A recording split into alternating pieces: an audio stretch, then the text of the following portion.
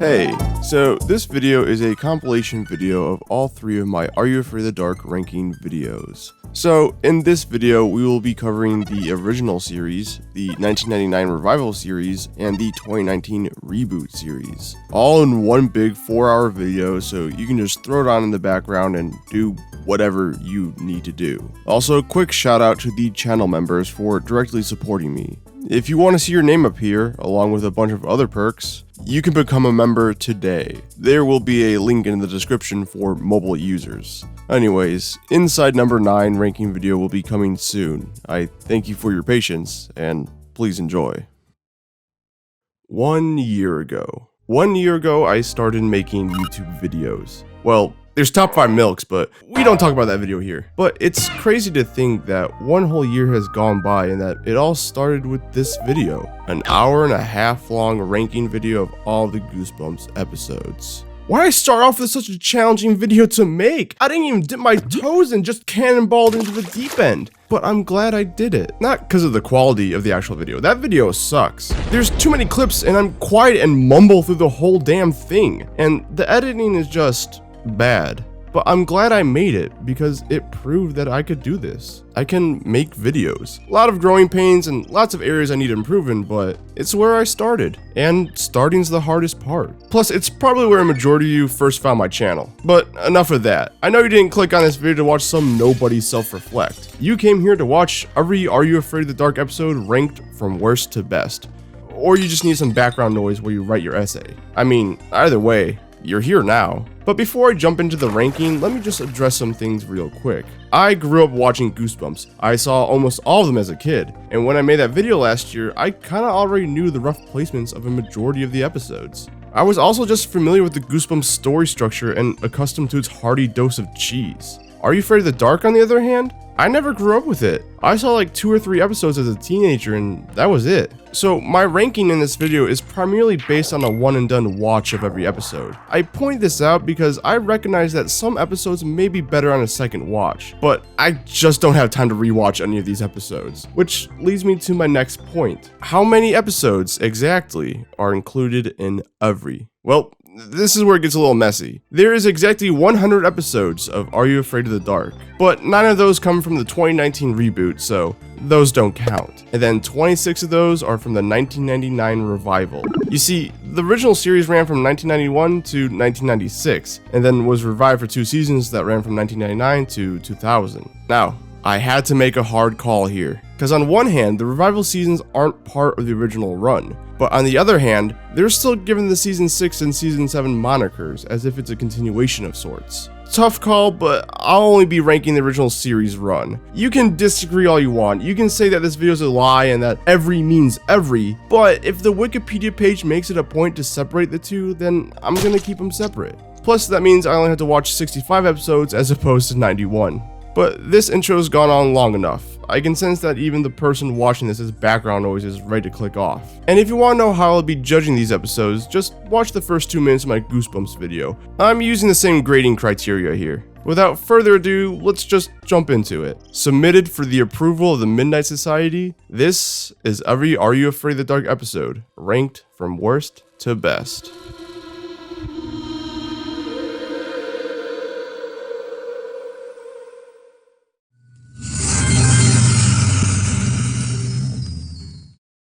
Tale of the Long Ago Locket. This one's the most perplexing one to me, because clearly it's a bad episode, it's literally at the bottom of the list. But even when it comes to bad episodes, at least you can see an attempt being made to be scary. You know, they're still within the realms of horror, whether that's more existential or big scary monster focused. You can at least understand what they were trying to go for. But, I mean, Long Ago Locket? Are you scared of British people? Because those are the monsters in this story. And I doubt that any kid after watching this episode is gonna check beneath their bed for redcoats. But the story is this. Josh likes April, but doesn't have the guts to tell her. He stumbles into the woods where he meets Lieutenant Williams, who's an American spy amongst the Redcoats, whose cover was blown and is now on the run from the British. Lieutenant Williams' story parallels Josh's predicament, as the lieutenant wants to escape from the force and confess his love for his girl back home. Except that doesn't happen, because in a history textbook it is said that he is hung from a tree for being a spy. So now it's up to Josh to alter history, which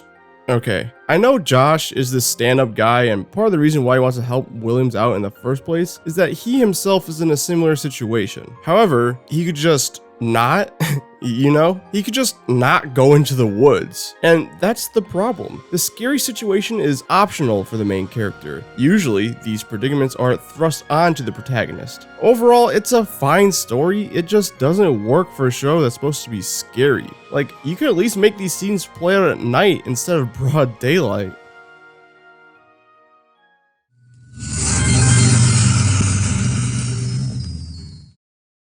The Tale of the Carved Stone. I don't know what it is, but we got another time travel related story on our hands here. However, with it being his first appearance on the ranking, I get to talk about Mr. Sardo, or rather Sardo. No Mr., emphasis on the dough. Cause yeah, Are You Afraid of the Dark has 2 reoccurring characters, and Sardo is one of them. He's basically a sleazeball cop man who runs an occult magic shop. He's always trying to get people to check out his fake vomit and sells items at a discounted price in which he insists that he's losing on the deal. The man himself doesn't really believe in magic, yet he always ends up selling kids magical or cursed items. Now, my first time seeing this character come back, I was confused because, well, in his first episode, he kind of gets trapped in a crystal ball. But then I remembered that these episodes are just kids telling stories around a campfire. So while the show is episodic, a reoccurring character would make sense given the framing device. Anyways, back to the episode. Allison gets a stone that opens up a time portal through a mirror to 1892, where she meets a kid named Tom. Now, yeah, there's some banter and whatnot, Allison talking about the future and Tom having absolutely no frame of reference. It's cute. But then Tom and Allison go to 1992 together, and we don't really see Tom's reaction to the future, like,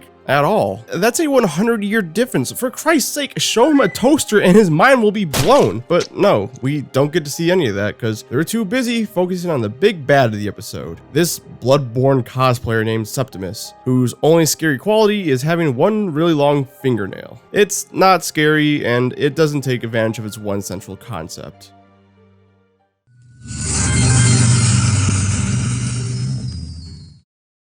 The Tale of the Sorcerer's Apprentice. Basic plot of this one is that some nerdy kid named Dean gets brainwashed by an ancient artifact to bring back an evil sorcerer. Now, how do you bring an old ancient sorcerer back to life, you may ask? Well, by dumping a bunch of chemicals into your school's pool, of course. Now, I think the plot works better on paper because the execution is just misguided. You see, brainwashed Dean becomes evil. You can clearly tell by the leather jacket here. But the majority of the episode focuses on Dean's evil persona, which, I don't know, edgy teenagers don't exactly scare me. I mean, I was raised on Newgrounds. I've seen more than enough in my time. It's not really until the last 3 minutes where shit really starts to go down. But even then, all it takes is some chlorine to stop the summoning process. And all I'm saying is that if all it takes to stop you is some pool cleaner, then maybe you were never really a threat.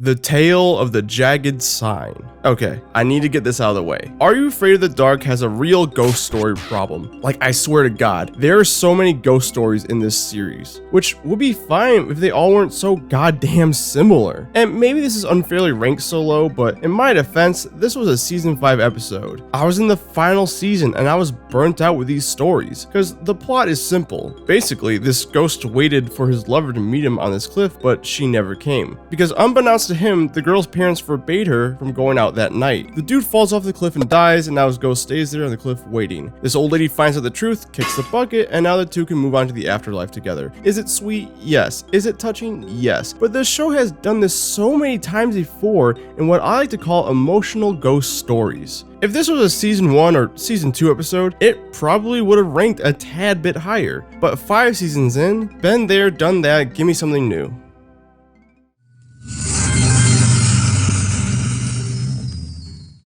The Tale of the Frozen Ghost. Hey! What did I just talk about? We got another emotional ghost story here. This time, our ghost of the week was a little kid who froze to death outside. Give him a jacket, and bada bing, bada boom, he moves on. Now, I'll give it credit here. The thought of a child freezing to death outside is disturbing. And with the ghost constantly saying, "I'm cold," it does make it unnerving. But one weird thing I did notice about this episode is just how cheesy it is. It's got some over-the-top acting and some real 90s-esque camera movements, which, all things considered, I would never describe Are You Afraid of the Dark as cheesy. It's actually a little bit more grounded than most. It often takes its time with its stories and naturally builds up to the spooky shit. So it's weird seeing this kid fall down into the mud with 2 different camera angles. Once again, it's not a bad episode, but the show does these exact same kinds of episodes way too much.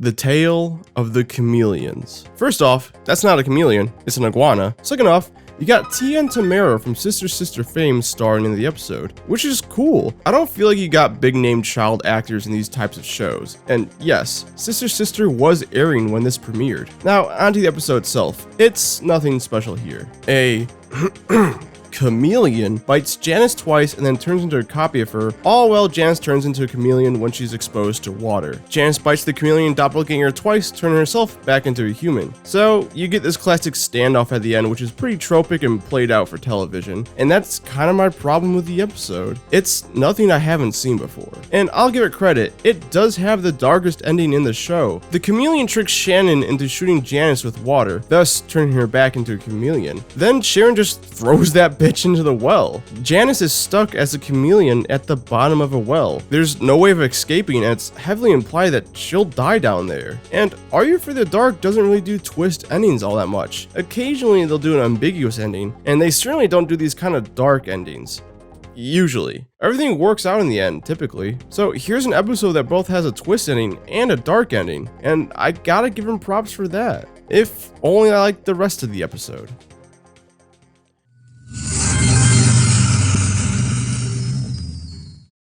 The Tale of Quicksilver. This episode is very forgettable for me. Like, honestly, I looked at my notes and I still couldn't remember the episode until I pulled it up on the wiki page. It's another ghost story, but this time around with all of its chips and the scary aspect. It's about a ghost who lives in the walls, and that's it. Really. I mean, of course there's more going on, but it's just standard story stuff that doesn't really hide in the story in any way. I don't know what else to say, really. The makeup on the ghost looks really good, especially with harsher shadows, and, hey, the person who plays Connie played Ashley Banks in Fresh Prince, so that's cool.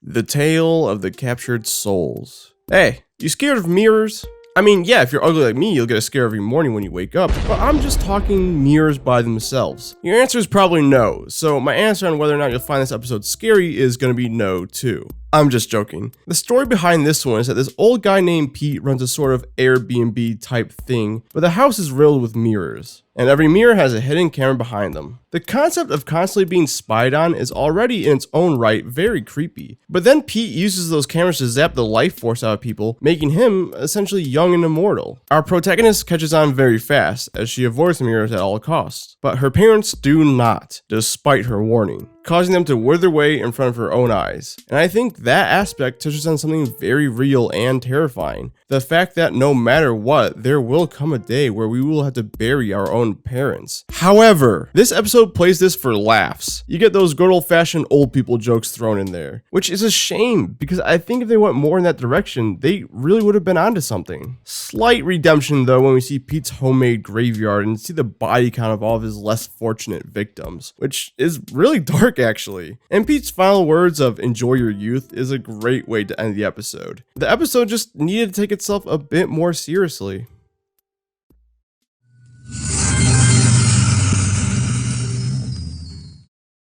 The Tale of the Super Specs. So, not only am I not particularly fond of this episode, but it also serves as Gary's kind of redemption story after the other members of the Midnight Society have been saying his stories haven't been good lately. So, way to go, Gary. You proved that you'll never be shit. However, this was Sardo's first appearance, and Sardo is Gary's OC, I guess. So, maybe Gary's good for something. Anyways, the story. Basically, there are these glasses that see shadowy figures and... okay, it's a season 1 episode, budget probably wasn't much, but they're just dudes in black morph suits. And I'll give them credit, there was an attempt here at making them scary. But then you get this one scene of them fucking balling, and it's like, okay, that ain't scary. Also, there's this weird subplot about magical powder. Like, this dude sprinkles it in girls' yogurt and then her voice gets really high pitched. He sprinkles it on his basketball and he makes a shot without looking. And it's the reason why these glasses are magical in the first place. But this goes absolutely nowhere. To be fair, the story kind of goes nowhere too. You see, there are no stakes in this story.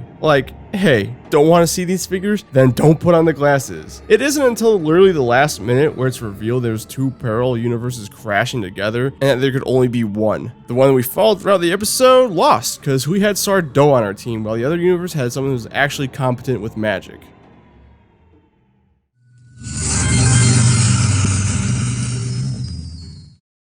The Tale of Badge. This episode doesn't have much going on beyond the set design and makeup, honestly. This set design is great. You even get these old decaying corpses in the background hanging from nooses. And the makeup on Badge is phenomenal. It's even better up close. But the story? Gwen can play the flute and has magical powers because her grandma is a witch, and witch powers are passed down from grandmother to granddaughter. Gwen kinda sucks at it though, because within the first 5 minutes of realizing she has powers, she lets Badge out of his box, which by all means should mean something, but all Badge really does is talk. He makes all these big claims on what he's gonna do, but never ends up doing any of it. And because of that, this just becomes boring to watch. Oh, and to seal Badge back in his box, all Gwen has to do is play the music notes that are inscribed on the box. It really took her a whole episode to piece that little puzzle together. Even then, it's just like 5 notes she has to play. Like, make it difficult at least. Also, this is the last episode of the original series. Sadly not the best note to go out on.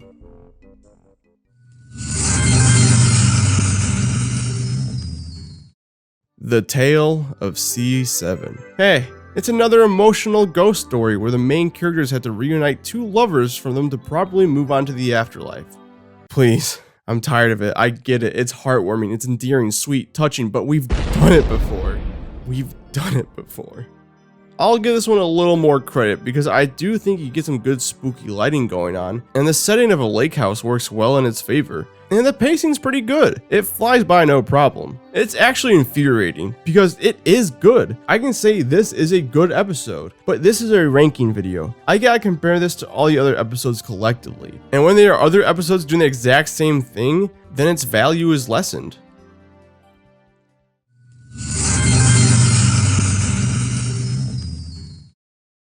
The Tale of the Dream Machine. A kid finds an old typewriter and the first thing he does is write a self-insert fanfic between him and his crush. And based on the story, the dude may or may not be into vampires. I'm not the one to judge. Plus, that's a kid. I'm not really here to speculate what a kid gets his rocks off to. But upon writing the story, whoever was in the story has that exact dream, hence the title. But then, if the story is read out loud, everything written will come true in real life, which, okay, easy solution. Don't write scary shit. I mean, is it really that hard? Fuck, I mean, write that you got $1 million.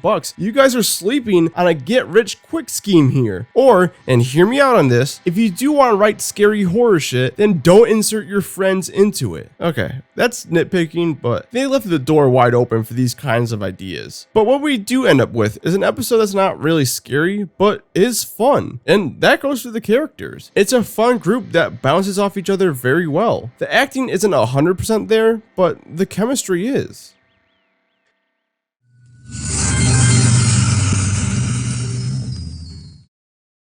The Tale of the Nightly Neighbors. It's a simple premise of new neighbors moving in that are not so subtly vampires. They only come out at night, and everybody who visits them becomes sick afterwards, complete with 2 small punctures in their neck. The kids actually suspect them of being KGB spies, which would have been pretty good if they leaned more in that direction with the Cold War recently ending when this episode came out. But I understand that this is a kids show, so whatever. Now, I recognize my problem with the episode is entirely my own. You see, since Act 1 is abundantly obvious that the family are vampires, and because the entire episode is focused around these kids trying to prove that they are, the obvious subversion of expectations is for them to turn out that they're not vampires. But if the true ending is that the family isn't vampires, then that wouldn't be a good story, or rather a good scary story to tell around a campfire. So then we predict that, yeah, they're gonna reveal that they're not vampires to the kids, but to the audience, they're gonna reveal that they are vampires. Long convoluted of saying that this episode was predictable because I watched too much TV.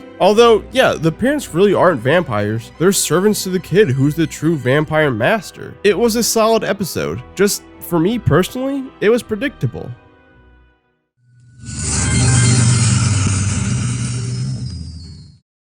The Tale of the Phantom Cab.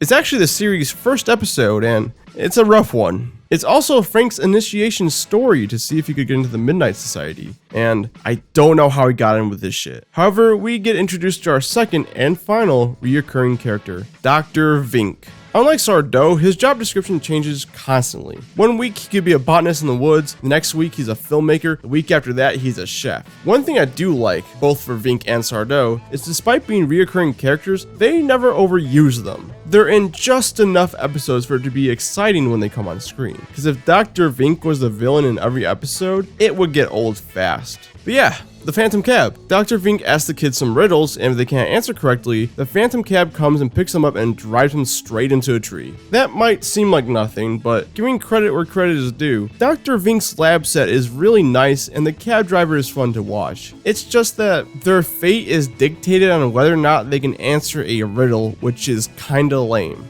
Also, dude, this one child actor in the yellow can't act for shit. I'm not gonna dog on the guy because he's a fucking kid, but man, I don't know. First episode into this series and I thought all the child actors were gonna be like this kid. Luckily, that wasn't the case. I'm not a loser, and we're not lost. Look, this is what you came up on.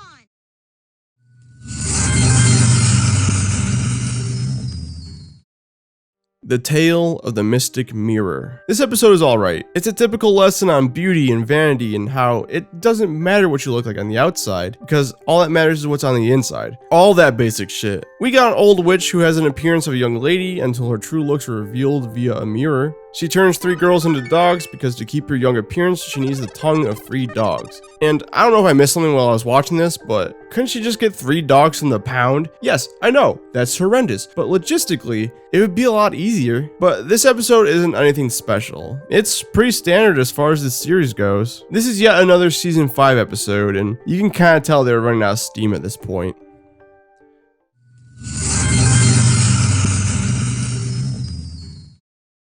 The Tale of the Midnight Ride. Hey, you ever read Legend of the Sleepy Hollow? Well, here it is, except with a modern day teenage high school twist. So it's butchered. And I'm all for modernizing or framing these old gothic horrors in ways that make them watchable or appealing for kids. Cause let's face it, kids ain't gonna go out of their way to read Jane Eyre or Carmilla, but you can sit them down in front of a TV and they'll watch just about anything, as long as it's not C-SPAN. But this episode spends too much time focusing on the high school setting and this love triangle thing. It isn't until the very end where we finally get some good Ichabod Crane action. It's a slow burn and not in the best way. The ending, while good, doesn't make up for everything else beforehand. And usually I'm okay with slow buildups, but if the slow buildup is just mundane high school shit, then count me out.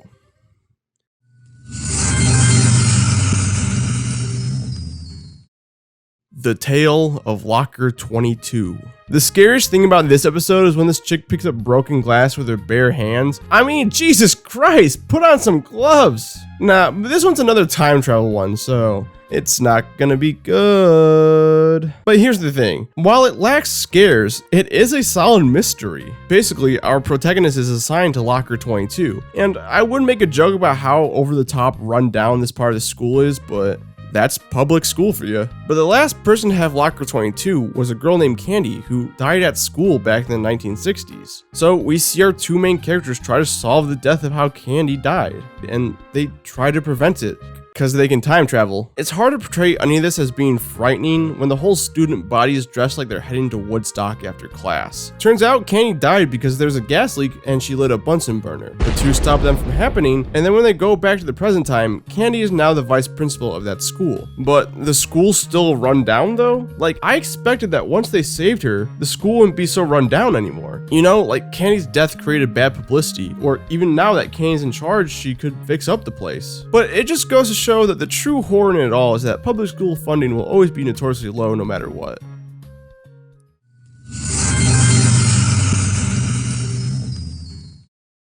The Tale of the Prisoner's Past. This episode starts off during a tour of an old abandoned prison. There, these two brothers find a prisoner still in his cell. Upon releasing him, it turns out he's a ghost. God damn it!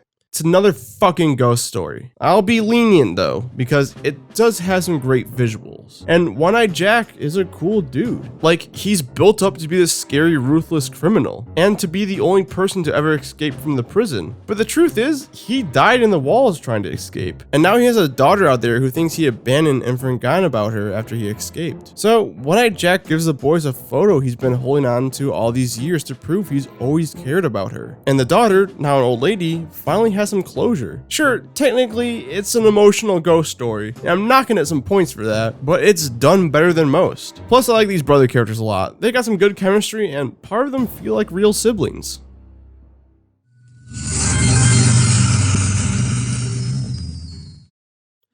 The Tale of the Ghastly Grinner. Okay, I feel like I'm in trouble here. I feel as if this might be controversial, because as someone who never really grew up with the series, and as someone who has really only seen a couple of episodes, I have seen this man's face on the internet a lot. Now, of course, I'm making an assumption by correlating iconography with quality. I pray that's the case. I pray that this episode is only as infamous as it is because of the makeup and costume. Because if people actually like the episode because of its story, then I'm gonna be crucified in the comments. But let's start off with the good. I love how the comic book store feels like an actual comic book store. Just filled with recognizable comic book characters. And I like the Ghastly Grinner's design here. I mean, it is genuinely unnerving and off-putting. Plus, I just love gesture designs. And whenever the Ghastly Grinner makes people laugh, their laughs are creepy. There's like some sort of distortion going on in the voices, and it's great. It's eerie. And that's where the compliments end. For you see, all the characters in this episode are just over-the-top stereotypes. I know it's a comic book related episode, and maybe that was intentional, but it just doesn't work. It's a shame too, because I always liked how the series doesn't really fall in stereotypical characters. Like, sure, a character will be nerdy, but that would be one of their many character traits. Nerdy girl in this episode is just a nerdy girl. She loves being nerdy and frequents on being a girl. That's all there is to her character. Also, I don't know what's up with this episode, but they just escape from the Ghastly Grinner so easily. No joke. They'll be cornered and then just peace out like it was nothing. This happens like 3 times, and it's done so nonchalantly. Like, where's the hurry? I mean, to really demonstrate that there's no rush, the climax is literally Ethan having to draw and finish remaining panels of the comic. You know, rough sketch line art, flat color shading. This shit takes time. And look, if I'm being honest, the Ghastly Grinner is scary. It's really good makeup, but in motion, it just doesn't seem scary for some reason. And in the end, he's defeated with a big eraser, which... okay. Now, despite all of its shortcomings, it really is a fun episode to watch. And maybe that's why people like it? Because in all fairness, Are You Afraid of the Dark is much slower than I thought it was coming into this video. So this insane loony shit was a fun change of pace.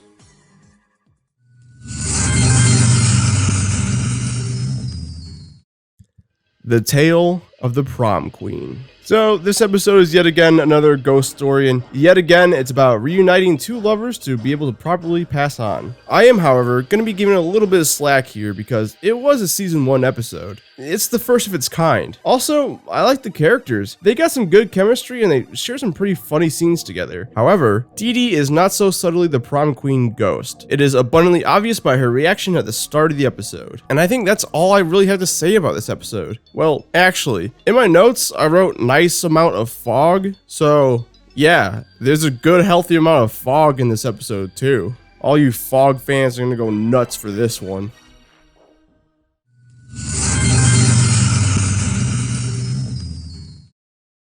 The Tale of the Unfinished Painting. This episode has a pretty simple story. There's this lady that runs an art studio for young artists. She gives these young artists canvases of other people's work to paint in. And once they sign their name, they get trapped in the paintbrush. But the paintbrush reality space is that of the painting.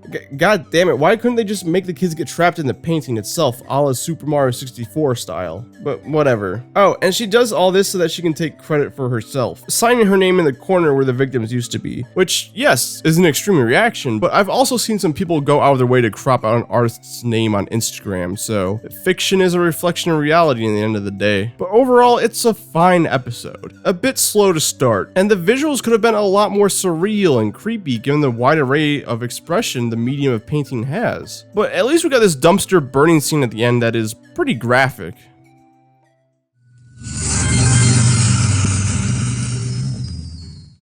The Tale of the Final Wish. So this episode is about fairy tales, which may seem like it's off to a bad start, like how you're gonna make Cinderella scary. But the truth is, fairy tales, and I mean original fairy tales, are pretty deeply disturbing. So I was pretty on board with the episode, but the problem is that they don't go for the grim fairy tale approach. Instead, our main character makes a wish to have her very own fairy tale, in which she is whisked off to the land of Nod, which is a space controlled by the Sandman, who is more of a fun nihilist character than an actual villain, but it works, and his performance is really entertaining to watch. My problem though is just the entire episode. The girl is stuck in the land of Nod while her family and friends are stuck in perpetual sleep. It's just her crying out how she wants to go back and Sandman saying no. I wish there's more to it, but that's literally it. With that being said, there are some great surreal visuals going on here. All the clock cogs and everybody sleeping while floating in midair. It's the perfect visual for a dreamlike land. While it doesn't follow the typical horror-based set design, I can confidently say that the set design for this episode is one of my favorites in the whole series. It unfortunately just needed something a bit more going on story-wise.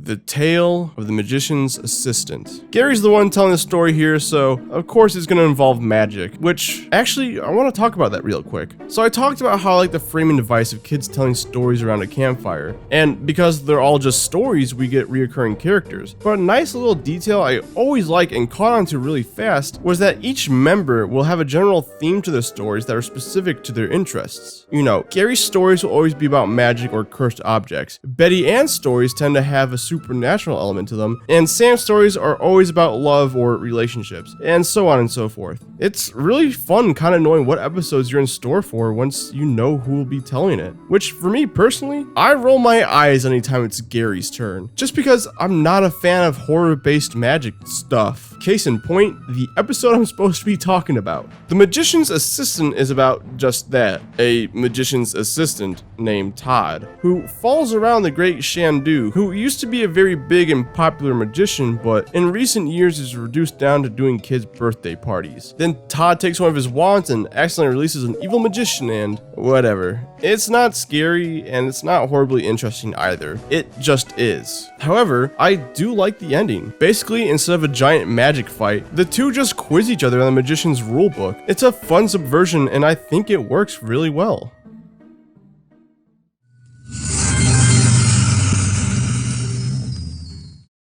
The Tale of the Dark Dragon. This episode sees an unpopular kid named Keith taking a potion to become popular. Of course, it's a children's horror show, so while yes, he does become more confident and popular, he also slowly turns into a dragon.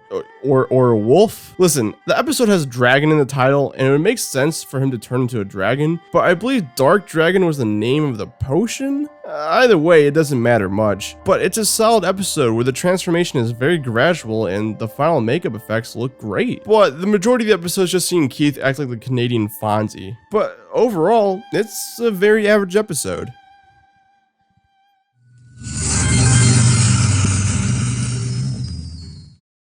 The Tale of the Manaha. We got a camping related episode on our hands here, which, yeah, this show doesn't really do camping related episodes. In fact, I believe this is the only one. It's surprising because it seems like such an easy saying to elicit fear from. So we follow a group of scouts and we're immediately hit with stereotypes. I'm talking fat kids, nerdy kids, angry older counselors, the whole 9 yards. Fortunately though, the episode doesn't really focus on them too much, so their lack of characterization is never too big of a problem. This episode is interesting because there's actually no threat. You see, a shaman trapped in a cave releases the beast known as the Manaha, or rather I should say beasts, plural, because there's multiple Manahas. But here's the thing, they're not real. They're just illusions powered by fear, and our protagonist, Jonah, recognizes this and uses the shaman's own personal fear of the creatures to scare him back into the cave. I absolutely love the concept of this episode. The fact that there's no real threat, or rather the only threat was fear itself,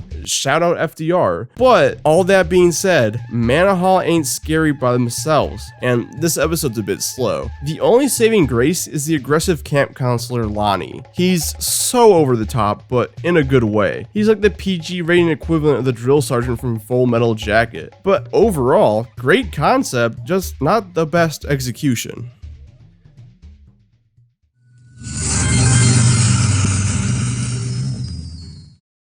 The Tale of the Phone Police. I think this episode taps into something special that not only do I think the series needed to do more often, but just children's horror in general. And that's taking irrational and illogical fears children have and making it a reality. I mean, this episode starts off with two kids making a prank phone call. Now, I'm not gonna say every kid growing up made prank phone calls, but I certainly did. My childhood era of YouTube was littered with prank phone call videos, but every time I did make a prank phone call, I had fun, yet I was always scared of getting in trouble. What exactly trouble entailed to, I didn't know. The spectrum was wide. Whether it was my parents scolding me or me getting thrown in jail, for my 9-year-old mind, both outcomes were equally just as probable. And that's the idea that this episode runs with. Jake gets thrown to the slammer via the phone police. It's not abundantly scary outside of the concept. This episode plays this one more as a conspiracy theory thriller than a traditional horror, and I'm totally down for that. I think it works well, and I really love the ending where the two boys aren't even 100% sure if the phone police are real or not. The only problem is that it's really slow at the start, but once it gets going, it's a solid ride.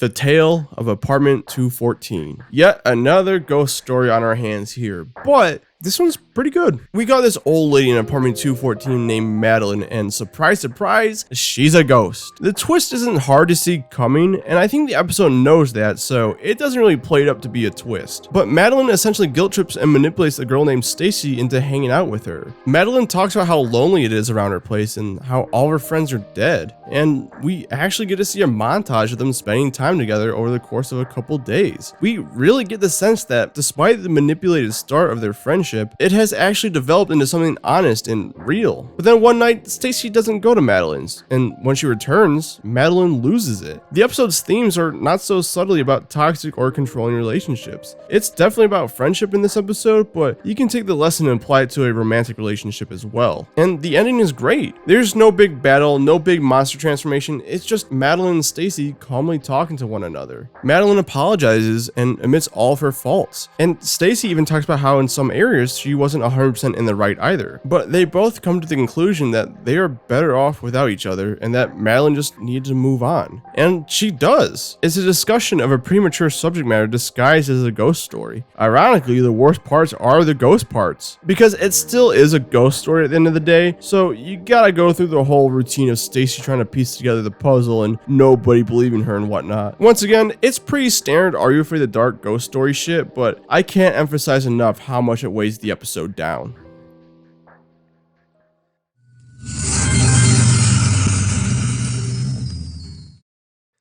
The Tale of the 13th Floor. This episode follows two siblings who like to play hockey on the abandoned 13th floor until it turns into this pastel hell of a toy factory. Karen gets invited to test out some new toy products while Billy doesn't, but that doesn't stop Billy from tagging along anyway. Now the toy factory itself is very unsettling for some reason. It's hard to explain why. It's like trying to explain why a liminal space is unnerving. It just is. But very quickly we learn that the ones running the factory are actually testing kids to see if their bodies and minds are able to handle the planet's atmosphere. Because yeah, these bitches are aliens, and one of them is an alien robot. It's never really explained, but I gotta give props. These faceless alien designs are so goddamn creepy. It's great, especially that one shot where there's just a whole group of them looking down on the kids. It's truly some fire in the sky type shit. But let's talk about the ending. I've said it before, but it's not really Are You Afraid of the Dark style to do twist endings, or at least not these big over-the-top endings out of nowhere. But this episode's got a big old fat twist ending. So, this sister was an alien the whole time, and the whole reason why the aliens came to Earth in the first place was to take her back. It's dumb, it's stupid, but because the show doesn't really do stuff like this, it was a real nice treat to see.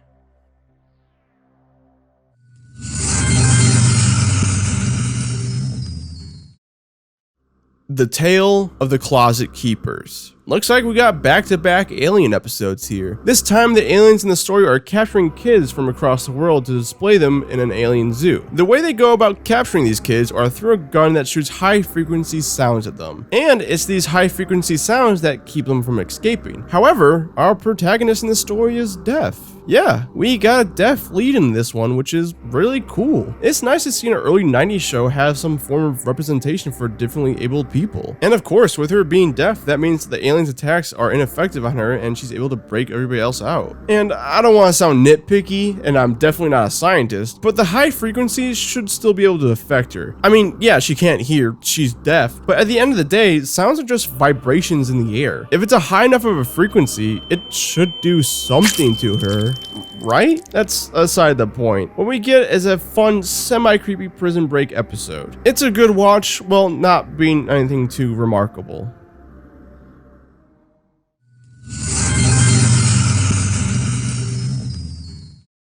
The Tale of the Lonely Ghost. Yep.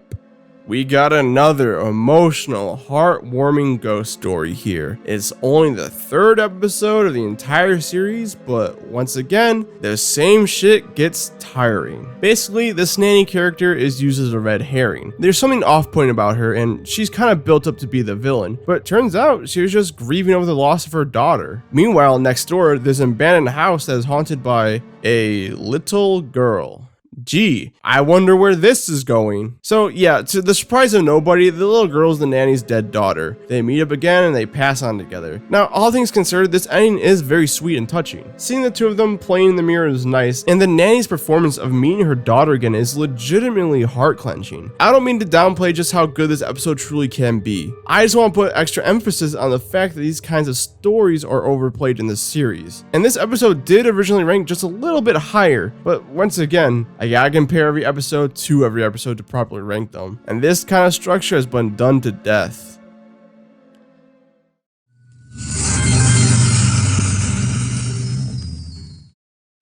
The Tale of the Vacant Lot. This is another solid episode. A mysterious merchant appears in a vacant lot and offers items to Catherine for free. Each item enhances her social status in some way. Like the first item she gets are shoes that make her run really fast, which she uses to join the track team. But the more items she gets, the more, let's call them blemishes, appear on her body. Which, credit to the makeup department once again, it uses some very grotesque makeup effects. It's very much a coming of age story about what we value most, which apparently is looks. Listen, if I got shoes that made me run really fast at the cost of my physical appearance, great. Being ugly wouldn't matter if I had 10 Olympic gold medals under my belt. There are opportunities to cash in on this, and I'm taking full advantage. And besides, if I really did care about my looks, it wouldn't matter because I'd be running so fast nobody could see how ugly I truly am. Or shit, kick me up in makeup. There's ways around this shit. I digress. It's a solid story with a good message and gross makeup effects.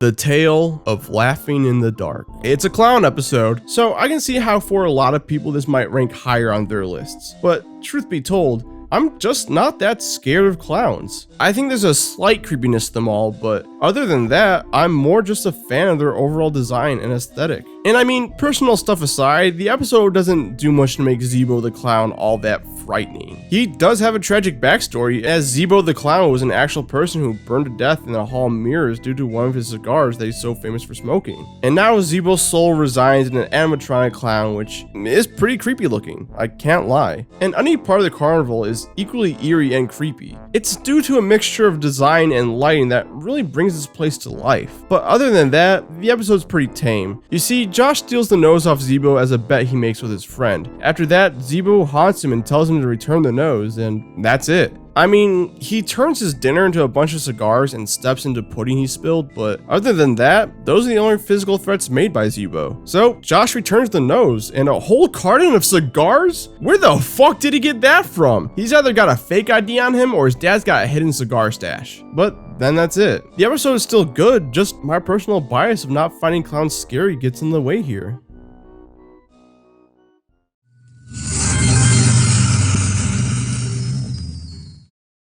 The Tale of the Dream Girl. So this episode is essentially The Sixth Sense 5 years before The Sixth Sense. We follow our main character Johnny, who, hey, is actually dead and is a ghost. And the same goes for this girl Donna. Donna and Johnny dated and both died in a car accident together. So while the episode starts off as a mystery with Johnny trying to figure out who Donna is and why she's flirting with him, it's slowly revealed that he's a ghost, and this heartbreaking scene where Johnny's sister tells him that only she can see him. And as much as she hates the idea of Johnny not being around anymore, she ultimately encourages her brother to move on. I mean, so yeah, it's technically an emotional ghost story yet again. But this time the main character is the ghost, and that's kind of cool. We also get to learn more about him because of that. Also, because I only watched this one once, I imagine this one's better on rewatch with the knowledge gain of Johnny being dead. But overall, the pacing is good, and the little twist is legitimately one I didn't see coming.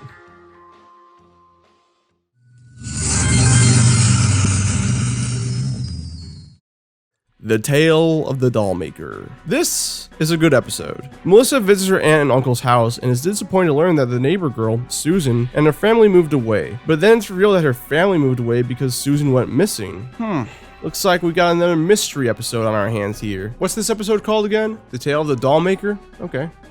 See if we can piece this together ourselves. Okay. And there's a dollhouse in the attic? Oh, okay. Well, Susan's trapped in the dollhouse then. While yes, my cynical and jaded prediction does ring true, it doesn't take away from the episode. Because what we're left with is a creepy dollhouse that slowly turns its inhabitants into lifeless dolls. And that alone is creepy in its own right. Plus, the episode has really good pacing. Some Are You Afraid of the Dark episodes are really slow and don't really pick up into the last 5 minutes. Sometimes the last 5 minutes make up for everything else, and sometimes they don't. But this episode actually develops really fast, and I really appreciate it for that.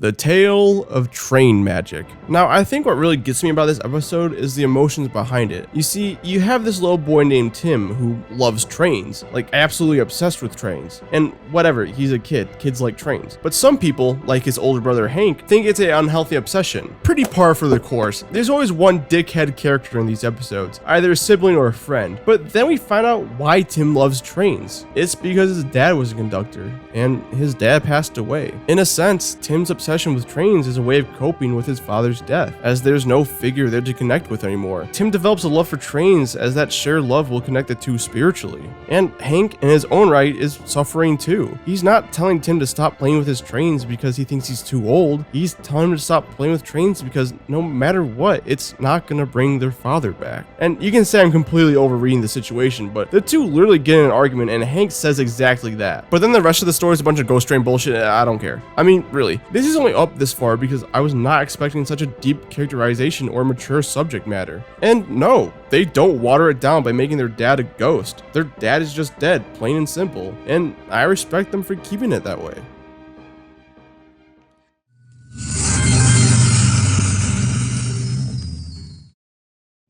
The Tale of Old Man Kokoran. We start off with two brothers moving to a new house, and right off the bat, I like these two. They got some good chemistry, some witty lines, and they don't argue enough to feel like real brothers, but it's close. And in an attempt to fit in with the neighborhood kids, they decide to play hide and seek in the graveyard at night. Cause, you know, any new friend group you join as a kid, you gotta do some spooky, scary shit as an initiation. At least according to these types of shows, like honestly, growing up, have y'all ever had to do some scary shit just to hang out with some people? Like, comment if so, cause I'm generally curious what that's actually like.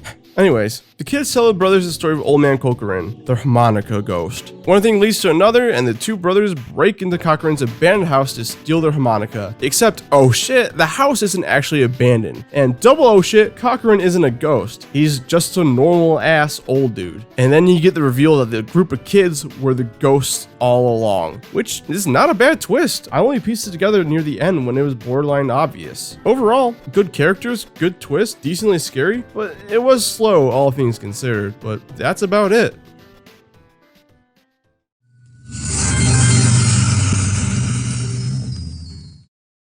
The Tale of the Twisted Claw. You guys know how monkey paws work, right? Essentially make a wish and you'll get that wish. However, with usually some dire consequences. Well, that's essentially what this episode is. Just replace a monkey's paw with a bird's talon. I actually like how this one is set up. You see, in my time of watching Are You Afraid of the Dark, I've noticed magical shit just happens without explanation sometimes. Which is fine, I don't need an explanation for everything, and by all means, whatever gets us to the central plot quickest, do it. But this episode actually has some setup for it. These kids actually spray this old witch in the face with some shaving cream, causing her to stumble back and break her vase. And I'm not trying to sound mean by calling her an old witch. She really is an old witch. Well then, Halloween rolls around and these two chuckle nuts think it'd be a great idea to go trick-or-treating at her place. They do, and they get the Twisted Claw as a gift. And you know how it goes from here. They don't believe it, they make a couple accidental wishes, and then they slowly believe in its powers. But there are horrible consequences to their wishes. Like, Kevin wants to beat this absolute Chad named Bostic in a school race. So he wishes to beat him. And yeah, he beats him, but Bostic breaks his leg during the race. That's all fine and good, but then Kevin accidentally wishes Dougie would lose his parents, and then the fucking police chief calls up the house phone and tells him that his parents have been in a car crash. Like, holy shit, dude. It got intense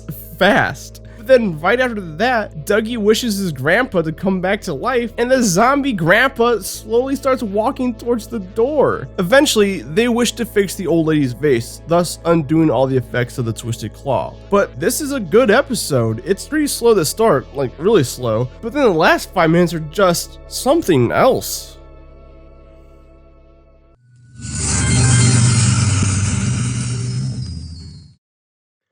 The Tale of the Renegade Virus. A show from the 90s wouldn't be complete without an episode about VR. I don't know why every 90s show had a VR related episode. I mean, it's not like the Virtual Boy was a big hit or anything, but I digress. The whole point of the episode is that Simon's teacher finishes building a VR system and he wants Simon to test it. Now, this teacher is a super genius. He literally gets a call from the President of the United States in this episode. Why he decides to stay teaching middle school is beyond me. However, Simon's friend uploads a virus into the game to mess with Simon. Now, to be fair, Simon was a total dickhead at the start of the episode, so he had it coming. The virus gains sentience and tries to live on in real life by going to Simon's brain. If this played out more seriously and there weren't all these wacky shenanigans, this could have been a Black Mirror episode. But yeah, this one's not too scary on the surface. It's more conceptually scary than anything else. Like a computer virus being uploaded to your brain? What does that do? What does that entail to? I also just wish they took more advantage of the VR setting. Like in Simon's virtual world, why the fuck are we just back in his house? But yeah, I had my fun with this episode, and I would consider it good, just not great.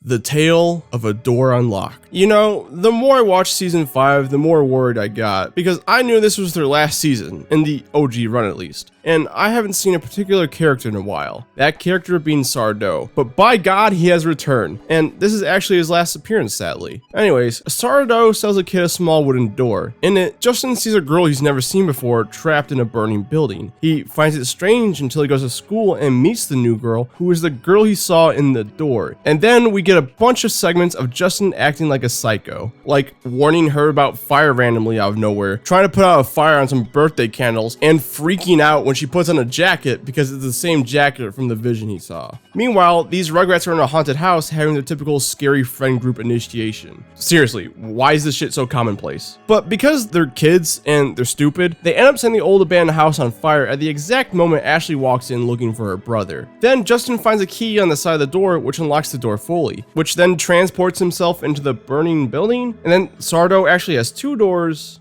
and opens the second one, helping Justin and Ashley escape from the burning building. Me summarizing this doesn't do it justice, because in actuality, there's never really a dull moment. The pacing really keeps and builds the intensity really well. I will admit the door shit doesn't make a whole lot of sense, or rather, it doesn't follow any rules, because in the start, it's predicting the future, and in the end, it's used to teleport. But putting that aside, you are left with an episode that was able to keep my attention throughout the whole thing, which is a hard thing to say for the last season.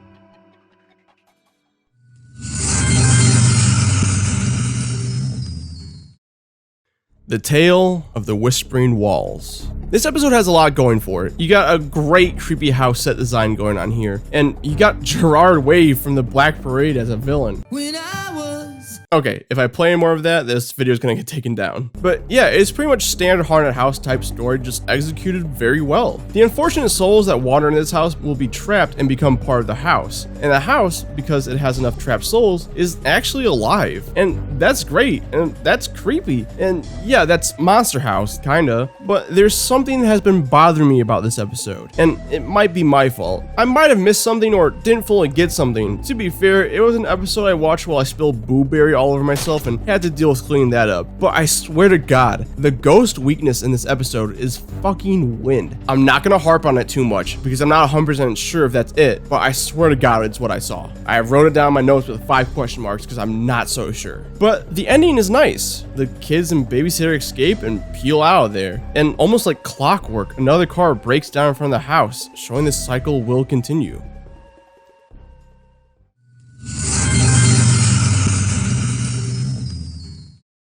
The Tale of the Guardian's Curse. We got a mummy episode here. I think mummies are cool, not scary, but I think this one works because it's more of an espionage adventure type episode that just so happens to have scary elements to it. So by having the horror elements act as a backdrop rather than the main focus, it works a lot better for me personally. The plot sees a dad whose team uncovers a new mummy. At first, it seems simple. The kids notice the mummy is gone when they check back in on it, but over time, it's actually revealed that a rival professor wants the mummy for himself. Well, not so much for the mummy, but more so for the ring that is buried with. So all the mummy being alive shit was just this dude snatching the body. So he gets the ring that said to grant immortality, and it does, but he also becomes a statue. A fitting fate, but then, oh shit, guess what? The mummy is actually alive. They give it a potion and it returns to its youthful self. There's really not much more I can add here. It's a good, solid episode, which I didn't really expect from a mummy episode.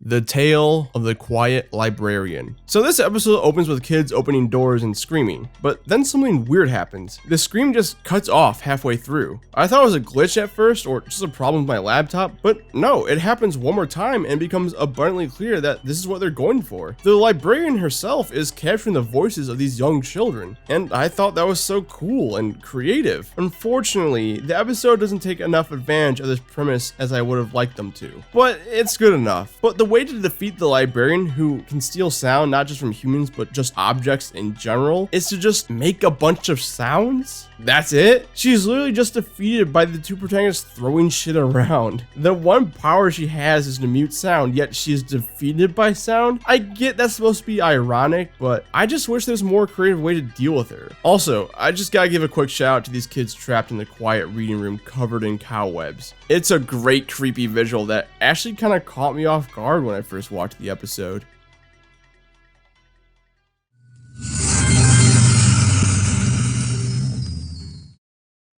The Tale of the Bookish Babysitter. I'll be honest, this episode isn't very scary, like even in the slightest, but it's been able to rank this high simply because of how fun it is. We got this kid named Ricky who's dressed like he's about to give your favorite album a light to decent 6, who is getting babysitted by Belinda, who's a witch. She is touted as being one of the best babysitters for, I guess, fixing problem children. Ricky's problem is that he sits in front of the couch and watches TV all day. I say this as a problem as if I didn't just binge watch this entire show. Anyways, Belinda's secret is that she makes kids read from her witch books, thus bringing monsters from the books into real life. But because Ricky is an overstimulated kid, he starts and stops every single book in her collection. So this dude and his ADD brings like several monsters into life. They run amok in the house and then he goes into a book to fight the final boss. It's just a really fun fucking story. And the monsters, while not scary, are just straight up fun. And Belinda, she really steals the show. She's so charismatic and full of life. It'd be easier to make her the old stereotypical witch, but nah, she's this fun young Sabrina the Witch type witch.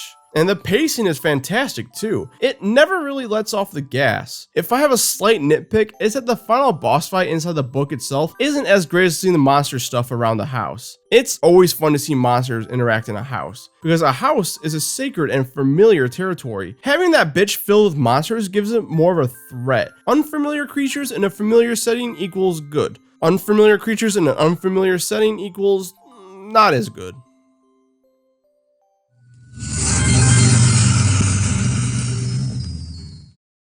The Tale of Watcher's Woods. This episode is about a forest demon who traps people who wander into Watcher's Woods in a sort of woodland purgatory. Years ago, 3 girls went missing, and with people being rational, they thought it was just 3 girls that went missing. But it isn't until our 2 protagonists, Sarah and Kelly, end up in that neck of the woods where they do see that the 3 are actually still alive, just trapped. This episode just has a great atmosphere to it all. I think it's partially due to its great lighting. There's some fantastic colors going on in the lighting department, and just the set design in general, and yeah. It's a good episode that I don't have much to talk about, honestly.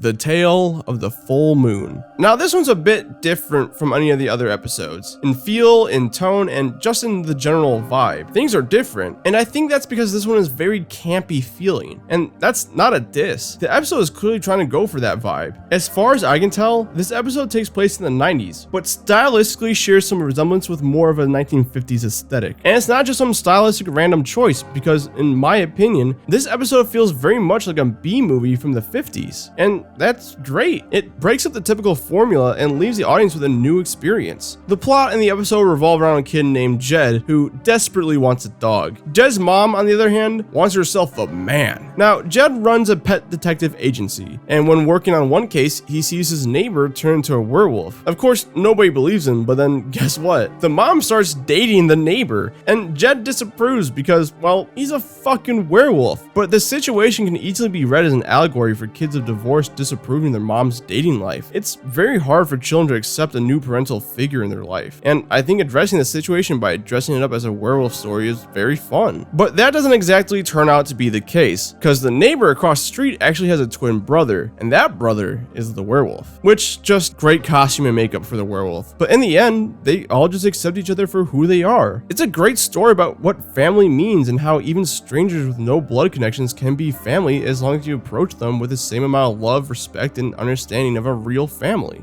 Oh, and the werewolf kind of acts like Jed's dog. Jed even says how he finally got the pet dog that he wanted. It raises the question about humanity because, yes, while he is a beast, he's still a human underneath. But this is played more as a lighthearted, campy ending more than anything, so whatever.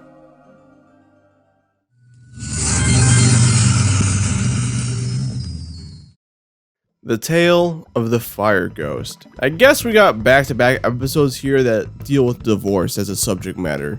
That's always fun. But after Jimmy and Roxy's parents split up, the 2 develop contempt for their dad, as he's a firefighter and never gets to spend time with them. And I think the conversation between these characters are unflinchingly real and heavy. Jimmy and Roxy feel as if they're not loved by their father anymore, and even pins the divorce on him because he never makes time for anyone even. Of course, this isn't close to the truth. It's just a case of misunderstanding. The kids don't fully comprehend what the duty of a firefighter entails. The station gets a call leaving the kids alone. During the time alone, they run into a firefighter named Jake, who seems pretty chill. But then they also run into the fire ghost, whose powers and looks are exactly what you think they are. We then learn about Jake. Yeah, he's a ghost too. So then we get this cool setup where it's like good ghost versus evil ghost. I mean, the 2 don't go head to head. Jake acts more like a mentor, but still. Now the fire ghost can cast fire. No shit, right? It was actually pretty cool, and the fire ghost himself has a fun personality behind him. But you want to take a wild guess on how the fire ghost is defeated? I'll give you 5 seconds on the clock starting right now. It's fucking water. And sure, it's ironic that the kids tricked him into setting off the water sprinklers, but any entity that can die from me opening up a shaking can of LaCroix is a bitch. I just wish there's a more clever way of dealing with this guy, because other than that, it's a good episode.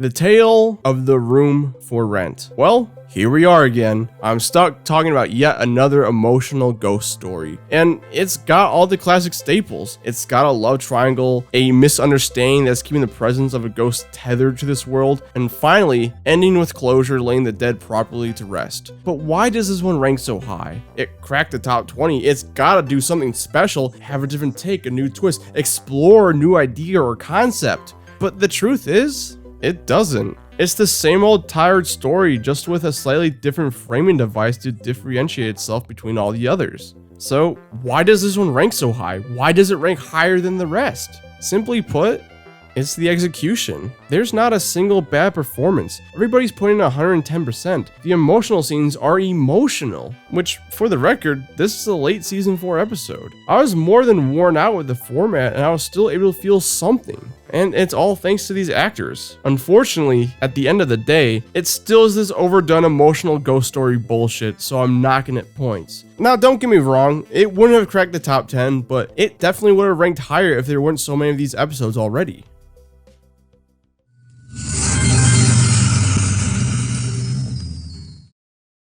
The Tale of Jake and the Leprechaun. By all means, this one shouldn't have ranked that high. I'm not super into fantasy stuff in general, less so fantasy-based horror, and I couldn't tell you why. No disrespect to the genre, I just could never get into it. Maybe because the majority of media I consumed growing up were sci-fi in some way? I don't know, but that's besides the point. The first thing I actually want to talk about is the Midnight Society itself. You see, before the story, there are these intros with the Midnight Society. It's usually just members coming together and the storyteller setting up the story. There are trivial arguments amongst the bunch and even ongoing stories between the members. They're cute, but I didn't put too much investment into this stuff. Hell, by the end I just utilized that time to go up and grab some snacks or go to the bathroom. That's how little I cared by the end. And the writers know this. They know the show is episodic and nobody's tuning in to see the developing romance between Sam and Gary, which is a real ongoing plotline, by the way. And as far as his ranking is concerned, I've been judging the stories by themselves and not so much the banter between the Midnight Society. But I want to put a spotlight on this episode specifically because the story is told by Eric. Now, Eric wasn't supposed to tell the story that night, but once Gary heard the news that his grandpa passed away, he gave him the floor. Even then, Eric says this story is the one his grandpa used to tell him all the time. It's actually a really sweet moment, and it's even sweeter when you account for the fact that Eric's a fucking dickhead, and nobody really likes him. But the Midnight Society were able to put away their differences and allow him to share a story in honor of his grandpa. And of course, none of this factors into the ranking. I just want to talk about it because I thought it was really endearing. But hey, the episode. We got a famous actor putting on a play about some fantasy bullshit. But it's all just one big facade, as Gort himself is a banshee and wants to turn little Jake over here into a leprechaun. Jake teams up with an actual leprechaun named Sean to ultimately stop and kill Gort live on stage. And that's it. It may not seem that great, but I cannot stress just how good the pacing and banter is in this episode. Once again, I don't care for fantasy stuff, and I was glued to the screen the whole time because the story just keeps moving and really never slows down. And Sean is so cool, yet a hardened character. He acts as Jake's mentor essentially. And the makeup effects? Gort taking off his human disguise is so disgusting in a good way. And maybe I'm giving this episode more credit than it deserves because my standards were just on the floor. But even so, I walked away satisfied.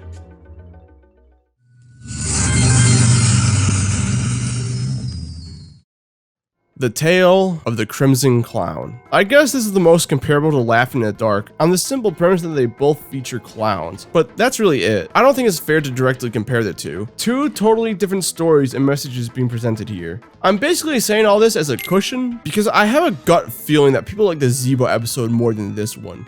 But why? Because Zebo is a scarier design than the Crimson Clown? Because that's really the only thing that I can think about that is better in that episode. Okay, the major thing you gotta know about this episode that Sam is a fucking prick. He's constantly throwing his brother Mike under the bus. I'm talking about stealing money from him and using it to buy a video game. Money, might I add, that was going to be used to buy a Mother's Day gift. Then, when they get home late, this fucker just places the blame on Mike. Sure, there are token asshole characters in a majority of the episodes who get what they deserve, but I have never been so infuriated with a character until this guy showed up. So Mike just completely makes up an entire story about the Crimson Clown. I mean, yeah, it's not much of a story. Mike just says that the Crimson Clown comes after bad kids. And yeah, that's all that happens pretty much. Sam sees a glimpse of him in his bedroom and then, oh hey, a Sonic 2 poster. And then gradually shows up more and more until it's a full-on chase. And I gotta show off this great scene where the Crimson Clown's unnaturally outstretched arm comes out of the TV. That's straight up a scene out of the new It films. A minor criticism is that the Crimson Clown in the full bodysuit, he kind of looks like the Jack in the Box mascot. Now, I love that mascot design, don't get me wrong, but it's not at all scary. But the franticness of this episode once it really gets started more than makes up for it.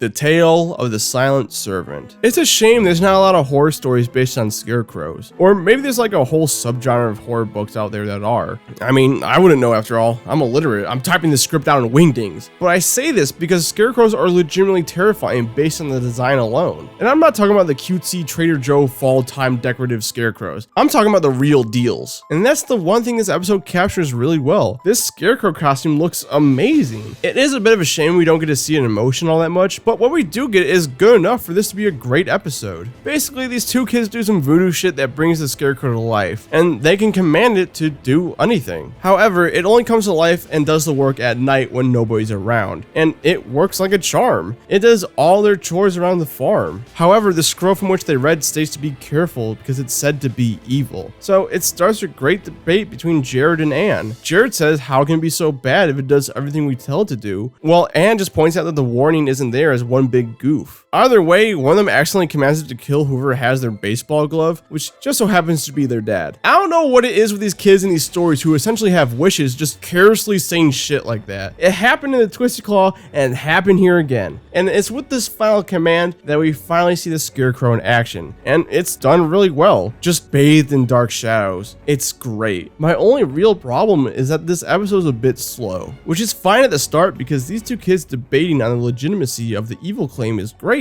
the first time around. After a while, they both have made their points and they're not developing any new ones, so they just repeat themselves. But other than that, it's a great watch.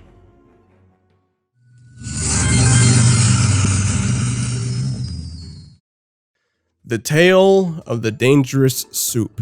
I'll admit something. As far as scares and story go, this one's solid. It's nothing amazing, but it's definitely not terrible. But what makes me enjoy this one so much is its setting, as this story takes place at a restaurant. So as the name implies, there's a restaurant with a highly sought after soup. Like, that's all people order from this place. Like, why are there so many goddamn cooks in the kitchen if all you're serving is soup? However, each customer is only limited to one serving. But, I mean, how good could this soup really be? It looks watery. There's no meat or veg. And if I can't dip my grilled cheese into it and enjoy myself, then it's not a soup I want to hang out with. But surprise, surprise, Dr. Vink is the head chef. I like how this episode handles Dr. Vink, actually. I mean, he's not Sardo. Sardo was a comic relief character. If he showed up in an episode, you knew it'd be funny. But Dr. Vink always plays these villains. So if he shows up in an episode, then there you go. There's the bad man for the episode. In a way, it can take away from the buildup. We know what his character is all about, unlike in his first episode, where we didn't know who he was exactly, so the flip to bad meant something. But in this episode, they are fully aware of that. We don't get to see the head chef. He's shot just out of frame. So while the audience are trying to theorize on what's going on, when it's revealed that Dr. Vink is behind everything, it's a big revelation. And I like that. As far as what makes the soup good, it's fear. Dr. Vink has a gargoyle that projects your fears in front of your eyes. And it's pretty standard shit like snakes and whatnot, but Reed's fear is his uncle. Reed had an abusive uncle who passed away, and even though he's gone now, he still fears his presence. That's pretty heavy and a complex real fear to have. Once again, I thought we were just gonna get standard shit like spiders, clowns, and the IRS, but what we got through Reed was a personal struggle, one of which we get to see him overcome, and that's great. You watch enough whatever episodes of this show and you forget that they can punch you in the gut still.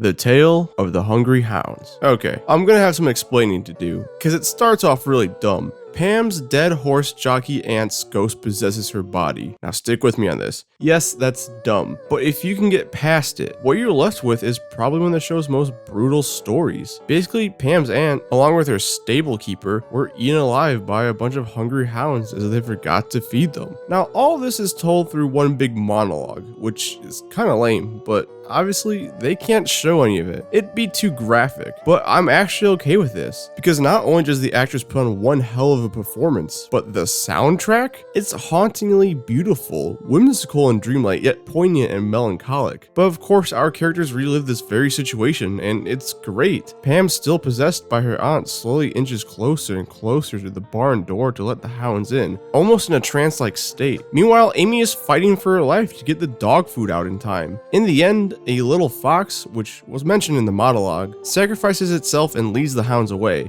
And I don't know, I just found this one one both tragically and graphically beautiful. And I'll admit, the first couple episodes of season 1 weren't doing a whole lot for me. So when this one came around, I was pretty impressed.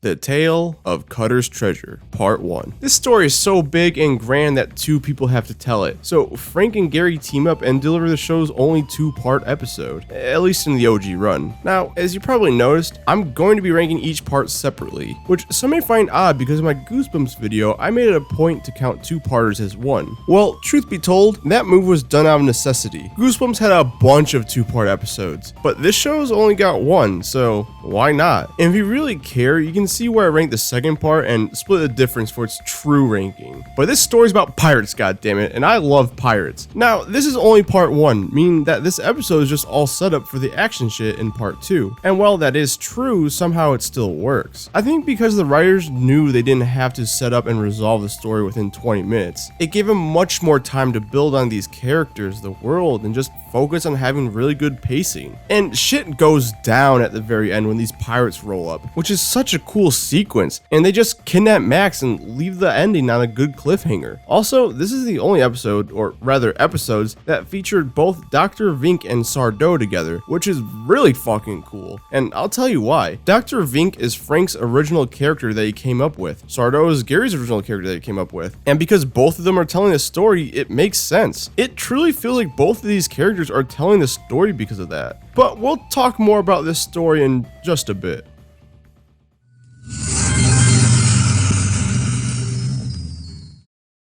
The Tale of the Hatching. So we got a boarding school episode that's not so subtly run by monsters. I mean, there's just something off about them, and they have this weird rule about not being able to play music. And when one does play music, they act as if they're in pain. So yeah, they're clearly monsters of some kind. Maybe aliens, new wave vampires, but nah, try lizard people. Their whole plan is to brainwash these kids into unknowingly take care of their eggs until they're ready to hatch. The way they achieve this brainwashing is by feeding these kids this food called sponge. Spelled like this. It doesn't look the greatest, but apparently it tastes great. It's served as a dessert. The one time being a picky eater pays off though, because Augie and Jasmine do not partake in the communal sponge, thus do not get brainwashed, thus get to see what's really going on. And in the end, the day is saved by music in a, quite frankly, gory way. Like, this scene is just the alligator segment in Resident Evil 2. And all the eggs just explode too. Well, except for one. Gotta have that ambiguous ending after all. But I think this is just a really good episode. It's creepy not knowing what's going on, and then it turns into terrifying once the monsters are revealed. And then it's got a bit of action at the end. I would also say there's a bit of a mystery component in there too, but it's pretty obvious to figure out what's going on. But other than that, it not only has a bit of everything going on, but it does everything very well.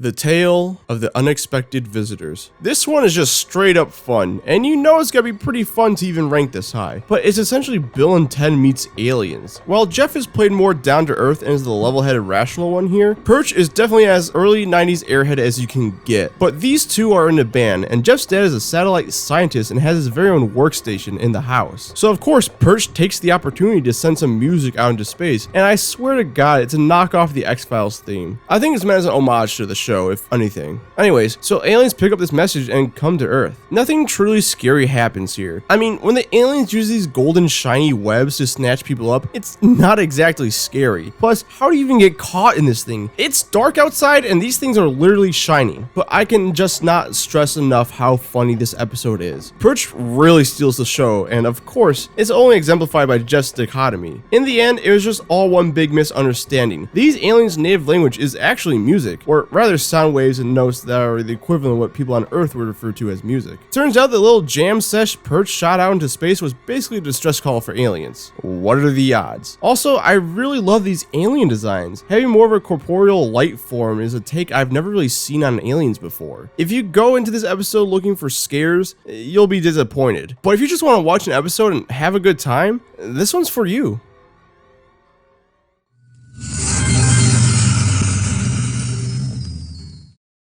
The Tale of the Midnight Madness. As someone who loves film and just everything about cinema in general, this is a really great episode. Pete is an employee of this old movie theater. In recent times, the theaters have been struggling getting sufficient funds and keeping the business going. Not enough people coming in, and because not enough people come in, they can't afford big Hollywood movies. No big blockbuster means no customers. You see the vicious cycle here. So the theater is set to shut down within a month, and Pete tries to save it, handing out and posting flyers all over, extra friendly to the customers, and not because he needs the job. This is all done out of love and appreciation for the cinema going experience. All seems lost until Dr. Vink shows up and offers his film to be played in the theater, which it's just Nosferatu, but it's a big hit. People love it. They find it legitimately scary, which I mean, it's a good film, a staple of the silent era, and a titan in the German expressionism genre. It's good, ignoring the anti-Semitic symbolism, but I don't think that kind of film would be captivating to modern audiences, or even early 90s audiences. But Dr. Vink didn't give this to the theater for free. He had a deal after all. He states in that deal that once the theater decides to play Nosferatu, and once it proves to be popular, the theater must play another film by him of his choosing at least once a week. Now that sounds like a fair deal. Hell, good. Hell, great deal. I mean, it's through his horror film that got people coming into the theater again, so surely his other films would do the same. But the theater's manager doesn't honor their deal because now that they're making money again, he can finally get some A-list movies. Which, real quick, the manager character is something else. Early on, when he's facing money troubles, he straight up pulls out a flask and knocks one back. I know this is a Canadian series, but I'm still surprised on what they're allowed to get away with on a kids show. So anyways, Nosferatu comes out of the picture. Now, unfortunately, Nosferatu, he's not really much of a threat outside of appearance, but that's fine because he's legitimately frightening. And then it all ends when Pete goes into the movie himself in this really simple yet effective effect. There he beats him, and then that's that. This episode is almost a love letter to cinema. The characters are fun and real and share some great chemistry. The pacing is just amazing, and the ending is a little scary. Well, not really, but it's super fun and creative, and I couldn't help but smile.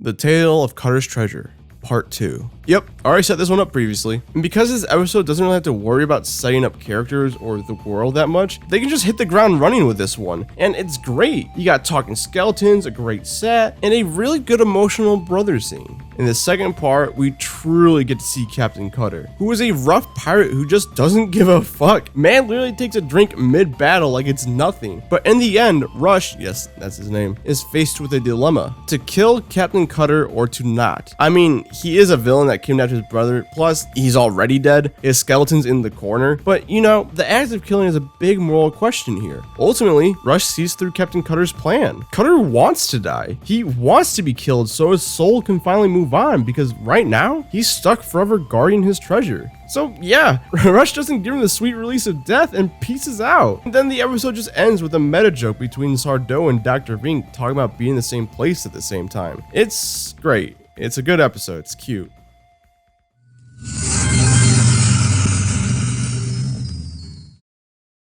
The Tale of the Pinball Wizard. How can an episode about pinball be scary? Well, look at this fucking pinball machine. I never thought I would have to use the term uncanny valley to describe a pinball machine, but Ross gets trapped in this pinball machine and has to get out. That's it, but what we get is a very surreal landscape. The pinball machine itself is just the mall setting, which fair enough, but it's filled with these dreamlike entities, like a group of dudes in suits who say nothing and have no expressions on their face. Also, this episode has a standout soundtrack. It's video game music inspired, and usually when TV shows or movies try to make their own video game music, it doesn't sound close to the real thing. It's either too simplistic or they just straight up record the whole song normally and then bit crush it. But not here. It feels like they actually got a video game composer to make music for this episode. And same goes for the sound effects, because this episode is loaded with video game sound effects. So yeah, even though it's supposed to be pinball, it plays more like a video game, which is fine and it really works. It's just a really fun, creative, surreal episode. It doesn't give you those spooky kind of scares.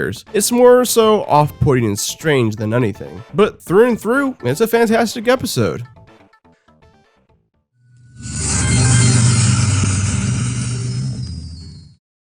The Tale of Station 109.1.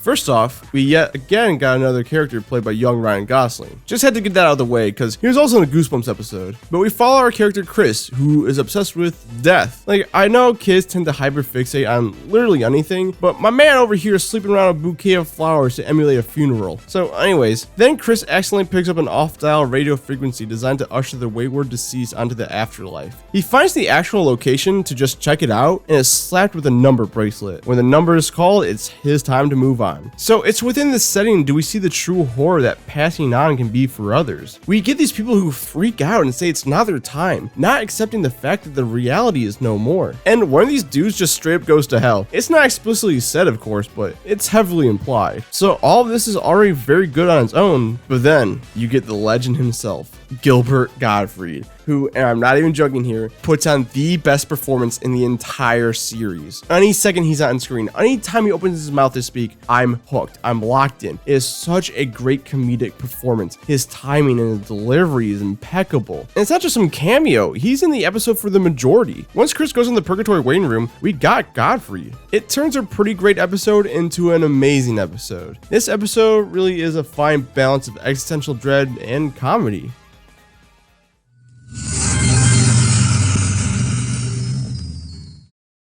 The Tale of the Night Shift. For some reason, I thought this was the final episode when I watched it. Maybe because I watched this one last on accident, but it's not.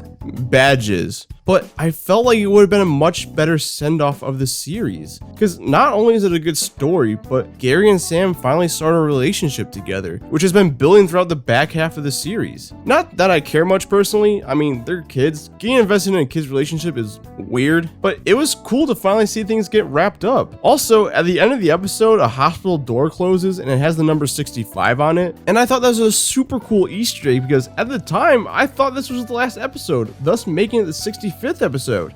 But no, it's the 64th episode, and this 65 on the door means absolutely nothing. Anyways, it's a basic vampire story, but with a hospital setting, and it just executes on all fronts. The characters are fleshed out, they have their own arcs and share good chemistry with one another. The pacing is fantastic, it doesn't take too long for the vampire plot to really kick in, and the hospital itself is bathed in dark lighting and shadows. There's even an argument here that this episode is a bit of a zombie episode, because once they're bit, they kind of act like mindless zombies. Either way, it's one hell of a good episode.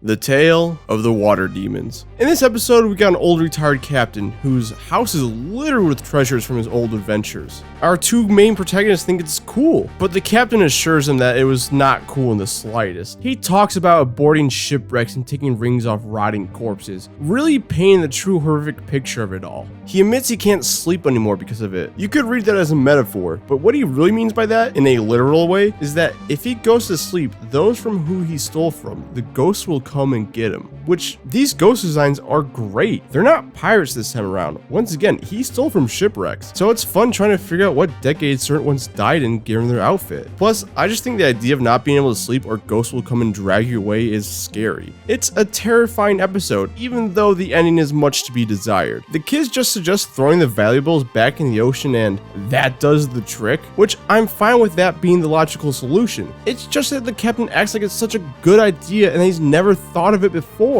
He's been haunted by these things for years and he's never thought about returning the shit he stole, but that's a minor problem and I'm willing to overlook it, especially when everything else is just so fantastic.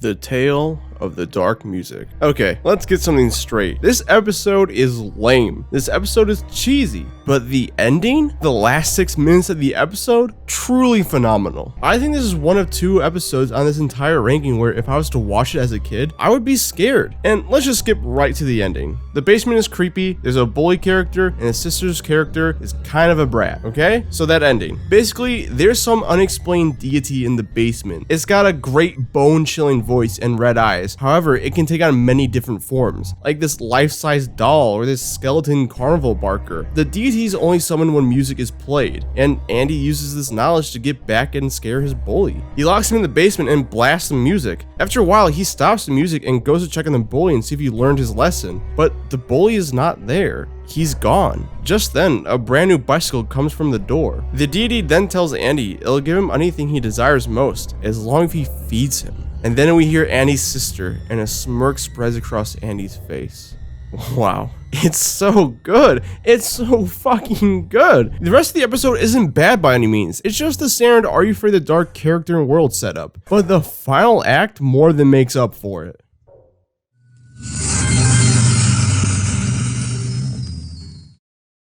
The Tale of the Curious Camera. This is just Say Cheese and Die. This is just Goosebumps Say Cheese and Die. I really don't like comparing the show to the episodes of Goosebumps, and I've been avoiding it thus far, but I can't deny it for this episode. And if you want to know who did the idea first, the Goosebumps book came out 2 years before this episode, but the Goosebumps episode came out 2 years after this episode. All of this is irrelevant. However, I will say that the Tale of the Curious Camera does a much better job with the premise than Goosebumps did. At least the Goosebumps show. It's been a long time since I read the book. So yeah, it's a camera that whatever it takes a picture of, something bad will happen to it. And I do mean it. Because in this story, humans aren't the only one affected by this. Framed photos, glass windows, hell, even the goldfish are zap fried. But what I like most about this episode is that the main character puts all this together really fast. And instead of doing the typical main character thing and being scared of the camera or trying to get rid of it, he fucking uses it to get back at the kids who picked on him. Like full on hit list circling dudes' photos in the yearbook. Now, I'm in no way condoning his actions, but it's nice to see a protagonist go off the beaten path and use something of this caliber for malicious revenge. Usually, the main characters are pure of heart, and Matt definitely is. He just gets overwhelmed with the amount of power at his fingertips all of a sudden. The other thing I really like about this episode is that they don't immediately show the photo Matt takes, and sometimes they don't even show you at all. All you get is Matt's reaction. It makes the scenes way more suspenseful when you don't know what's going to happen. But of course, in the end, Matt accidentally takes a photo of his parents, showing them getting in a huge car wreck. So Matt and his sister have to kill the gremlin in the camera. Because, oh yeah, they give an explanation for why the camera is the way it is. It's a gremlin in the camera, and I think that's a cool and fun way of explaining what's going on. So they take a photo of the camera by itself in a mirror, but that just makes the gremlin hop into the camcorder, which they get it to film itself again, and it blows up the camcorder and their TV. The day is saved, but the gremlin lives on in the family computer.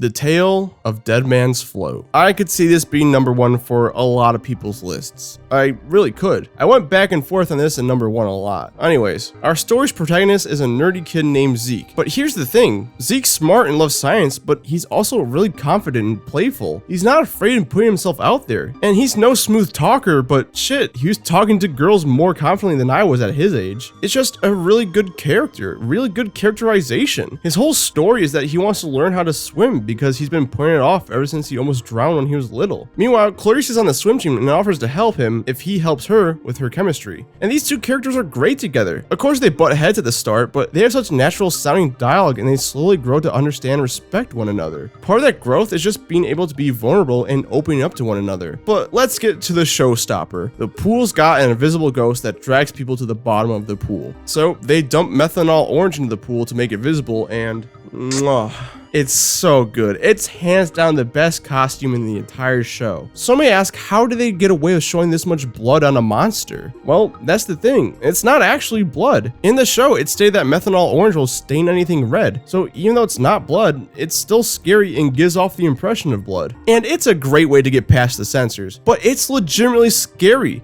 Anyways, they eventually do beat the monster with some chemical bullshit. It's set up in Act 1, so it pays off. And then the two just go on about their lives. Also, I think the idea of having a pool ghost is really scary for kids. Not just because it looks like this, but because I think kids are naturally scared of swimming growing up. So making a horror story based around that ends up working out pretty well.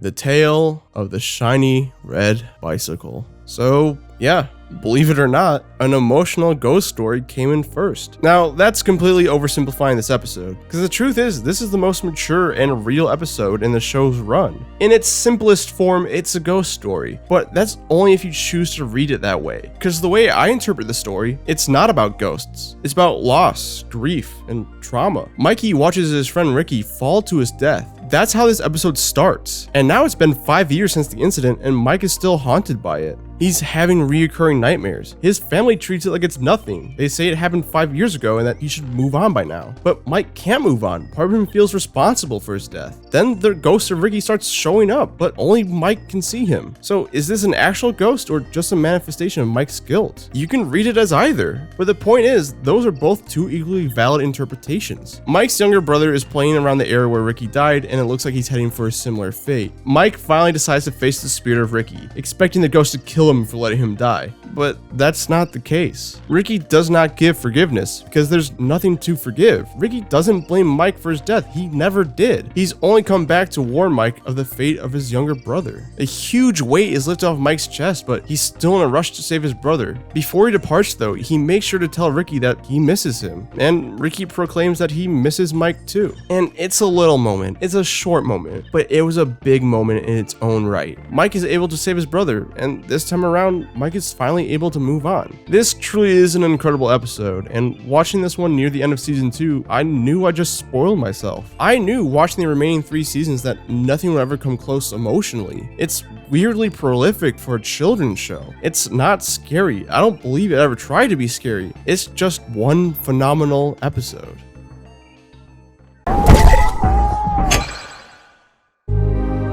Welcome back to another ranking video, and artists, you're free to start drawing now. And by all means, whatever you guys end up drawing during the length of this video, post on social media and tag me in it. My socials are in the description down below, and honestly, I just want to see what you guys are cooking up during these. And if you guys end up drawing any fan art, I would love to showcase it in a future video. With permission and proper credit, of course. I'm an art school graduate after all.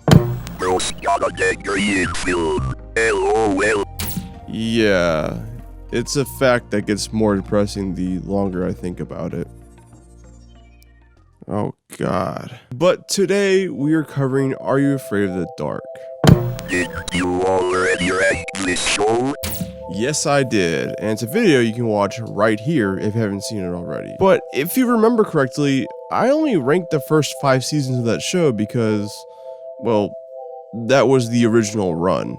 You see, Are You Afraid of the Dark originally aired from 1992 to 1995, spanning 5 seasons in total before it was cancelled. And then in 1999, the show came back for just 2 more seasons, which are labeled as the Revival seasons. Essentially, it's the same show, just with a different cast of kids for the Midnight Society. I mean, hell, these 2 seasons are even labeled as Season 6 and Season 7. But at the same time, I consider it a separate thing, and thus, I only ranked these first 5 seasons. A choice I think many of you agreed with me on. Right? This video is a lie. Every means every. Won't you can roll with you convincing yourself you don't have to actually rank every episode. Every episode means every episode. This is shameless clickbait. Yeah, okay. I'll defend my actions, but I'm a little more inclined to agree. But hey, that was then and now is now, and we finally get to check out those mysterious Revival seasons. But this time around, we got a little CRT buddy over there. Ain't that right, buddy? Fuck you, don't even look at me.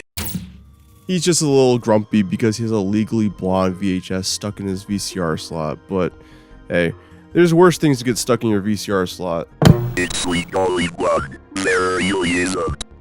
You fucking take that back.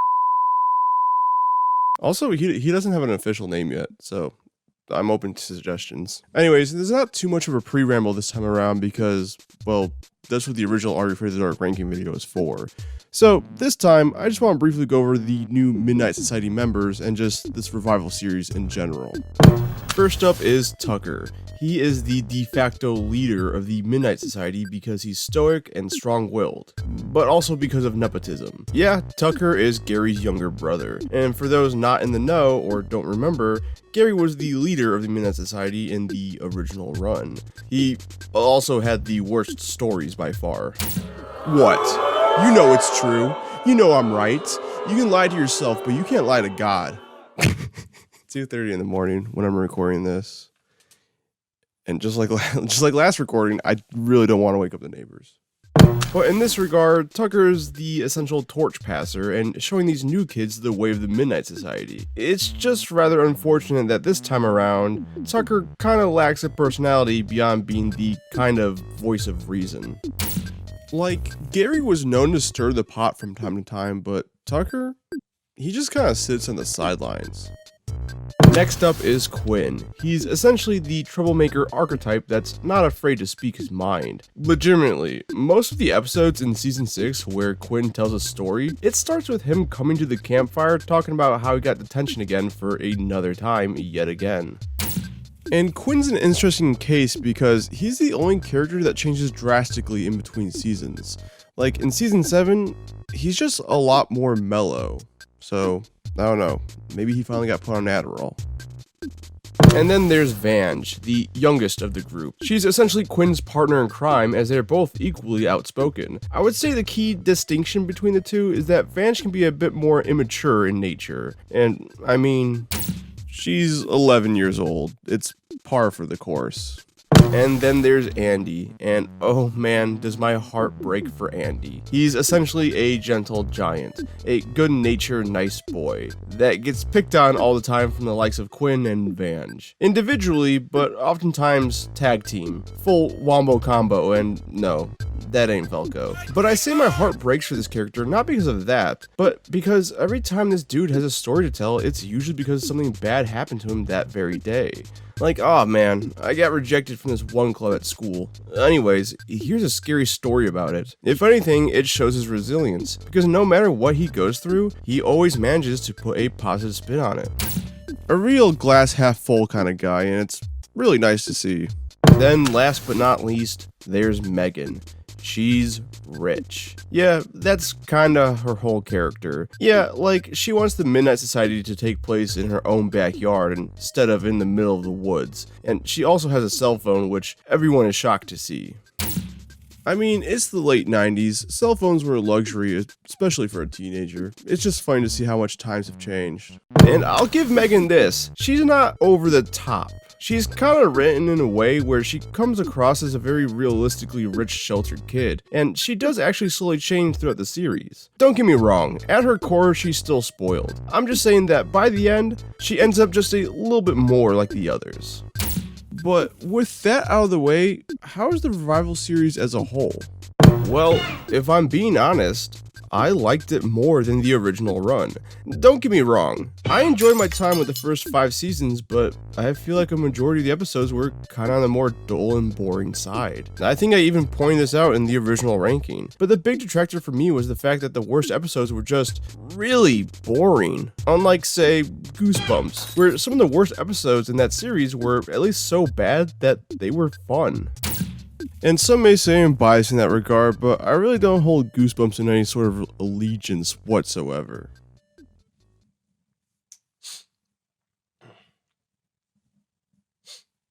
But the Revival series I felt like had more Goosebumps energy. Things move a bit faster and it's a bit more scary. I also think it just being less episodes made it overall a lot tighter.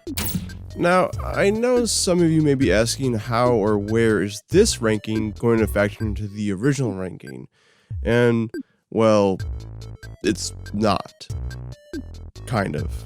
I will be ranking the Revival series by itself, all 26 episodes. However, this series does have one 3-parter, which I'll be ranking as one entry. So really, there'll be 24 ranking spots. And then, at the very end of this video, I will display a graphic on screen and show where these 24 rankings would place in the original ranks. So that way there will be a true definitive rank. I figured that'd be the easiest way to do this rather than having some living ranking system that could possibly get a little confusing. Oh, and if you think that ranking the 3-parter as one entry is unfair for the other entries, I promise you it's not. And trust me, you'll see soon enough. So now that we're all prepped, I think it's finally time to finish this thing off. Submitted for the approval of the Midnight Society, this is every episode of the Revival series of Are You Afraid of the Dark, ranked from worst to best.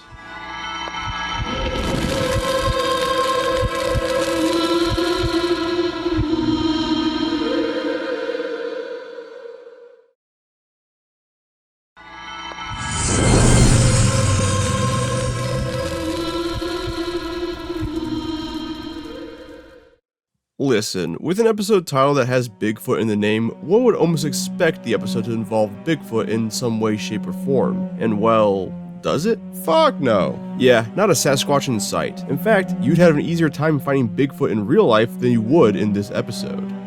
Just like how you have an easier time finding Bigfoot in real life than finding your dad. Dude. But on a real note, that's a self-imposed expectation I set based off of a title. And while I'm disappointed that this episode has nothing to do with Bigfoot, it's not ranking dead last because of those unmet expectations. Instead, it ranks dead last because this episode sucks. Yeah, big surprise. The episode that ranked at the bottom is bad. Ooh. But before I get too into it, at its core, this episode does have a good emotional through line, as it centers around this girl dealing with the grief of having a friend go missing. And while everyone else has given up, she remains ever persistent that her friend is still out there and still alive, clearly as some sort of coping mechanism or rejection of reality. But her friend really still is out there, and old as hell now too. Some may see this as a bad thing, but I don't think you're seeing the bigger picture here.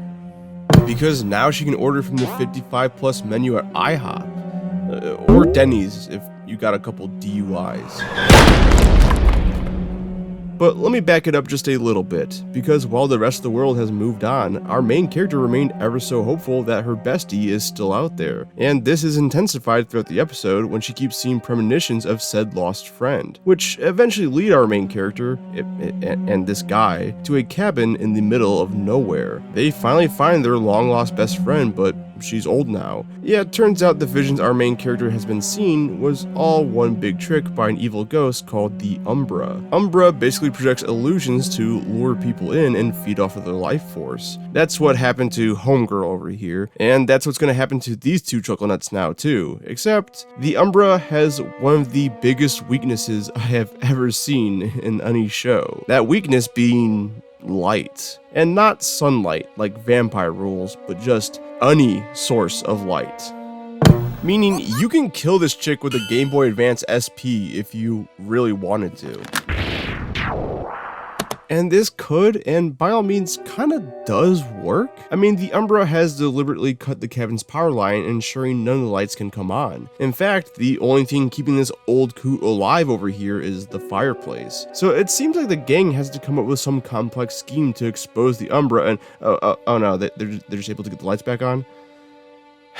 Okay, sure. I mean, I am slightly underselling it for the sake of a joke, but still, I thought there'd be a more involved way of killing this ghost. But my other point of criticism is that the Umbra never takes on their original form. Instead, it just stays walking around in this girl's body, which is kind of lame and not all too imposing. I guess it's more of a psychological battle for our main character, having to fight the person you've been searching for the past month or so. So I get it in that regard, but for the climax, it would be cool to see the Umbra switch forms. You know, like in Zelda games, you beat Ganondorf, but oh shit, here comes his final form, Ganon. But as it stands, this episode had a lot of potential, and I can recognize that potential. I think it just needed to explore some of these elements on a deeper level, because as it is, it's kinda weak. Oh, and yeah, the girl returns back to normal. You're not really gonna see a lot of twist endings in this series.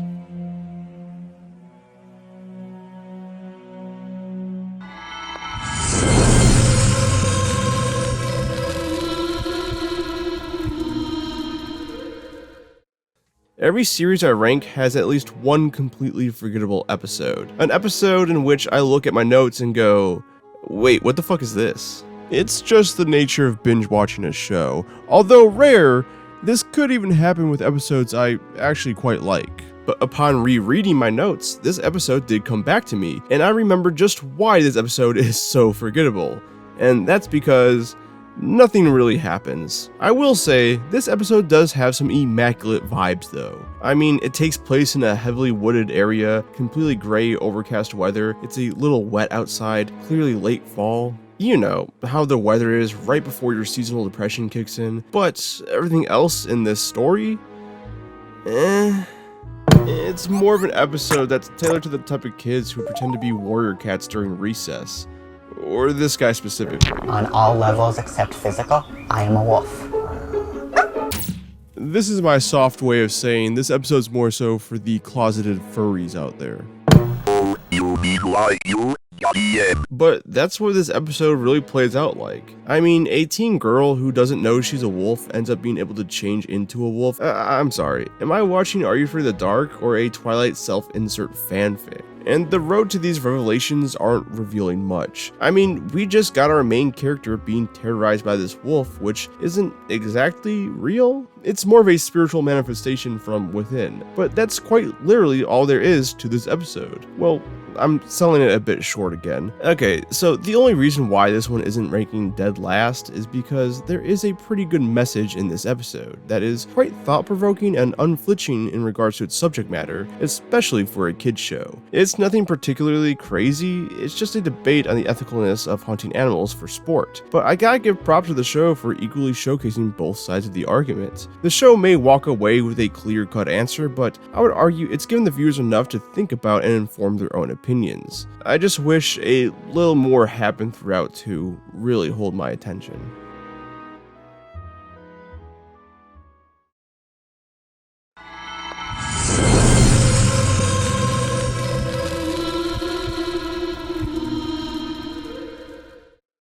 Okay, let me explain myself. I know this is a highly regarded and cherished episode within the Are You Afraid of the Dark community. And I know for certain a lot of you guys have personally displayed how much you love this episode.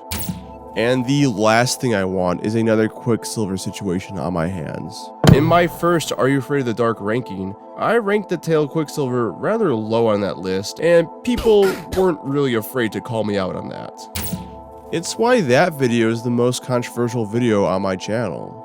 Also because you just got a lot of information wrong and limited certain facts during certain episodes. Yes. Thank you for reminding me, buddy. So, I have a lot of explaining to do, and all I ask is that you listen to me fully. And then you can leave a comment, call me a little bitch, or whatever. Sound like a fair trade? Okay, cool. So the Tale of the Silver Sight is a pretty notable episode because it is the series' first and only 3-parter, and is also the series' first and only episode that revolves entirely around the Midnight Society. Yeah, they're not telling a story, they are the story this time around, and that's badass. No joke, it's one of those ideas you kind of figure the show would eventually do sooner rather than later, and I guess they chose later because, well, it took 7 seasons. I mean, it's an obvious choice for an episode idea, right? Like, there's already a pre-established cast of characters, and it's finally a chance to better explore these characters that more or less act like bookends to every other episode. Now, it is a bit unfortunate that this premise only involves the new members of the Midnight Society and not the OG crew, because if we're being honest, I think more people had a better fondness for the cast of the original 5 seasons than these 2 seasons. You know, the OG Midnight Society is like that lifelong childhood friend. They've been with you through thick and thin and were even your best man at your wedding. While the new crew is like a drinking buddy you knew in college. Y'all used to get plastered at bars back in the day, but outside of that, you've hardly kept in touch. Maybe y'all awkwardly exchange memes every other month, you know?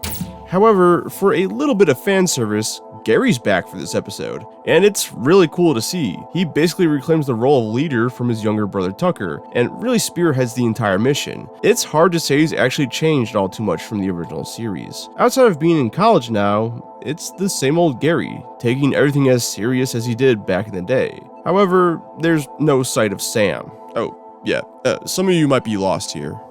Basically, at the end of the original series, Gary and this other girl named Sam started dating. These two having a mutual crush on each other was a plot point that was kind of hinted at here and there, and in the final episode, these two finally made it official. In the grand scheme of things, it was ultimately pointless, I guess, but it was really cute to see actually unfold.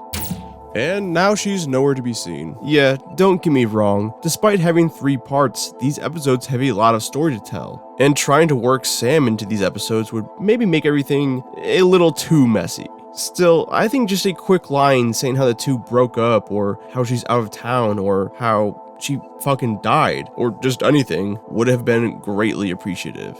But I think this episode's strongest attribute is its interconnectedness between one another. You see, beyond being a 3-parter, this episode is actually split up into segments, as essentially these characters have to find and collect all 5 plot MacGuffins to unlock the Master Sword. I don't know. But in order to accomplish this, the gang split up and search all over. Some are paired up, while others just go solo. And in the beginning, it's rather basic as far as presentation goes. Typical switching back and forth between the A plot and the B plot. You know, these two are doing this thing over here, and then this one person is doing this thing over here. But what I love is when they show another storyline early, removed from context, as a means to make you wonder what's about to happen in the next episode. What the fuck does any of that mean? Let me give an example real quick. In the first episode, we follow Tucker and Gary as they explore this general's house. And I'll talk more about this in a minute. But at the very end, all of a sudden, Quinn comes bursting into the house and steals a pencil drawing of some girl. Like, what the hell is that all about? Well, in the next episode, we follow Quinn as he explores a junkyard. And the owner of said junkyard just so happens to have the thing he's been looking for. But he says he won't give it to Quinn unless he's able to get an old pencil drawing he made of some woman back in the day that he kind of had a relationship with. Eventually, Quinn pieces it together that the general stole this drawing and he was able to steal it back. And all of a sudden, this scene makes a lot of sense now that we have context. This happens at the end of every episode, except for the final one, of course, as it means to tease the next episode, but also build up intrigue, and it's really cool to see. It also happens about halfway through every episode, as every kid ends up converging in Gary's dorm room, which, god damn, what school is Gary enrolled in? That's a pretty good room for a dorm room. I mean, no roommates, plenty of space, and yet no bitches. Poor, sad, typical Gary. And for my last point of praise, I think it's cool how this episode explores the lore and the origin of the Midnight Society. In concept and not so much execution. Yeah, if I'm being real, it's not executed the best. A lot of Midnight Society lore is kind of bogged down by the Silver Sight shenanigans, which I'm not the biggest fan of. I want to know more about why the Midnight Society formed in the first place, how it persisted all these years, and what the fuck is in that magical dust. Instead, the episode is more keen on showcasing why the original Midnight Society broke up, and you'll never guess it, but it's because of that damn Silver Sight. I know what a lot of you are probably thinking right now. Colin, why are you actually reviewing the episode? Don't you know you're just supposed to sit there and recap the entire episode beat for beat? That way I get the sense of watching the entire series without having to actually watch the entire series? Come on, that's how it's done.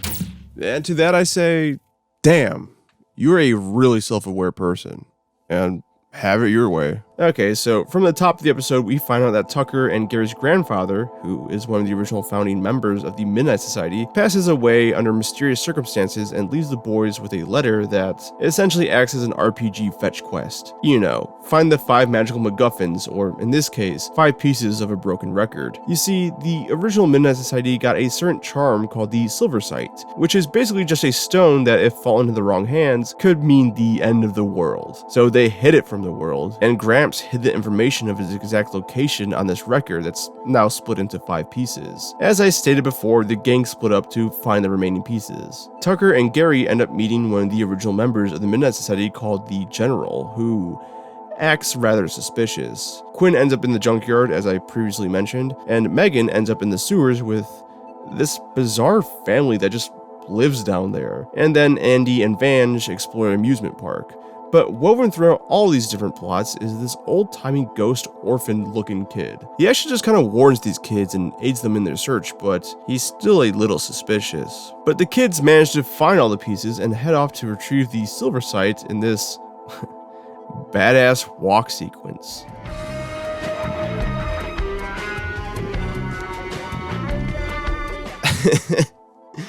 I know there has to be some kid back in the day who thought this walking sequence was like the coolest shit in the world. Anyways, before I get into the finale, I just gotta say, this whole fetch quest stuff is why this ranks so low for me. I mean, it's not all too interesting. Things are tame, nothing ever gets out of hand, and really, the mystery component just isn't strong enough to be carried for all 3 parts. You see, truly, if this was greatly condensed down into a 2-part special, this could have been pretty good, and if not good, at least considerably better, because as it is, the pacing just drags. Also, these kids have some really fun chemistry with one another. I mean, we literally see this chemistry on full display at the start and end of every single episode, so why split them up? I know there's some in pairs, like Andy and Vange or Tucker and Gary, but I think the episode would benefit greatly if the group just stuck together. That way their witty banter and the way they bounce off of one another would more or less make up for a less than stellar adventure. But the true saving grace is the final showdown. You see, the Ghost Kid has been testing these kids to see if they're worthy of possessing this silver sight. But the general comes in and says the Ghost Kid is actually a demon and wants the silver sight for himself. And in a truly shocking twist of events, the general was telling the truth. Yeah, for some reason, I just kind of believed the kid and distrusted the general character. So if you were in their shoes, we would all just die. I mean, when you put it that way, I seem even dumber. Anyways, the kids use the silver sight to kill the demon, and oh my god, why is this death so brutal? It's legitimately terrifying, but this is where it finally hit me, and that is that this shit is happening for real. You know, it's not a campfire scary story. These kids that have always existed within the real world are seeing a ghost demon thing disintegrate via a magic stone. Like, they just completely jumped the shark here. Kinda. You see, in the end, it's revealed that this entire story was told by the original Midnight Society, which is just a complete cop-out. A cute cop-out, but a cop-out nonetheless. It's an ending that wants to have its cake and eat it too. It also just doesn't make sense. Like, okay, so young Gramps is making up a story about his future grandkids somehow, but also, the original Midnight Society takes place in the 1930s, yet there's a very pivotal moment in the plot where Andy and Vange are using a computer in Gary's dorm to locate the last record piece. So, yeah. I know these are just nitpicks, but to that I say, either commit and have paranormal magical shit happen in real life to these characters, or don't. It's as simple as that. How long is this one? Fucking right? In my defense, I'm talking about 3 episodes at once here, but I'll wrap it up. Hopefully those who love this episode can maybe at least understand where I am coming from. You don't have to agree, I just need you to see it through my perspective. And hopefully I don't piss too many people off in the comments with this one. Just remember, everything here is subjective.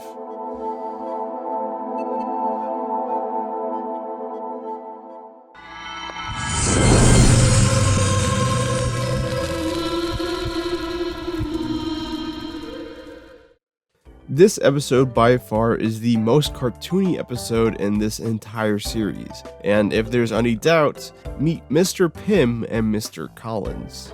We relish discovering new places on our own. Yes, we just gobble it up. I think there are Looney Tunes shorts less exaggerated than these two. And by all means, this really shouldn't be a point of contention. I'm cool with whatever tone an episode decides to set as long as it's consistent. And by all means, this episode stays cartoony the entire time, even in this horrifying dream sequence where there are people hanging from meat hooks in a freezer. It's still zany. In fact, this kind of tone contrasted with the more horrific visuals make the sequence even scarier. But that's the only standout portion in this story. Instead, I feel as if it gets in the way of moments that by all means should be thrilling or suspenseful, and it kind of ruins the mystery component. Like, the basic gist is that Tweedledee and Tweedledum move in next door, and very quickly our 2 main characters suspect that they are cannibals. I mean, all they do throughout the day is cook, and the kids notice that a couple people who visited them never left. So the boys start investigating, whether it's eavesdropping on the conversations right outside their window, or sneaking into their apartment when they're out. These are, or rather, should be suspenseful scenes. I should absolutely be on the edge of my seats, but I'm not. And you want to take a guess as to why? because you have horrible attention span. Dude, come on. Don't worry, man. I can help you out. I, 37, male, was 7 years old when tragedy struck my life due to my parents. Now they are back to ruin my life again. It's because the cartoonish nature completely eclipses anything else. It basically negates any sense of suspense whatsoever. And it breaks my heart, because the episode proved it can balance the cartoonishness with the horror rather well via this dream sequence. But that's the only time in this episode where it works. That being said, what we do get is kind of fun, but it could be a little bit more. Oh, yeah, and these two aren't even cannibals. In the end, they explain away any and all evidence as contrived misunderstandings. Except at the very, very end, where it's hinted at how they might actually be cannibals. Which is a moot point. I didn't really need these guys to be actual cannibals for the story to work for me. In fact, having these guys just be regular old guys is a little bit more of an interesting ending to me. Like, an episode where all the horror was actually self-imposed because our main characters misread certain situations is a pretty fun idea for these types of shows. So the ending is a little weak in that regard. But by far the bigger problem here is that it's a little too silly for its own good, and because of that, it misses out on some good thrills.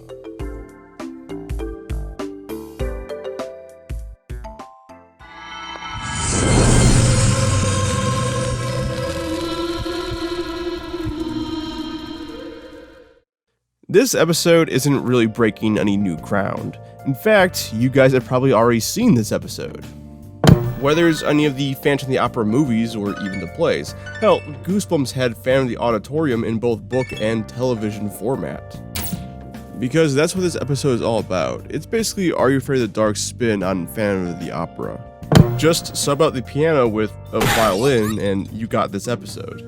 And that's not me trying to undersell this episode. What it does well, it does pretty well. I'm just saying, it's a tale as old as time at this point. Our main character plays the violin in this horribly run-down school that's set to be torn down soon. Meanwhile, this mysterious cloaked figure who hides out in the walls of the school takes a liking towards our main character because he likes the music. While at the same time, he messes with anyone who even slightly picks on her. But, like, it's not malicious. It's more annoying shit than anything, like getting covered in red paint. Yeah, that's a pain in the ass, but it's not like deadly or even that gross. I mean, just look at my girl Carrie covered in pig's blood.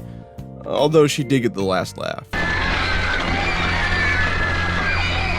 Or a ceiling tile falling down, not on these kids, but near these kids. Like, okay. But eventually our main character meets up with this mysterious character in the sewers. And since the school apparently is getting torn down tomorrow, he asks for one last violin session. Our main character agrees, but on one condition. She gets to see his face. And it turns out, the dude is actually pretty handsome. Like, outside of his weird mutated hands, he's kind of just a normal guy. At the same time, I get it completely. I have horrible self-esteem issues too. But after she plays her violin, the two share one last dance together and that's all she wrote. Yeah, a rather basic episode here. And I think the biggest problem is there's no stakes. Our Phantom isn't really a threat and has no intentions of really harming anyone, which is fine, and the episode could actually make this work if they built up the mystery component a little bit more and make that the focal point of the episode. So in short, there's no real sense of danger, and it's a story you've probably seen already. That being said, the ending is so sweet and sincere, I couldn't help but to smile.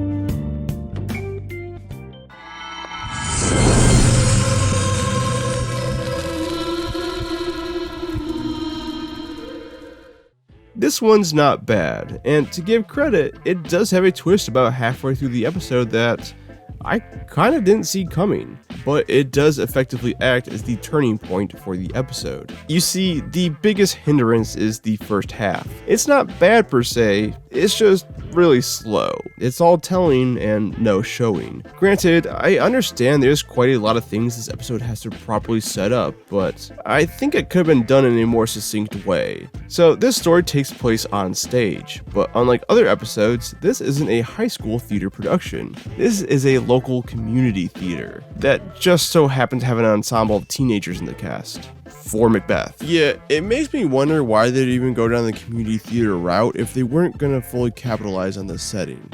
Like, a community theater production is so great because you can have some snotty 16-year-old acting alongside a mother of 3 in her 40s, and somehow their chemistry on stage is absolutely unmatched. But yeah, our main character's whole reason for acting in the play in the first place is to get some pussy. Usually men in theater are gunning for the opposite thing, but that is neither here nor there. But very quickly, this older lady tells the main character that this theater hasn't done a production of Macbeth in over 30 years, since during the last production, the actor playing the lead role passed away halfway through the live show. So, tormented by never finishing the show and the new production starting up, the ghost of the man is back and is ready to wreak havoc. And the typical thing occurs where our main character sees all the paranormal happenings and can't get others to believe him, which leads to a bit of a falling out between him and his crush.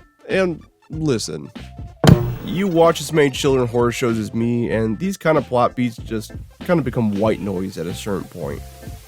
But our main character tries to locate the old lady from the start when it turns out that she was actually a ghost too. Yeah, she was the girlfriend of the man who died on stage. With all this information, our main character pieces everything together. And it turns out this ghost isn't trying to harm anyone. He's not trying to sabotage or halt the production from happening.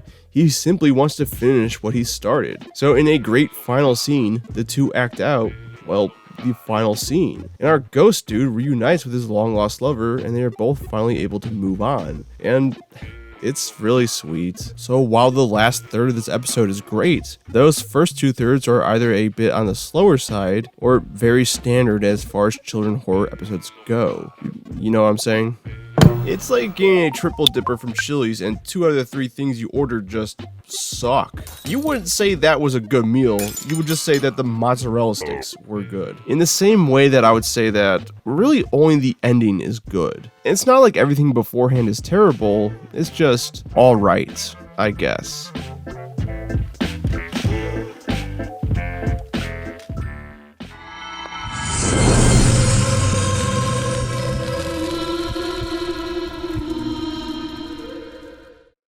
This episode is dumb. This episode is beyond silly, and it is nothing but fun. It's a type of episode that you can recognize as bad and should maybe place a little bit lower, but you have so much fun with it, you can't help but to cheat the numbers just a little bit. But that being said, everything's pretty straightforward.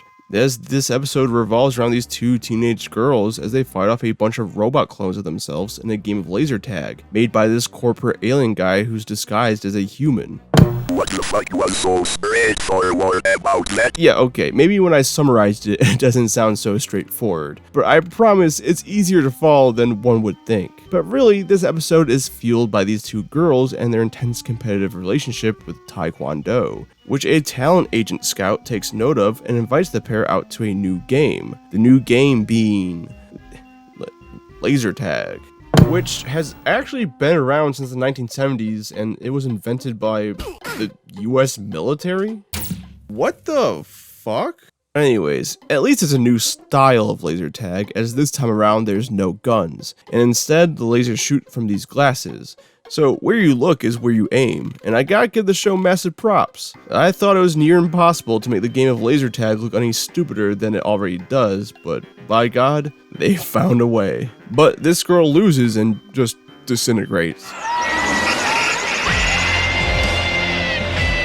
But it's chill because she reemerges moments later, but she's acting a little bit more robotic. Maybe because she's a robot now. Moments later, we find out the truth. You see, this talent scout is an alien, and on his planet, laser tag is really popular. Or should I say, laser maze? Because that's what they call it in this episode. Like what? Is laser tag trademarked or something? It can't be. Right? Actually, it is. Huh. I bet you didn't expect to learn this much laser tag lore when you clicked on this video, but here you are. Anyways, laser maze is a very popular sport on his planet, and after seeing how competitive these two are, he decided to make robot clones of them to ship off back to his home planet to rake in the ratings. Only problem being, the robots kinda suck ass and easily lose. Eventually, our main character convinces this guy to let the real deals compete in laser maze, and upon releasing them, they just kick his ass. I mean, the dude must have failed kidnapping 101. I mean, he knows that these chicks can kick some ass, but I guess he was too busy thinking about all the money he would be making off the merch rights alone from these girls. But yeah, this episode is dumb, it's fun, and it's not winning any awards, but it's pretty entertaining. I just wish the actual laser tag aspect of this episode wasn't so stiff when it came to the choreography. But I guess one could argue that adds to the charm, and to that I say, fair enough.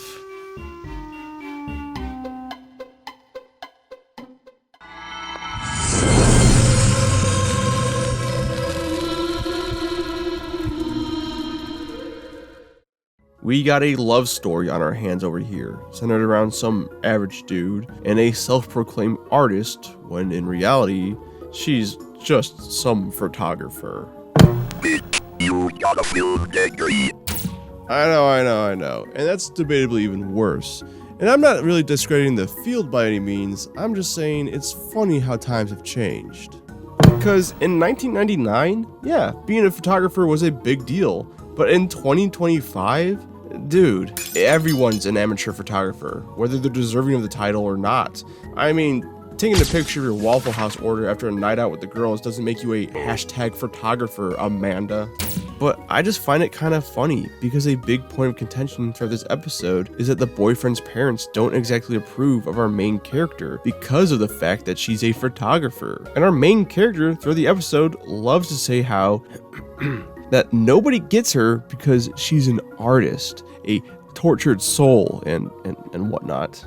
And yeah, if you ever end up in an art school, it's definitely an archetype of kid there. However, I will say that these parents don't just disapprove of our main character, they are downright disgusted by our main character. And like, for what? Some out of focus photos of birds in the park? Maybe it's just because their son goes missing and they don't know how to articulate their emotions well.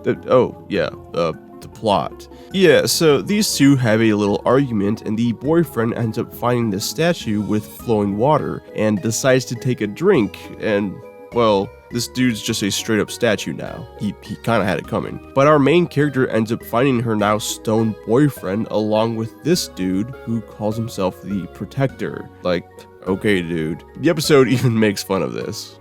My name is Julie, and this is the... What's your real name? I never tell.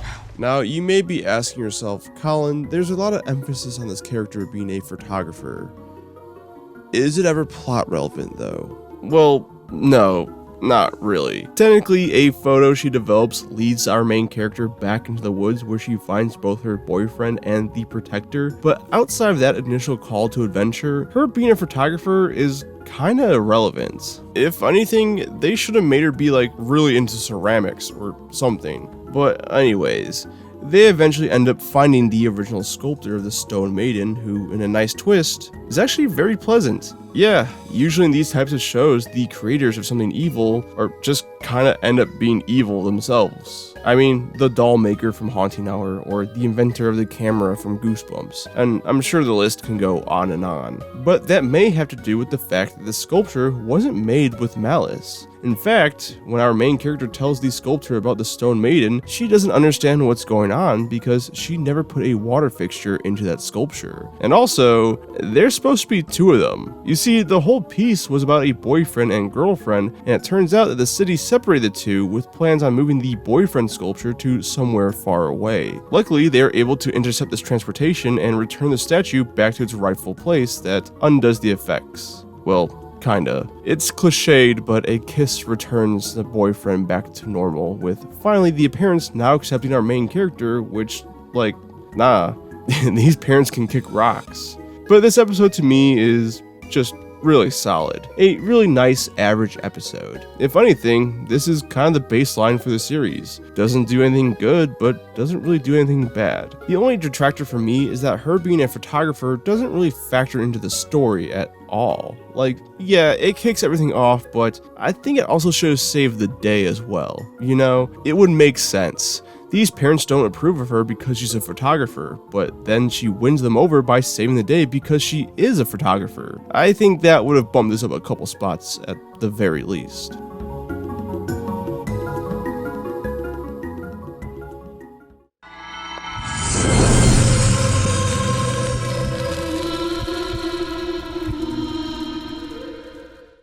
I expected this episode to be complete garbage, and by all means, on paper, it really should be. Check it. It's the late 90s and virtual pets, namely Tamagotchis, were all the craze. So taking a pop culture fad like that would not only horribly date an episode, but could also possibly highlight how out of touch these writers truly are. But in the end, it's just an average episode. Almost disappointingly so. I kinda wanted that horribly dated out of touch episode I hypothesized about. In a weird way, being average ended up being worse than just being bad. Of course, this opinion isn't reflected in the rankings because I realize just how stupid I sound. You criticize bad episodes and then demand this show makes a bad episode. Listen, I already said I know I sound stupid. I will say though, even if it's just an average episode, it kind of has a nuanced take on technology. At the start, it looks like the story is shaping up to have a classic technology bad kind of message, as our main character has never touched a computer before in her life, and is just very opposed to technology in general, which I was kind of willing to give this episode a pass because it's the late 90s after all, and home computers and just the notion of the internet in general were all so new at the time. But in the end, our main character comes to understand and appreciate modern technology. So the overall message is less technology bad, and more so that technology is good in moderation. It may seem scary at first, but it's really convenient and worth learning. You know what, man? I appreciate you. Don't make me barf. But I think the most shocking aspect of this episode is the whole virtual pets angle because, yeah, these aren't really virtual pets. That is to say, outside the appearance somewhat resembling Tamagotchi, they're nothing alike. You don't gotta feed these guys, clean up after them, or even play with them. It almost makes me wonder what the curiosity in the first place is. I mean, it's just a scary looking CGI dog. Okay. It lobotomizes the kids. Gotcha. Nah, but these pets, called diggers, which just remind me of Mega Man Legends, ends up kidnapping and swapping places with these children. So while these kids are stuck in these devices, these diggers walk around in similar looking bodies, acting like complete zombies trying to give other kids virtual pets. To what end? I don't know. They seem pretty keen with collecting knowledge and eradicating humans, which is good enough for me, I guess. One thing leads to another, and now our main character has to shut everything down. The only problem? She has to use a computer, and oh boy. It's like trying to get your grandma to open Gmail via FaceTime. It is pretty aggravating, to say the least. But eventually, our main character just overloads the computer and saves the day. Just a really solid episode altogether. And despite not being as dated as I would kind of like it to be, funnily enough, it's still dated. I mean, I miss those days of big clunky computers. So I think if any of you 90s kids are watching this video, you'd get the biggest kick out of this episode the most.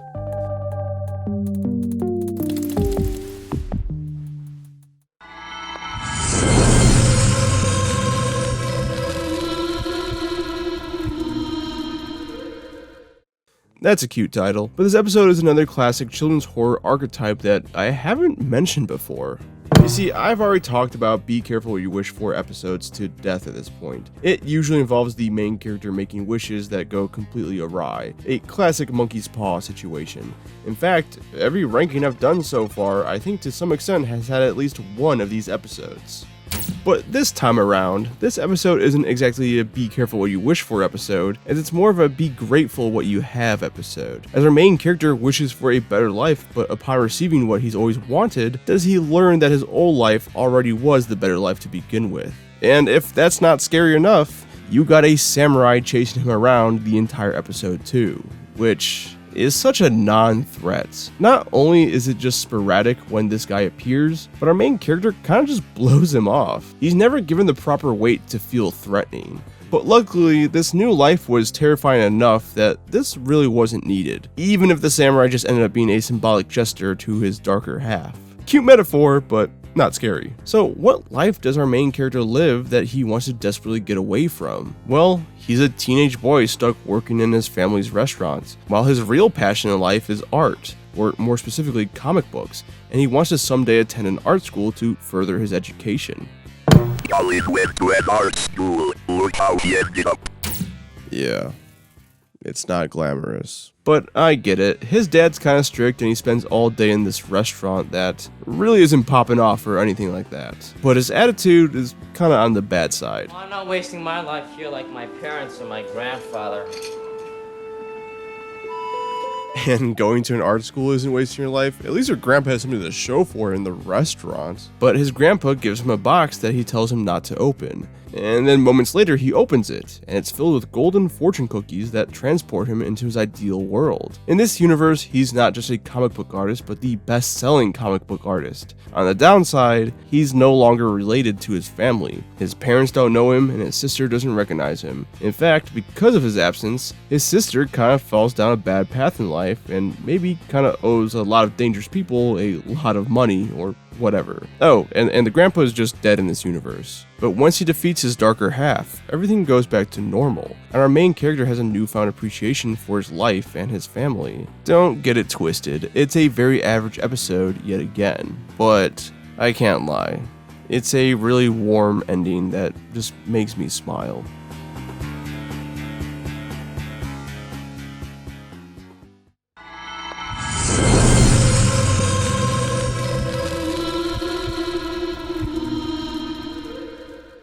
Okay, so after losing his daughter, Dr. Herbert West starts experimenting with his serum that he...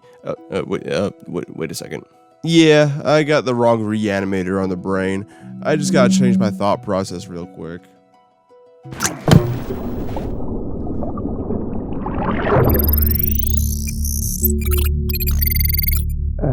That's much better. Anyways, the Tale of the Reanimator has all the correct tools in place to be a great episode, but unfortunately doesn't fully capitalize on it. In fact, there's a lot of similarities between this episode and Goosebumps' Stay Out of the Basement. At the same time, it's very much its own thing. You see, this episode revolves around our main character who works at a flower shop, and the owner of said flower shop creates a blue serum that can completely revive dead plants. This starts as a fun concept for an episode, but slowly the tone becomes a bit more grim when our main character starts to connect some dots. You see, the store owner's wife passed away 1 year prior, which just so happens to be the time frame in which he began inventing this blue serum. So the working theory is that this guy, consumed by his grief, is trying to resurrect his dead wife. And that's pretty dark, especially for a kid's show. But this whole story just builds up on this tension as we descend down this dark rabbit hole until it just kind of stops. Yeah, the tension and tone kind of dissipate once these kids visit the graveyard and accidentally spill Fortnite juice all over the ground, forcing them to deal with this zombie character for the rest of the episode, which could have worked, but it's more silly in nature than anything else, and the makeup is kind of lacking. I know this is a kid's show, but at the same time, this is the same series that gave us the gruesome character design from the Dead Man's Float episode. I just feel like the zombie makeup could have been a bit more grisly. Also, plants don't really factor into this episode a whole lot, even though in the first act it seems like they're going to be a big deal. But the zombie is eventually defeated by heat, as hot water undoes the effects, so they just trap the zombie in this hot room and he fucking disintegrates. I feel like what we got in the first half was just significantly better than what we got in the second half. And that's not to say that the second half is bad, it's just alright in the end of the day. But it feels like they were setting up the whole episode to be just a little bit more.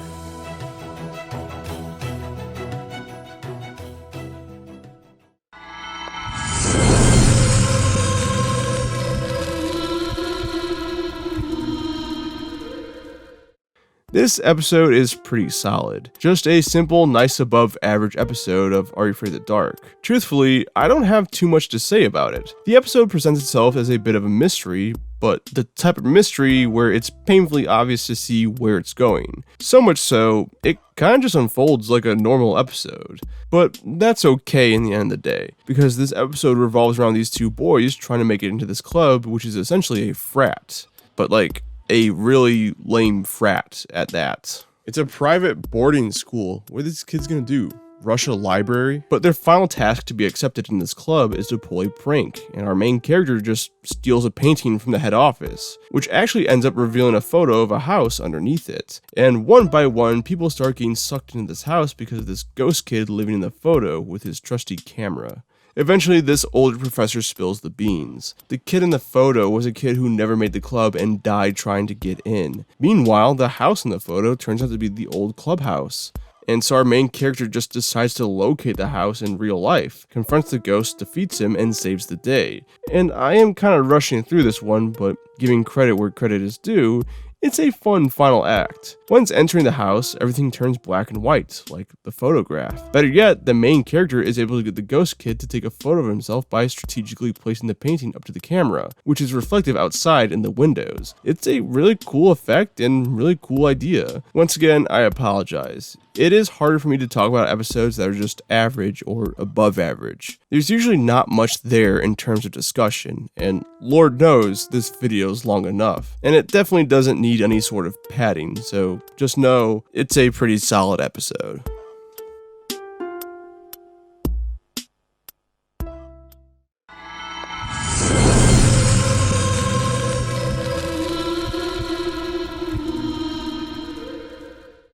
I think I have a massive soft spot for this episode because, well, look.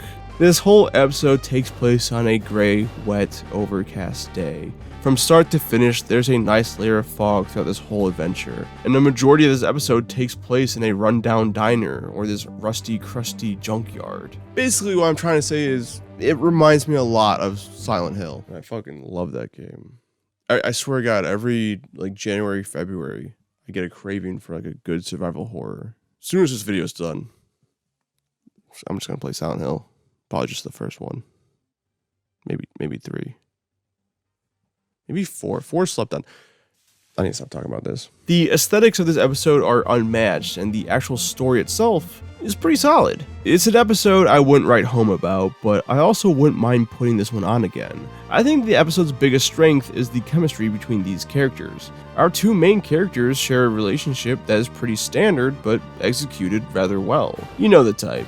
You got your more uptight, stricter, straight man character, and you got the more aloof, rabble-rouser who just cares about having a fun time. But the antagonists in this episode are great too, mainly because they don't act like your typical antagonists. Yeah, they're a bit of the scheming type, but realistically they just want to move on finally, because, yeah, they're ghosts. Okay, let me set this up properly. After getting a car from a junkyard and completely overhauling it, these two end up taking a joyride in which they end up in this endless loop, stuck between this old diner and Highway 13. Oh yeah, and there's this giant truck trying to constantly run them off the road. So there's a very real threat present throughout this episode, which is pretty nice. Basically, these ghost boys explain that years ago they ended up racing this giant truck, and the giant truck ran them off the road, killing them both, but also the truck driver. They claim if they didn't chicken out and just went a little bit faster, they could have been in the truck and would be alive today. So the only way for our main characters to make it out of this endless loop is to beat the truck in a race. So our impulsive character leaves his more uptight counterpart behind, because he feels like he would interfere with what has to be done. But upon racing this truck,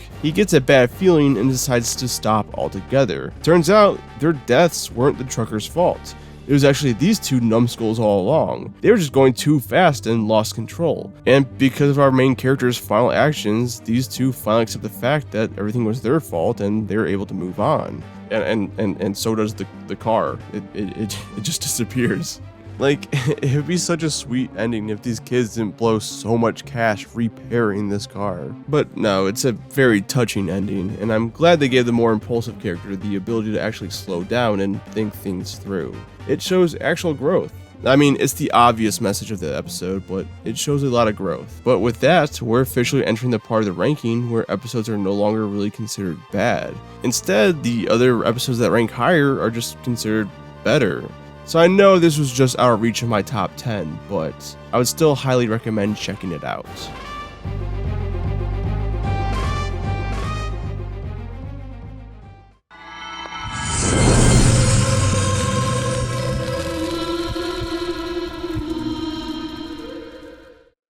Zombie Dice is a fun one, and for anyone with 3D printers or just really good craft making skills, if any of you guys can make these dice for me, hit me up. I think it'd be a lot of fun to cover this space in a bunch of knickknacks with shows or movies I talk about on this channel. Yeah, like you need more pointless shit clearing up this space. I mean, hey man, I'm not gonna give you the reaction that you want. Instead, I'm gonna dig deep, and I'm gonna say, I love you. Say that shit again and I will barf for you. But I think this episode works so well for 3 reasons. 1, I think this episode just has a great atmosphere. A majority of this episode takes place in this pseudo bar / arcade area. It's a soda bar. It's kind of like a teen center, which I have never actually seen in real life. So much so that when I was a kid, I thought places like these were just made up for television. I mean, hell, part of me still thinks that. But 2, this episode just has a great mystery. I mean, the cold open alone will get you hooked. And finally 3, the biggest attribute to this episode hands down has to be Mr. Click. I mean, dude, that smile still scares the shit out of me even now as a 24-year-old. Aren't you 25 now? Well, if this video comes out before the 12th, I'll still be 24, but after the 12th, I'll be 25. Goddamn, you were old. Yeah, but really only in internet years. But the gist of this episode is that Mr. Click bets with these kids on a game of zombie dice. The stakes? If the kids win, they get free shit from the establishment for a full year. But if they lose, Mr. Click just wants a thumbprint. A mysterious request that, by all means, should raise some red flags. I mean, to give credit, the main character even points this out himself. And yeah, that's because technically he wants more than just a thumbprint, because after using the device, Mr. Click shrinks them down and sells these kids to buyers across the world as pets. And this is just human trafficking. Holy shit, this is just human trafficking! Oh no. But it's a fact that our main character doesn't find out until the end when he finds out his friend has been shrunk down. So in order to save the day, he decides to play Mr. Click in his own game, that being Zombie Dice, which I should actually explain the rules real quick. Okay, so Zombie Dice is pretty easy. Basically, there are these pair of dice that each are completely blank except for one side that has a skull. And the object of the game is to roll both dice 3 times in a row and never get a single skull once. Because if you get just one skull, you lose. Mr. Click usually makes the kids play this game because it's easier for them to fail than it is for him to win, which is why our main character flips the script and makes Mr. Click play the game, which doesn't go as planned and he actually ends up winning. But this makes our main character go double or nothing and offers up his little brother. But this time, he gets to choose the challenge. And I love this ending. You see, our main character challenges Mr. Click to a drinking game. The rules are simple. The main character has to drink 3 big cups of soda, while Mr. Click has to drink 1 small cup of soda. However, the rules state that the main character gets to drink 1 cup of soda, and Mr. Click can't start drinking his soda until the main character's first cup is empty and placed back down on the table. Oh, and Mr. Click can't touch any cups but his own. So once our main character drinks his soda, he places the cup upside down over Mr. Click's soda. And because he can't touch any of the cups but his own, he is unable to even drink from his own cup. It's a guarantee win for our main character, and it's just really clever. I mean, this kid's gonna be a legend in college. But everyone returns to normal, and Mr. Click gets a taste of his own medicine. I really wish this episode could crack the top 10, but I think that speaks volumes to the level of quality we have left in this series.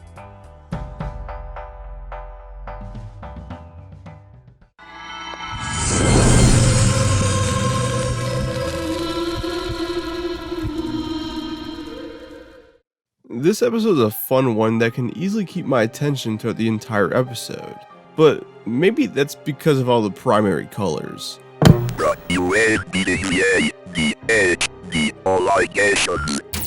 Please don't remind me. I gotta sit here and think about what I want to do for the next 3 hours and then never end up doing anything. But this episode ends up being a little sneaky. You see, the plot kicks off, and at first, it seems like this episode is going to revolve around some random computer game. And honestly, I was ready for it.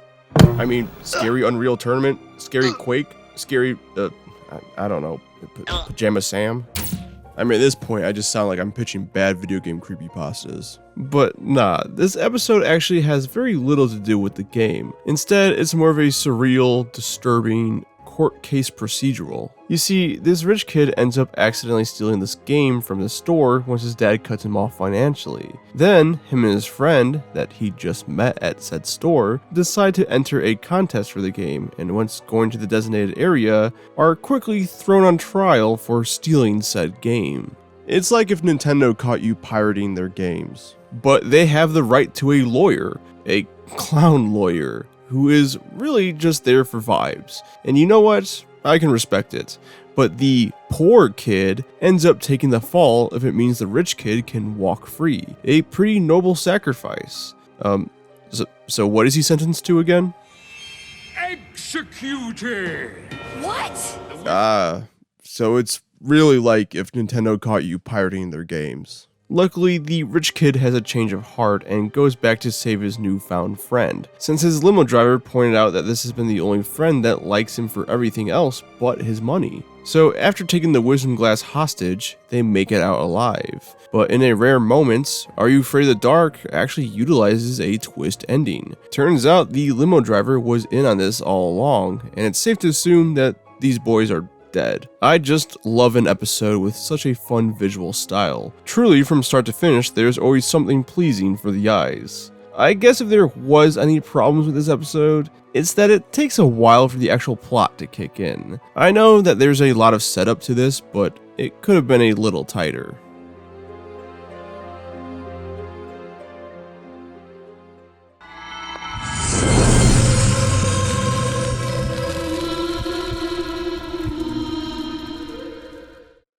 There's usually at least one of these kind of episodes in these children horror series acting as a metaphor for steroids or performance-enhancing substances. And usually, they're pretty good, and this episode is no exception. Of course, they just can't be shooting up on their thighs, so instead of a needle, it's a fucking hockey stick.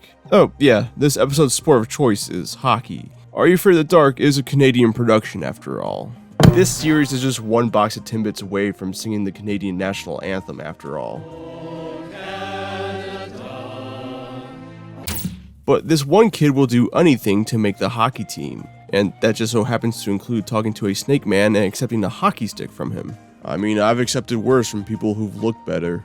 So, par for the course, the hockey stick makes him significantly better, but it also makes him a complete dickhead, and he lashes out at our main character. Oh, yeah, and he ends up breaking out in a terrible rash that gets worse and worse and more scaly. It's pretty evident he's turning into a snake, and honestly, it's a great sense of body horror. This series, the revival and the original run, didn't really do a whole lot of body horror, so it's a great thing to witness. Eventually, our main character tracks down Jake the Snake, and Jake shows off his cool PS1 FMV snake pits, and then is promptly defeated, with everything going back to normal, but there's a slight hint that maybe Jake lives on. It's a fantastic episode with great pacing and even better body horror, but you know, if we're being real, the climax is a little weak. CGI snakes aside, this final confrontation is lacking a little bit of impact, but other than that, it's a good time.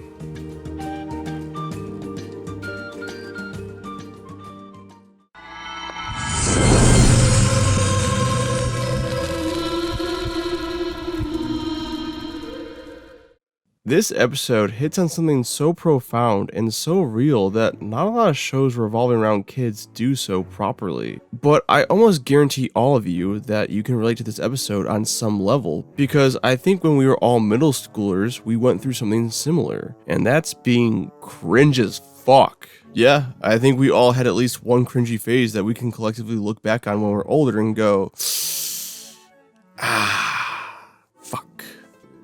emo phase, weeb phase, or your sweaty phase of trying to play Melee competitively. And you never even made bracket. I bet you just want to forget that part of your life. But this episode revolves around this kid who is currently in his vampire phase. And I mean the full enchilada. The dude is obsessed with vampires, he dresses like a vampire, and for the plot of the episode, he drags his family to spend a night in this town that has a high report of vampiric activity. Meanwhile, his dad, while begrudgingly supportive, just wants to go to a New York Jets game.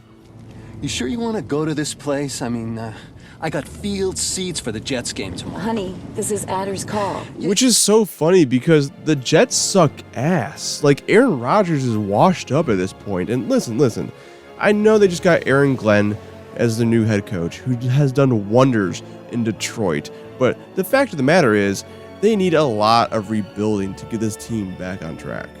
Dude, nobody in your target audience is gonna understand what you were saying. I mean, yeah. But in a funny turn of events, the residents of this town accidentally mistake our main character for a vampire and start hunting him down. And while desperate to survive, our main character accidentally wakes up a real vampire deep underground. So essentially, this dude's got humans who want him dead and a vampire who wants him dead. It's one giant chaotic misunderstanding that persists throughout the entire episode, and it's fantastic. Everything that could go wrong does go wrong. And at the very end, in the final seconds, the main character proves that he's not a vampire and exposes the actual vampire for the vampire that he really is by exposing his ass to sunlight. This rightfully makes our main character get over the whole vampire phase, which, like, yeah, if a bunch of crazed MCR fans tried to kill me, I would have to denounce my emo ways. But in a rare twist ending move, the innkeeper is revealed to be an actual vampire, which could be seen coming from a mile away. In fact, I was a little surprised they saved this reveal for the ending, because to me, it was so obvious I thought it was going to be like the mid-episode twist. But whatever, it's a cute ending for a pretty great episode.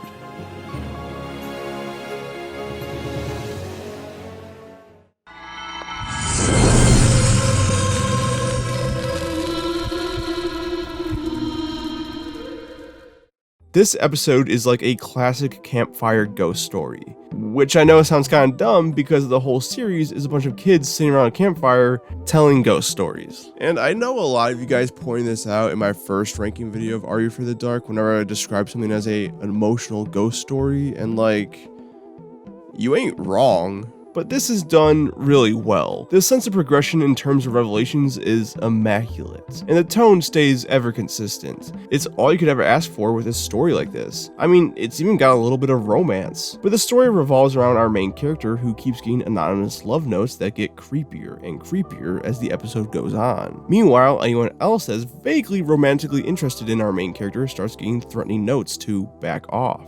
This all comes to a head when the mom finally reveals the dark past to her daughter. Turns out when she was in high school, there's this guy who wanted to date her, but she kept rejecting him. Eventually, this led to a confrontation in the woodshop room that ended up with him kind of exploding to death. And I guess all these years later, the ghost is haunting the mom's daughter because these two happen to share the same nickname. Or maybe the ghost just likes him young. But this eventually leads to a confrontation in the said wood room with the ghost. And instead of talking some sense into the ghost, or giving him some sort of peace so he can finally move on, they just kind of fucking blow his ass up again. Yeah, once for the physical form and once more for the spectral form. I absolutely love this ending. It's just so funny to me.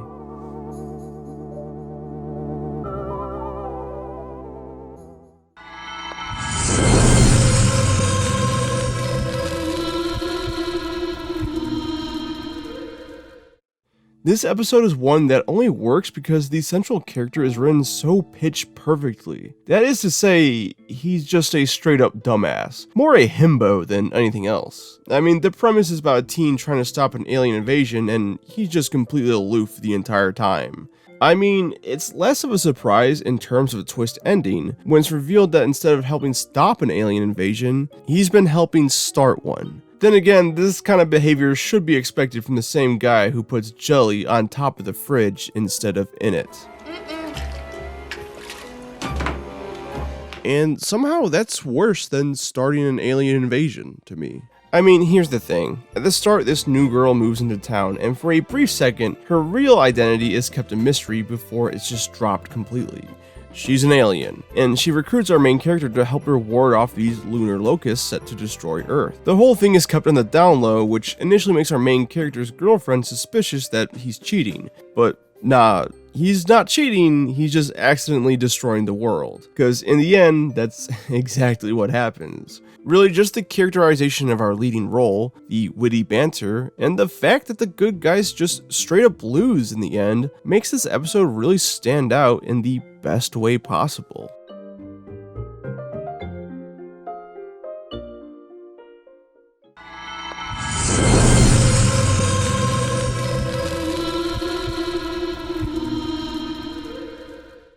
So, if anyone here is a fan of the Haunting Hour series, first off, check out my ranking if you haven't already. But second off, this episode has striking similarities between the Scary Mary two-parter episode from Haunting Hour. So much so that at certain points, I was almost shocked. I mean, they both have an old lady that steals faces from young girls and keeps said faces stored away, so she can wear whoever she wants. But also, those said girls have no face, and must wear a mask with a blank expression. But also, these girls are dehumanized and their names can't even be used.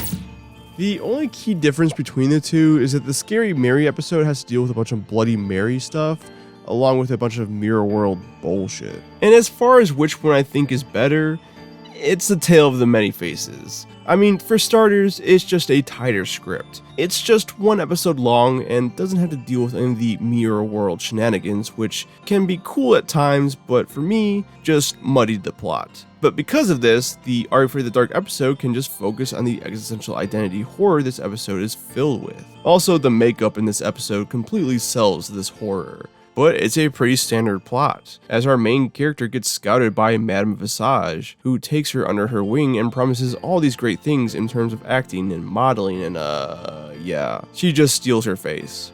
But it's not until our main character's friend pulls up that she works up enough courage to stage a takeover and put Madame Visage's old wrinkly face back on her, which prompts her to fucking rot at the speed of light in front of everybody, and goddamn. Starting to realize that a lot of the higher ranking episodes have a good amount of body horror to them. I gotta cut that.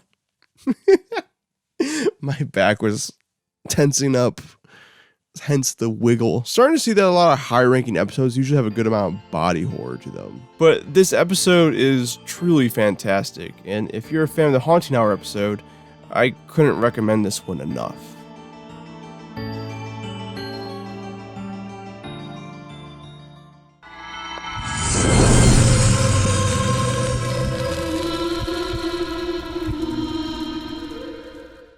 So, Oblivion is a 2006 role-playing game for, wait, my bad guys, I did it again. I was talking about the wrong thing with a similar title. This wasn't funny the first time you did this bit.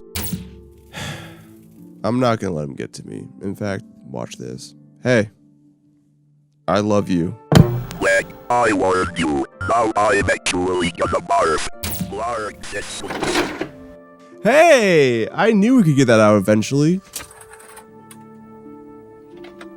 But this episode is notable because it's the grand return of Mr. Sardo, or rather, as I should say, it's just Sardo, no Mr. and accent on the dough. But man, did I miss this character. He was in a couple of shitty episodes back in the previous series, but he was always the highlight in those episodes. And the writers definitely didn't miss a beat with his character on this revival series. He's right back to his old tactics of selling kids super magical shit that he doesn't even know how it works, and then paying the ultimate price for later on.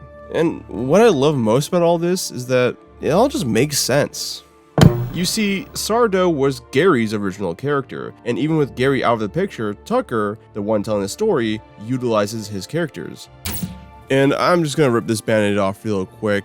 Unfortunately, we don't get the other reoccurring character being Dr. Vink. Yeah, sadly enough, it does make sense. Tucker is Gary's brother, so Sardo lives on, but Frank was the creator of Dr. Vink. And Frank's no longer here, and no one else here is related to Frank, so no more Dr. Vink. It's a real tragedy, but if I'm being honest, Sardo was always the better of the two, so... Anyways, so in typical fashion, Sardo sells our main character a pencil and eraser set, except this set is busted as all hell. Basically, if you write or draw an object and then erase it, said object will just disappear off the face of the earth. And I guess it's gotta be proximity based, because if I draw and erase an apple, then shouldn't all the apples in the universe cease to exist? But this episode explores the fun applications of this concept before our main character gets a little annoyed with his sister and just erases her out of existence. Realizing the grave mistake he just made, he erases himself to go in after her, and he ends up in the oblivion. And I mean, what the hell? He erases Sardo too just to throw him into the mix, and let's be honest, he had it coming. So once they're there, they run into this barbarian looking guy who has been there for a while and desperately wants the pencil and eraser set and chases the kids down. And these kids can't exactly erase this guy because when they do, he just comes right back. So now they gotta figure out a way to return home, all while hiding away from this bloodthirsty brute. Now, for a second there, I thought this was going to get really conceptual. Like, they can't escape the oblivion, right? So why not just bring the entire universe into the oblivion? You know, write down the universe and erase it. I mean, that's kind of sick. But unfortunately, the actual solution is kind of lame. They just erase the door to the main character's bedroom, and somehow that is good enough to get them back into the real world? It's just kind of a cop-out, to be honest. But a less than stellar ending can't really affect the overall amount of fun that is to be had with either this concept, which this episode takes full advantage of, or the marvelous character of Sardo. And honestly, I just wish we saw more of this guy throughout the revival.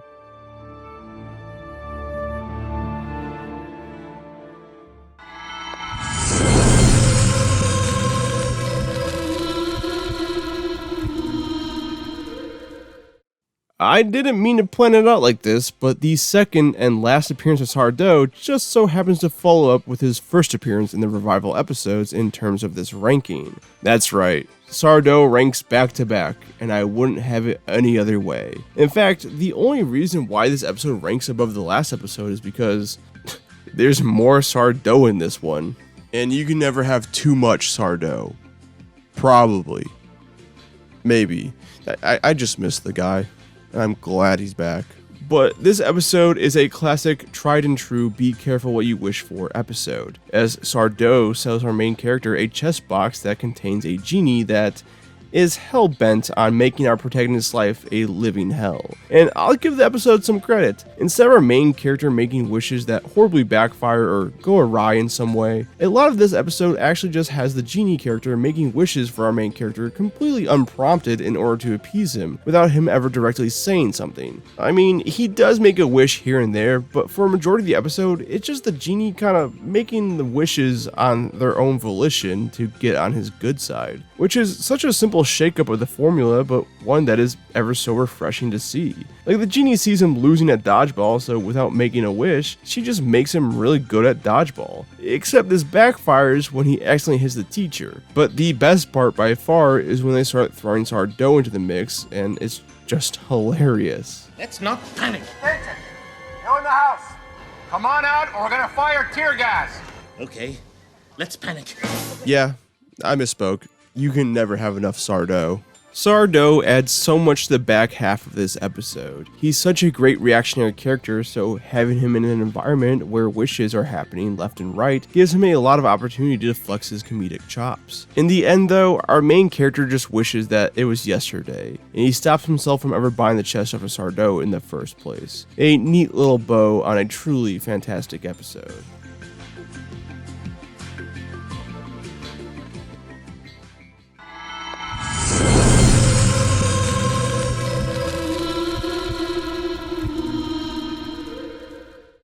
I saw that this episode was mentioned a lot in the original Are You Afraid of the Dark video, so I knew it had its fans. That being said, whenever I do these rankings, I try not to buy into the hype and just review each episode on my own merits. However, I did have to brace myself just in case this episode was bad. I mean, I already slagged off the Silverside episode. I don't think I'd be alive tomorrow if I didn't give this one a high ranking. But luckily, I have the pleasure of reporting back that this episode is amazing. I mean, clearly, it ranked number 2. You know some people are still gonna be mad that this is a number 1. Oh, I know, but that's just the nature of the internet. But this episode works so well because the threat of the nurse character is very real. She has this unnerving, persistent quality to her character, and if anyone has a phobia of needles, good luck watching this episode, because she's always got that thing on her. And this all concludes in a very sweet and charming way, as it turns out that the inciting incident was all one big misunderstanding. I'm being intentionally vague in regards to this episode because I truly think that everyone should watch this one on their own accord.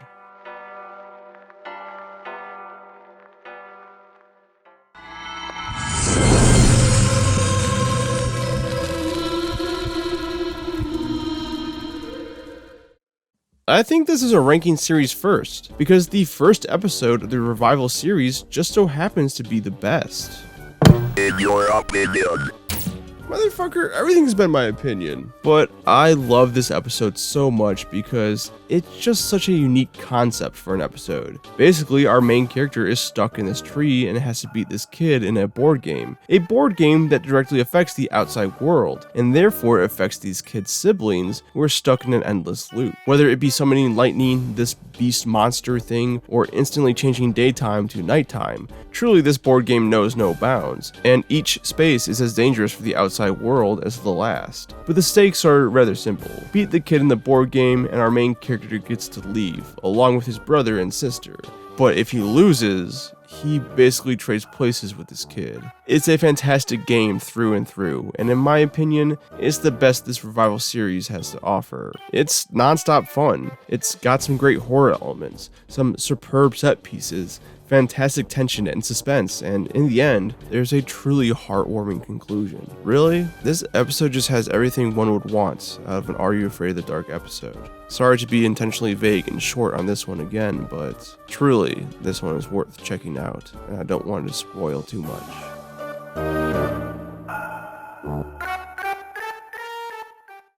So you may be asking though, how do the Revival episodes rank amongst the original episodes? Well, let's consult the chart. So any episode in green is going to be the Revival episodes, and any episode in purple is going to be the original series. And it's an interesting spread. As you can see, I think the overall Revival series had the better consistency within regards to good episodes. But the original series still had the best episodes overall, but they also had the worst episodes overall. So, funny how that works out. But now I can officially say I am done ranking Are You Afraid of the Dark episodes, and honestly, it feels like a giant weight off my chest. Oh. Okay, boys, we're finally here to finish ranking the Are You Afraid of the Dark series. Didn't we already, rank all the episodes? Well, technically speaking, we ranked all the episodes in the original series and the Revival series, but we still have to talk about the 2019 Reboot series. And that's what we'll be covering today in this very video. Okay, cool.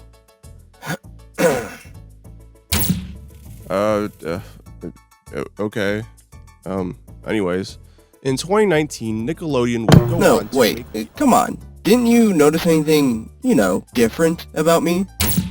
Oh, dude, I don't know. Did you get a haircut or something? A haircut? I have a face now, and a new voice. Oh, well, to be completely honest, dude, I don't pay much attention to you at all.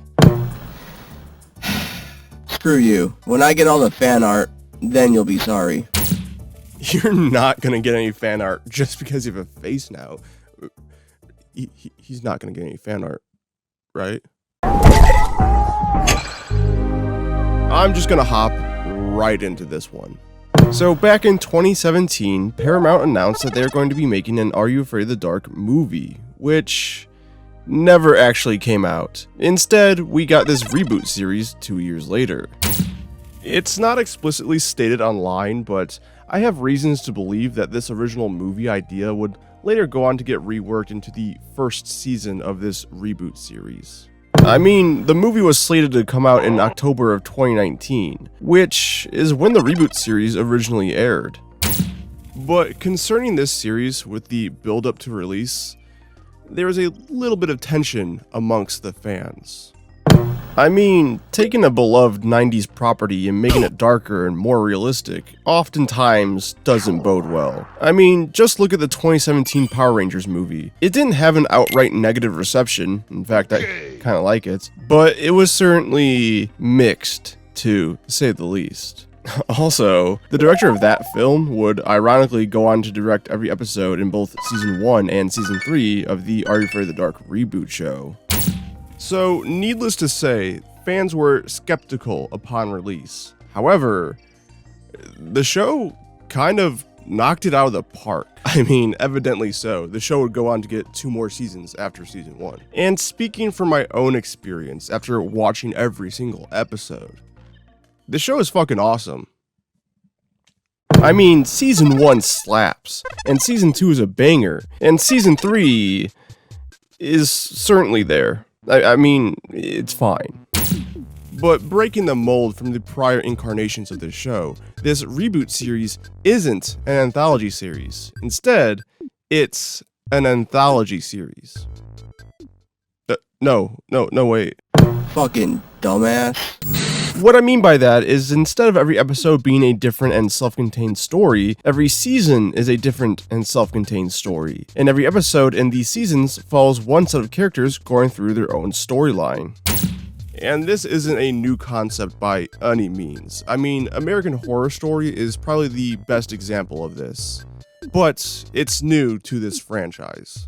Initially, I was very skeptical of this setup. I mean, 3 separate seasons following 3 separate Midnight Society groups?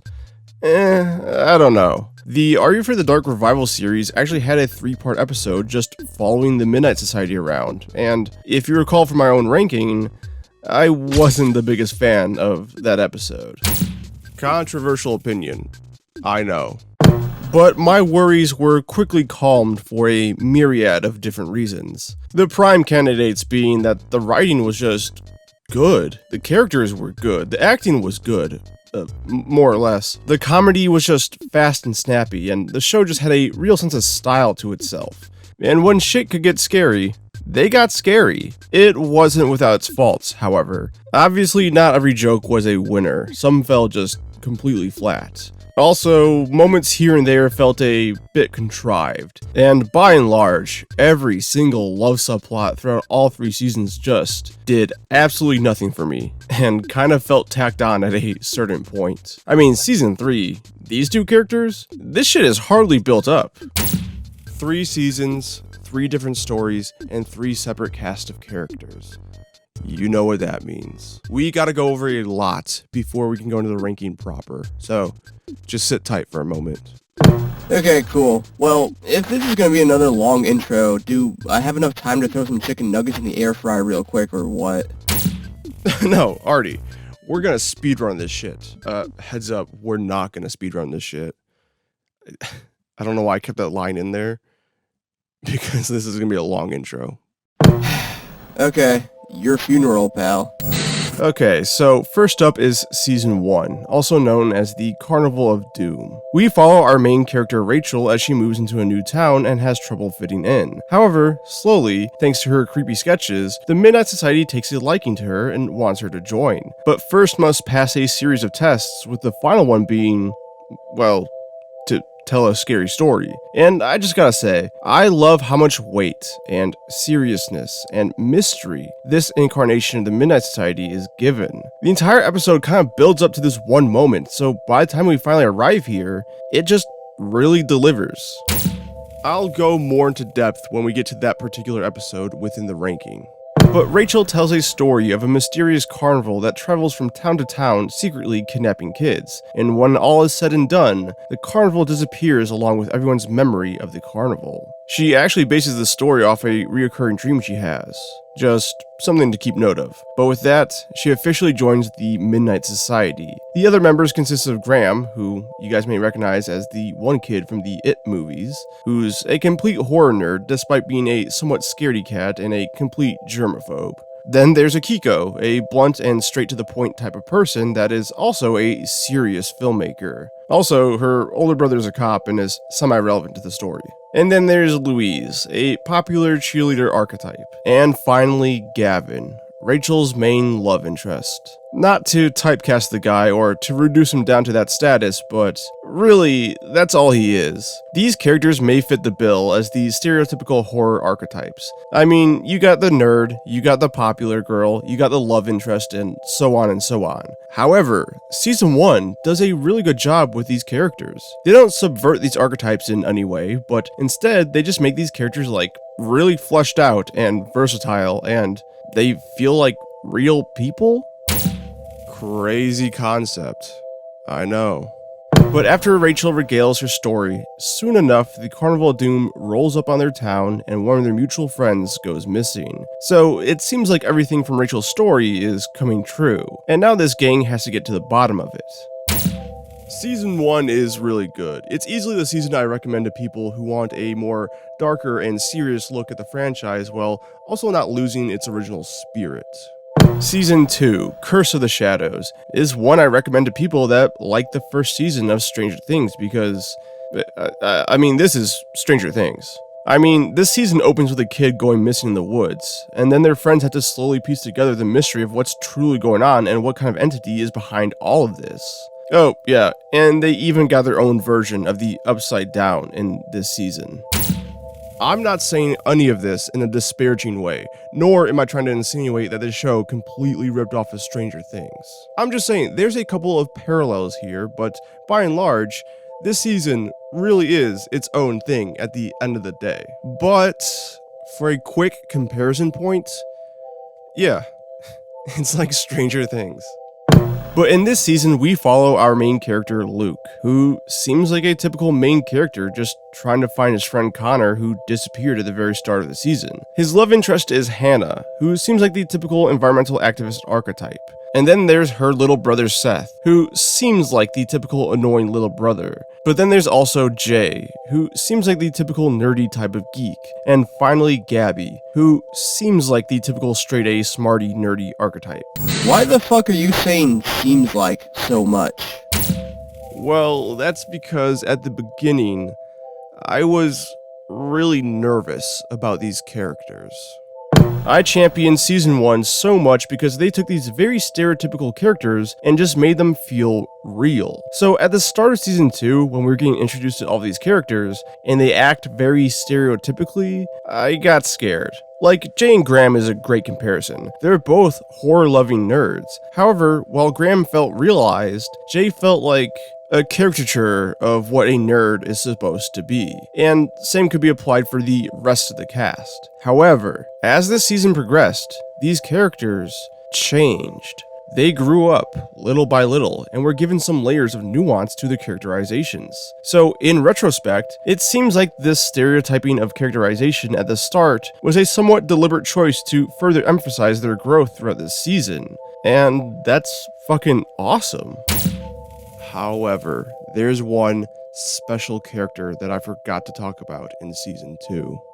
And that's motherfucking Sardo, baby. Holy shit, he's back. Yeah, he's not the original actor from the OG series, but I gotta give this man some props. He fucking nails Sardo. From the cadence to the delivery to everything in between. This is just Sardo again. And massive props to the writing. They didn't make him all serious and brooding or whatever. He's just as funny as he used to be, if not more so. And this is a secure line? Okay. Be at the shop in 20, come around back, bring cash. Thank you. My only problem is the fit. I mean, come on. OG Sardo had that drip on him, and not a lick of that swag was carried over into this series. But hey, I'd much rather have the character feel like the character than look like the character. Also, he's like a legit character who is pivotal to this season's story, and he also just has like some badass and heartwarming scenes, but we'll talk about that more when we get to those specific episodes. But the plot of season 2 is that there's a monster called the Shadow Man, that if you enter the woods after sundown, he places a curse on you, essentially allowing him to hunt you down and drag you away into this parallel shadow world called the Shadow House. That's what happened to Connor off rip. And these kids, while trying to find Connor, all accidentally get cursed and now must fight off the Shadow Man along with trying to find a way to break the curse and get Connor back at the same time. What makes the Shadow Man so scary is that he can just emerge from darkness anytime he wants once the sun goes down. And yeah, some simple lights are enough to send him running, but at the same time, he can just turn them off too. So simply sleeping with the lights on isn't gonna cut it. Your ass has to stay awake to turn them back on if he turns them off. But along the way, they must learn the origins of the Shadow Man to properly defeat him. And it's just all really good stuff. But you know what I like most about this season? They make the darkness a legit monster and a legit threat. So, in turn, I guess it's finally applicable to ask the age-old question of, are you afraid of the dark? It's really fucking cheesy, but I love how the title of the show finally means something for these episodes. It's great. And then you got season 3, known as Ghost Island. And yeah, I'm not a fan of this one. I don't want to give the impression that this is a bad season, because it's really not. It's below average at worst and just average at best. It's just that juxtaposed to the 2 prior seasons, it kind of sticks out like a sore thumb. Our characters this time around follow a friend group who go on vacation to an island where they find out that their hotel they're staying at has a haunted room, the dreaded Room 13. Many people have checked into this room, but none have ever checked out.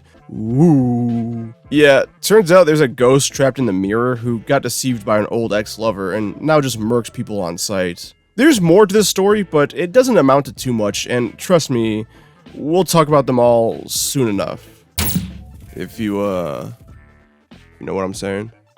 Our main character this season is Kayla, who is trying to get over her sister's death and is struggling with it. Actually, you stop holding Midnight Society meetings altogether because of her death. Then you got Ferris, who is like the comedic relief character, and that's all there is to his character. Summer is kind of in a similar boat. She's just the typical girl archetype with not much else going on. And then Max over here is actually a ghost from 1996 who didn't know he's a ghost, so there's that. And then there's Leo, who is the life of the party and totally gay. Whoa, hey man, come on now. That's uncalled for. No, I'm not saying this in a disparaging 2008 kind of way. I'm saying that this character is quite literally gay.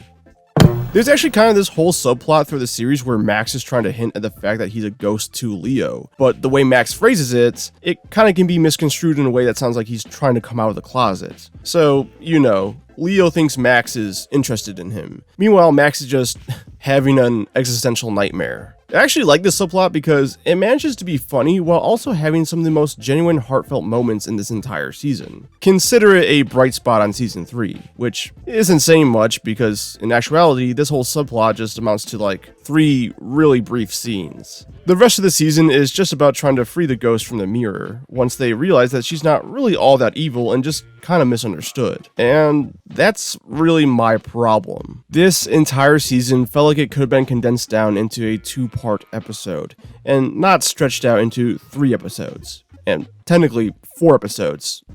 I mean, look. Which leads me to my final point.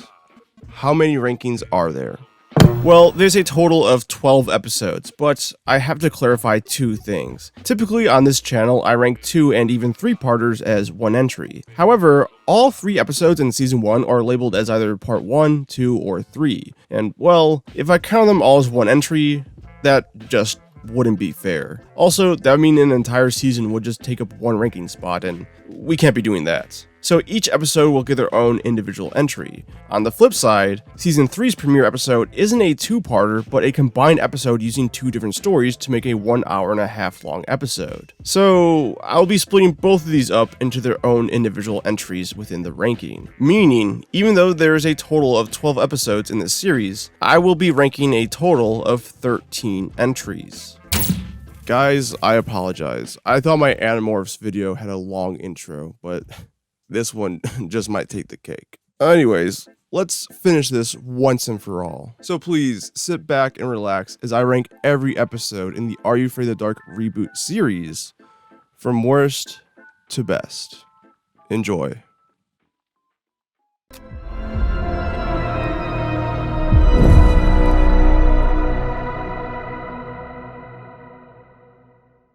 Starting off this list is an episode from Season 3. I would say this is a shock, but if you actually watched my entire long-ass intro, it's not really. And yeah, we're gonna be talking about a lot of Season 3 episodes down here at the bottom. Very unfortunate. This is also the second part of the first episode, so I guess its main focus is on further fleshing out these characters, which would be great if, you know, the characters actually had something to them. But then that's kind of it for this episode. The story mostly takes a backseat here, with only one final revelation getting attention towards the end. That being that Max finally finds out that he's a ghost. And it's a little confusing too. Like, in the prior episode, Max tells a story about a hotel worker that got stuck in room 13 and disappeared, right? Well, as it turns out, this ghost story Max tells is actually about himself. I guess he just forgot the memories of his death and told the story subconsciously or whatever, and this effectively acts as a twist. The show goes to great lengths to conceal the audience from possibly predicting this outcome, as when Max originally tells the story of his death, the character actor we see playing Max is completely different from his real-life counterpart, which I think just only aids in the confusion. Maybe you're just dumb. You ever think about that? Hey man, I'm not that dumb. In your Lost Tapes video, you said you don't see the monster of Monterey, despite the monster clearly showing up at the very end. No comment. Like, okay, at this point, we don't know exactly what's going on. We don't know if this mirror is like a portal to another world, if there's a ghost trapped in there, if it possesses people, or truly, what's going on. So, I respect the show for making a twist as effective as this one in terms of unpredictability. But at the same time, it's hard to exactly understand what is transpiring here. And you're completely free to call me a dumbass in the comments. I think I am in this case. But at the same time, you have to admit, this was kind of sloppy. And the episode wasn't already offering too much to begin with. So it was like a pothole in a road that just got bigger over time.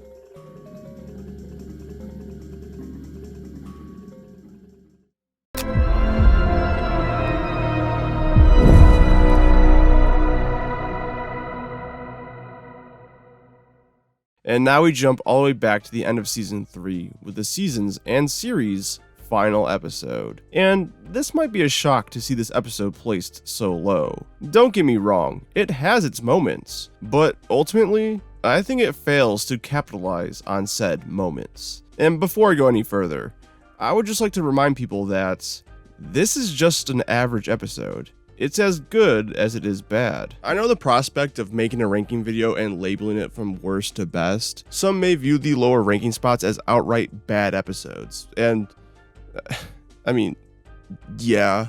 In some scenarios, that's absolutely true. I mean, Dead Time Stories was kind of nothing but bad episodes.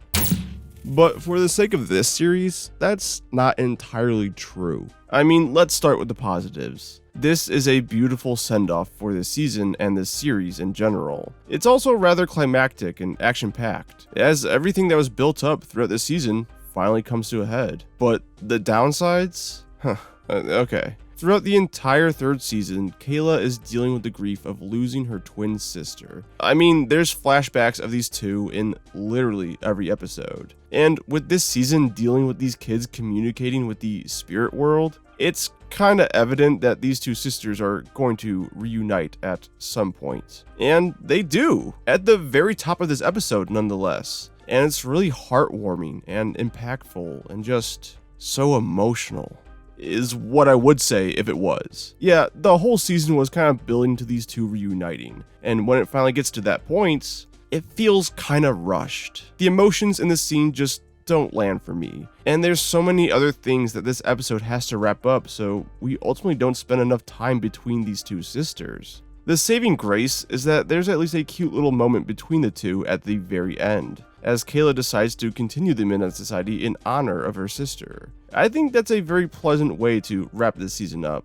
She didn't want to continue the Midnight Society because of her sister, and now she's decided to continue because of her sister.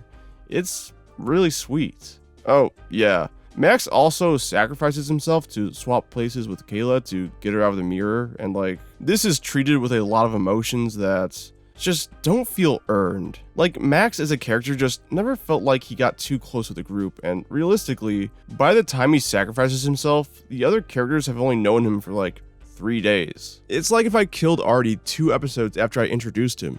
It wouldn't mean anything at that point. Ha, it's cute that you think you can kill me.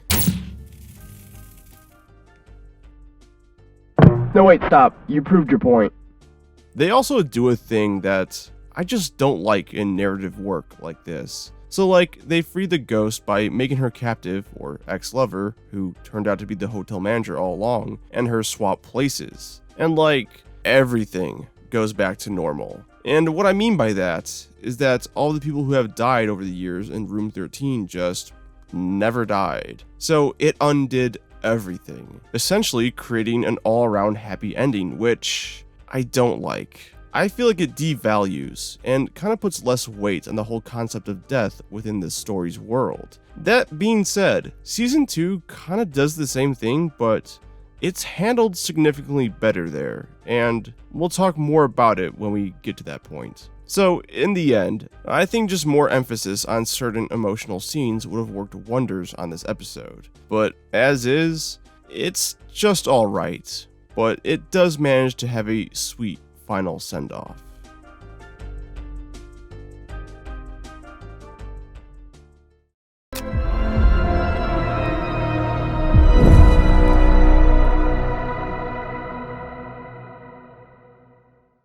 And then we jump all the way back to the start of Season 3 with the very first episode, The Tale of Room 13. A lot of Season 3 episodes so far. Hey, I warned everybody at the start, this was my least favorite season. If there's one thing that made me hopeful for Season 3, it was this cold open right here at the very start of the episode. I mean, just talk about nailing this creepy, foreboding atmosphere. It's great. And then we get our ears assaulted with some Post Malone music right afterwards. In fact, I can't believe I haven't mentioned this yet, but Season 3 really likes to load up their episodes with modern pop music. And like, it's fine, but like, there's certainly a limit, and at certain spots, it feels like they're just trying to see how much music they can cram into an episode. I mean, I can just picture some executive producers sitting at a desk saying they need to put at least 3 more Blackpink songs in any particular episode.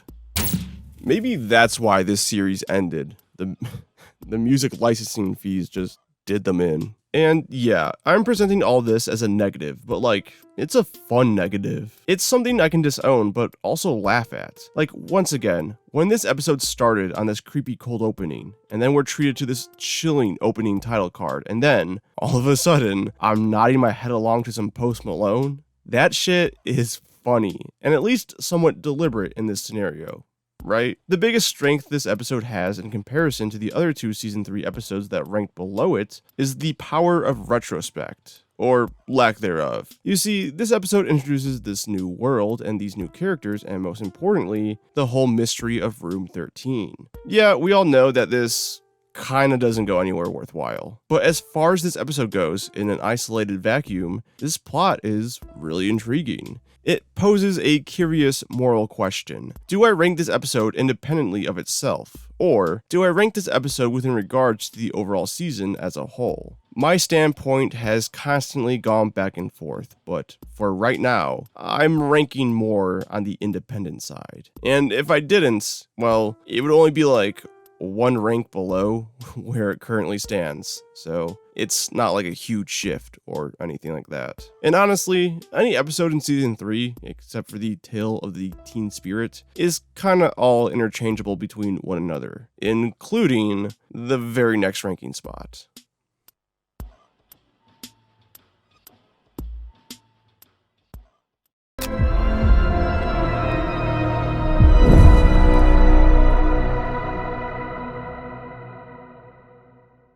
This is the last season 3 episode in this ranking, and honestly, I like this one the best, mainly because it's the episode where we finally get all the answers to the mystery that's been slowly building up throughout this entire season. And the payoff isn't exactly great, or really all that satisfying, but it is most definitely something. Okay, just let me hear it. What are you talking about? Sorry man, I just thought you were gonna say like a condescending insult or something like that. Wow, man. You really think that low of me? Cause you're absolutely right. Your mother... Yeah, I just unplugged him. But finally learning the origins of the mirror ghost called Lucina, and finding out that the hotel manager was the one who trapped her in a mirror all those years ago was pretty good, if a bit too long. The whole flashback goes on for a bit too long for my taste. It's interesting, but kind of messes up the pacing, especially when the episode is trying to tie up so many other loose ends and character arcs. And even then, they fumble a bit. I mean, Summer and Ferris becoming a couple? Who gives a shit? This was barely even built up. Hell, it barely even concludes. It's just a quick little line exchange at the end. But hey, at least the action in this episode is really good. Now, I know it may seem disheartening that all the episodes in Season 3 are right here at the bottom of the ranking. I don't know how Season 3 is regarded amongst the fanbase, but what I have learned on YouTube so far is that everything has their fans. I mean, I can point to a pail of garbage and say, that's literal garbage, and I would still get somebody in my comments saying how much they actually like garbage. I mean, clearly so. These people watch you after all. Got him. I'm not saying Season 3 is garbage, by the way. It's below average to average. But all I want to say to the Season 3 fans out there, I'm sorry. This really isn't necessarily a bad season. It's just that Season 2 and Season 1 are so much better. It had some tough competition from the jump, and unfortunately, just couldn't hang with the big boys.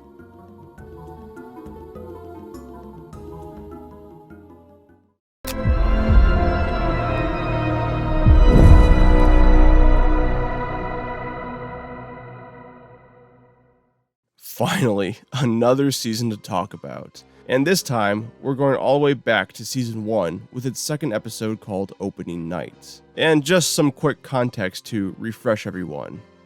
In the first episode, Rachel tells a story about the Carnival of Doom, and at the end of that episode, this seemingly made-up story comes true. So this second episode is all about the main cast of characters quite literally living out the story that she told in the previous episode. However, what I like about this episode is that it's not just these kids experiencing this stuff, but for real, which honestly would have been fine in and of itself. But there's an actual mission at play here, and therefore, actual stakes. Once again, they're trying to find their lost mutual friend Adam. So it acts like a little search and rescue mission while also just being mysterious overall. I mean, this story this random new girl told came true. Like, what the fuck's going on here? But all of them split off into pairings to go on their own adventures and uncover their own information, and face their own trial and tribulations. In essence, this is a good way to cover all possible scares and really utilize the carnival setting. You know, you get some good clown action and some good Ferris wheel almost malfunctioning stuff, which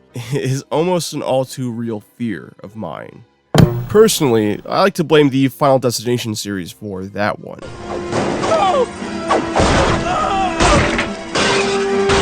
But amongst all of this is the weakest link, and that's all of the Gavin and Rachel relationship stuff. It's weird how in this season all of these characters are great and fully realized, but when it comes to this relationship stuff, it's very by the numbers. I mean, if you have ever seen literally any Disney Channel movie relationship stuff, that's what we got here. Now, the caveat here is that this really doesn't take up too much screen time in the grand scheme of things, despite it being a somewhat central focus. But also, I can recognize that it gives this ending a little bit more weight, as in the end, the carnival manages to scoop up Gavin, and just like how the story goes, everyone but Rachel forgets about the carnival. So while I can scoff and roll my eyes at the milquetoast budding relationship stuff, it at least gives our main character by the end more precedent confidence and determination to not let this carnival get away with what they're doing, because apparently Adam wasn't enough. You gotta get a love interest involved to really get the gears turning. Also, I just gotta point out that Gavin's dad kind of looks like Brandon Routh, you know, Todd from Scott Pilgrim, or Superman from Superman Returns. Wait, shit, that totally is Brandon Routh, isn't it? Yeah, no, it literally is. But hey, at least your face blindness seems to be improving a little bit. Cool to see him here, but like, this is literally it. This is his one and only scene, and it's super brief, so I guess rent was due that day and he needed some kind of work. Nah, that's mean.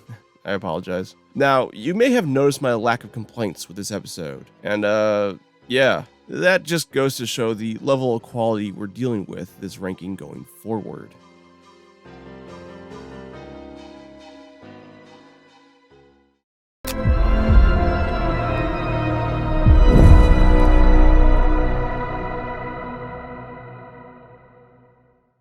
Finally, we get to talk about a Season 2 episode, and actually, it's the first episode of Season 2. And I think for that reason alone, you can sort of piece together why this is at the bottom of the Season 2 episodes in this list. If you recall from my intro, I pointed out how Season 2's characters at the start are written very stereotypically. And with this being the first episode, yeah, it doesn't bode well. The only character that is fully realized at this point in time in the story is Sardo. They really nail this character off bat. And trying to stay consistent with my reasonings, even though I know these characters get significantly better later on, and even knowing that these characters' stereotypical characterization is kind of the point, for the moment being, within the isolation of this episode, it's lacking. Except for Sardo. Jesus Christ, we get it. Fucking marry him if you like him so much. Hey, I totally would if you kept his swag from the OG series. But everything else in this episode is just fantastic. The introduction to the main storyline's mystery, the looming atmosphere that slowly builds throughout the episode, are all key signifiers showing that if this season tightens up these characters, this could be something truly special here. But as far as plot stuff goes, this episode is all about our main cast of characters trying to figure out where their buddy Connor is, which promptly gets them all cursed. I mean, they took all the proper precautions to avoid this curse, but thanks to Jay's dumbass, it didn't matter. You see, if you're in the woods after sunset, you're cursed. And now the Shadow Man is going to hunt you down every night until he's got you. So they all just make sure that they exit the woods before 7:58 p.m. As Jay says, that's when sunset officially takes place. But it's actually not. Jay just got his information wrong. So when they barely get out before the allotted time and they think they're all safe and good, they're really not. Because some dude forgot about fucking time zones or some shit. Realistically, I can't put all the blame on Jay here. Most of it, yeah, it's this dude's fault. But all of it? Nah. Mainly because these kids, who know they have a strict time limit for how long they can be in the woods for, decide to enter said woods at like midday. Like, why not just go first thing in the morning? That would easily give you like a good 11 or 12 hours. Going midday only allots you like 3, maybe 4 hours max. I mean, it doesn't matter. These are all stupid nitpicks at the end of the day. Blowing it a little bit out of proportion for the sake of comedy. Not real criticism or anything like that.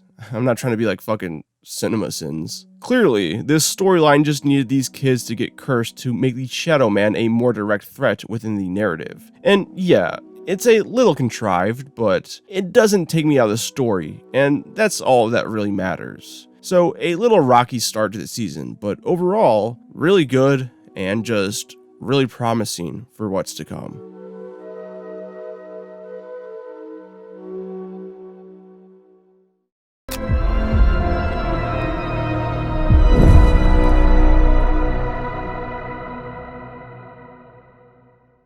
This is essentially the halfway point within Season 2, so it's a lot of ramping up to the climactic final confrontation, which isn't necessarily a bad thing. It's true. I like to hurl out insults at the cashier before I place my Taco Bell order. What? You know, as a way to ramp up the customer experience. That doesn't even make sense. There is a little bit of context here that I gotta explain first. In the prior episode, the gang uses the Book of Shadows to get Connor back, or so they assume. Yeah, turns out they fucked up, and the spell they used accidentally made the Shadow Man impervious to light. You know, the one and only thing that kept these kids safe from the Shadow Man. So, with his newfound vulnerability, he decides to parade around as Connor as a means to infiltrate the group and take these people out one by one. Except he kinda sucks at it. In fact, the gang, or rather Gabby specifically, finds out real fast that Connor isn't actually Connor. And this is my main problem with this particular episode. The Shadow Man pretending to be Connor isn't really given enough emphasis or attention. And ultimately, not much really comes of it. There's not even really a moral quandary with the fact that they had to fight their friend that they've been searching for a while now. And I know I say this a lot in my videos, but this really needed some breathing room to feel a bit more significant. It lacks a little weight. But hey, in the end, we get Jay sacrificing himself to save his friends. And it really goes to show just how far his character has come in this series so far. Which started out as the stereotypical nerdy horror kid who was a little bit self-centered, is now one of the bravest and selflessness kids in the entire group. And normally, I would say this is the best part of the episode. I mean, it's heroic and it's emotional, but I really love all the stuff between Sardo and Seth. I mean, their chemistry is just fantastic, and they really bounce off of one another so well. I mean, sure, Jay sacrifices himself, but did he put on a magic show? Maybe he did. I mean, that kid did just disappear into thin air. But you know you're doing something right when I have a tough time deciding between which scene was better. Either the lighthearted humor between Sardo and Seth, or the emotional sacrifice of Jay. It's a great problem to have.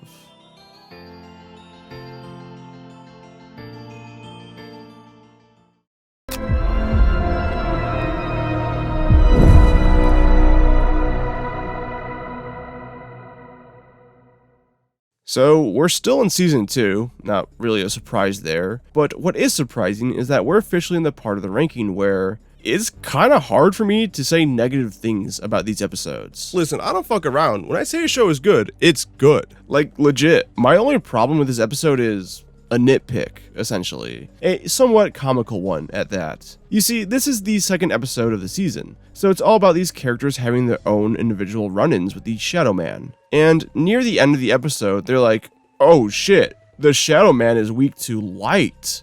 Like, no shit he is. I thought everyone just knew that already. I mean, all the stories surrounding the Shadow Man said he was very vulnerable to light, and everyone's individual encounters with the Shadow Man, they used light to ward him off.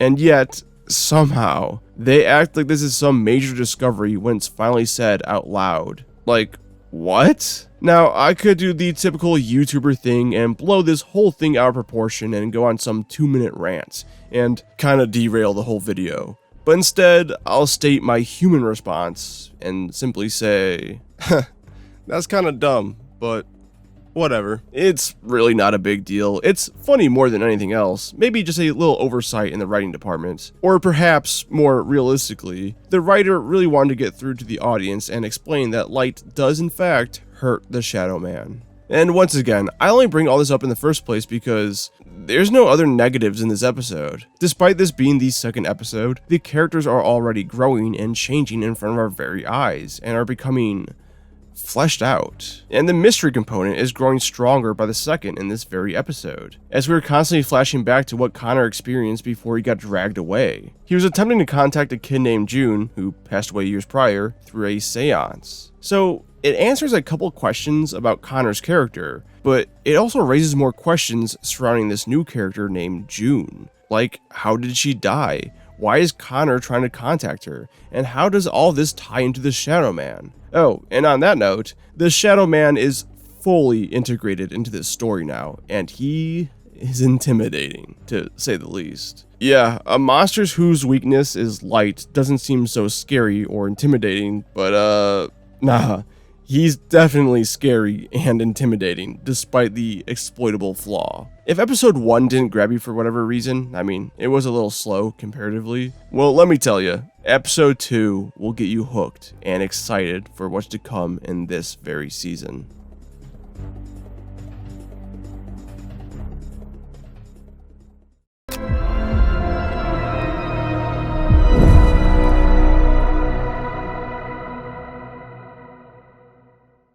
finally jumping back to Season 1 real quick with its final episode, Destroy All Top Hats, which is a great episode, with a horrible title. I mean, out of all 3 episodes in Season 1, it's easily the worst. I mean, the first episode title, Submitted for Approval. It's sleek, it's elegant, it's self-referential, and it's a little meta. It's the start of a reboot series, so it's almost like the title of the episode itself is being submitted to the fans for approval. And then you got Episode 2, Opening Night. Nothing crazy, but straight and to the point and simple. And then Episode 3, Destroy All Top Hats. Ew. Like, I get it. The gang is fed false information that Mr. Top Hat's power stems from his top hat. So they must destroy it to destroy him. And it could also allude to the fact that if they destroy Mr. Top Hat, then the traveling carnival will cease to exist, and therefore all of his different incarnations. But at the same time, it's just a title that doesn't really sound good, to be honest. Dude, do you think anyone actually gives a shit about any of this? I give a shit. But being a season finale, it's got all the classics, like just being climactic as hell, and all the storylines wrap up succinctly and in a satisfying way. There's betrayal, there's heartbreak, and for better or for worse, there's love. Definitely for the worse. Yeah, unfortunately, still the only blight spot on this episode truly is the romantic subplot between Gavin and Rachel. It's just not that special. But once again, thankfully doesn't get too much attention. And I gotta admit, being a season finale, I'll allow it. And the whole thing ends with the kids, and more specifically Rachel, saving the day. And then that's it. Whoa, whoa, whoa. You're leaving out hella details here. Whoa, wait. What do you mean? Like, you know, you didn't properly review this episode. No, I am, but I see your misunderstanding here. You see, I rank and review every single episode, but what I don't do is recap every single episode. Because recapping isn't reviewing. And if you just want that, then you can watch the episodes yourself or read a synopsis online. Damn, you really showed those people, you know, arguing with yourself and whatnot. Don't break the illusion! And just to show how much love and attention was really put into this reboot for fans, at the very end, before Adam stumbles across the Midnight Society, Gavin is gearing up to tell a story he calls The Return of the Ghastly Grinner. It's a cute little Easter egg, and this show actually has a couple, more so in Season 2 than anywhere else. But it's not overbearing, and if you're a fan, you're gonna get a kick out of a couple of them. No real point in pointing them all out because, well, I want people who decide to check out this series to still be surprised by some of them.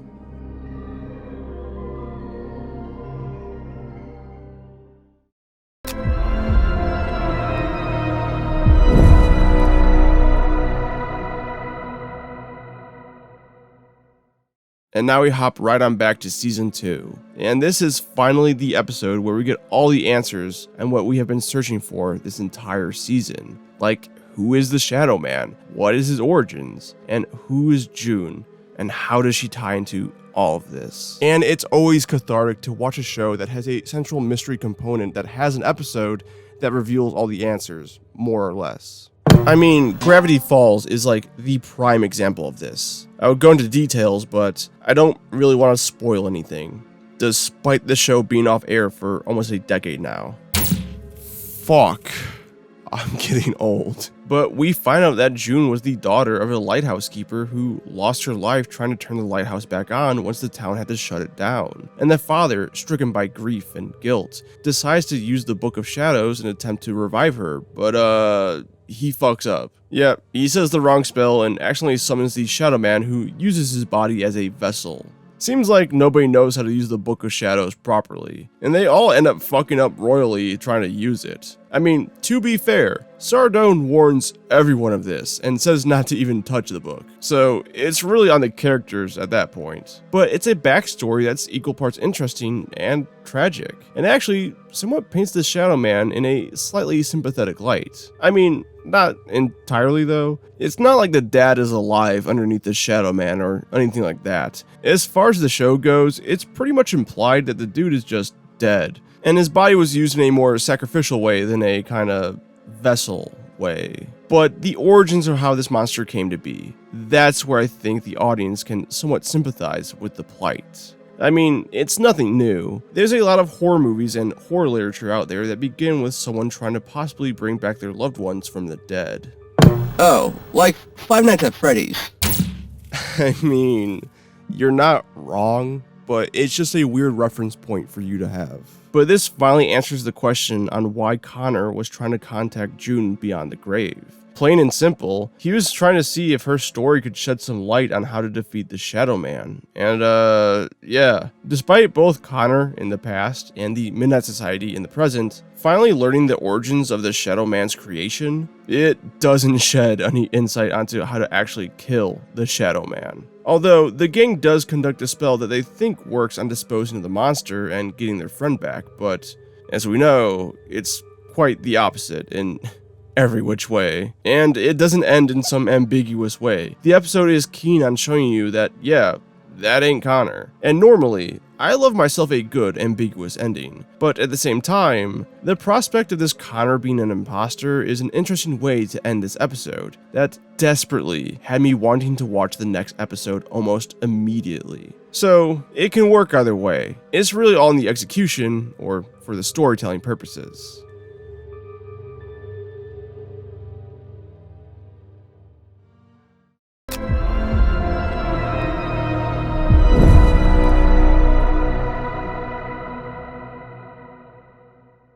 Finally, we skip all the way to the final episode in Season 2, which some may have suspected that this episode was going to rank number 1 overall, and it very well could have. Honestly, anything in the top 3 are pretty interchangeable, but for the moment being, I feel like this works best at number 3. I might regret it later, but for right now, that's what I'm rocking with. At the start of this episode, there's a lot of factors at play that really makes this work that's I can't properly go into at this very moment. Plain and simple, the previous episode ends in such a way to make the start of this episode really dire. And if you noticed, the previous episode has yet to appear on this list, and I don't want to spoil those story moments just yet. So, for the time being, just refer back to this point in the video when I talk about that episode. But needless to say, this opening segment with Luke all alone is so helpless, and you really feel how defeated he is in his current situation. That is until he witnesses a flashback where we get to see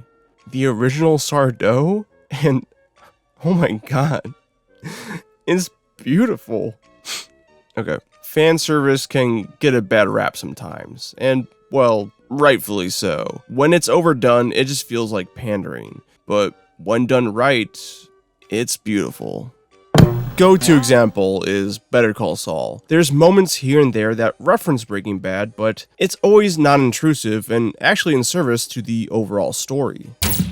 My lukewarm take is that Better Call Saul is better than Breaking Bad, but it doesn't really matter because they're both amazing shows. But that's what the OG Sardo's appearance is. It's not just some cameo for the fans to blow their loads over, although I certainly did. But within this point in the story, it's actually kind of emotional. Once again, more on that later. But in a meta-contextual kind of way, Reboot Sardo at the start of the season actually kind of alludes to the fact that the OG Sardo is his grandfather, which at that point felt like a cute little wink to the audience, but now has fully blossomed into this scene right here. But enough talking about this one particular scene. How does the rest of the episode play out? Well, it plays out like most other season finales. It's action-packed, climactic as hell, and all their friends are saved at the end of the day, and everything goes back to normal. It's just a standard happy ending, and perhaps too happy of an ending. Yeah, okay, somehow time travel is involved in this episode, and the gang managed to go back in time to save June from ever accidentally dying,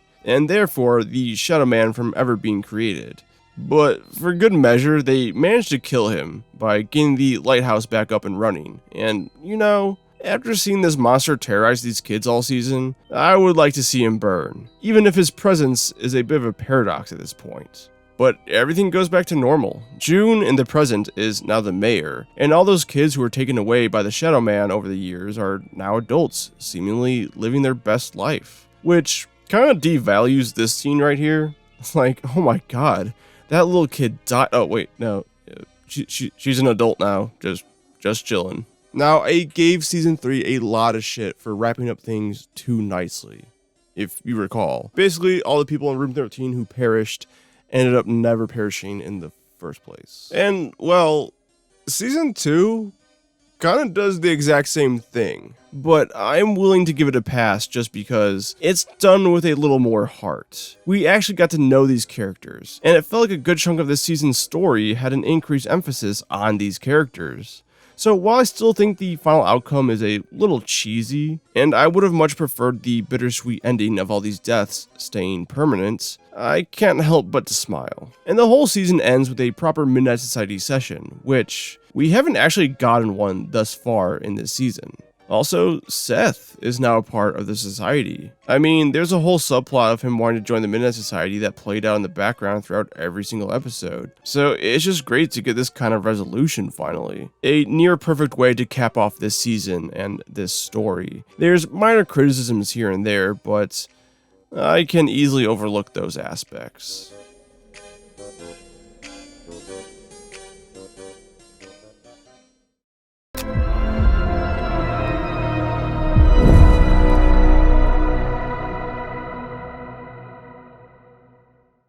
And now we go all the way back to season 1, and to my shock, it's the first episode of not just this season, but this series. That's right, the first episode to kick off this entire reboot series just fucking knocks it out of the park.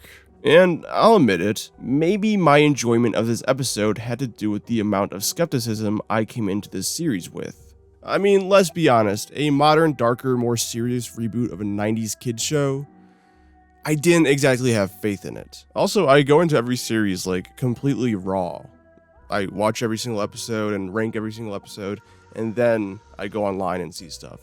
That way my opinion is my own and it's not swayed by stuff I see online. You do research? Doesn't really show in your videos.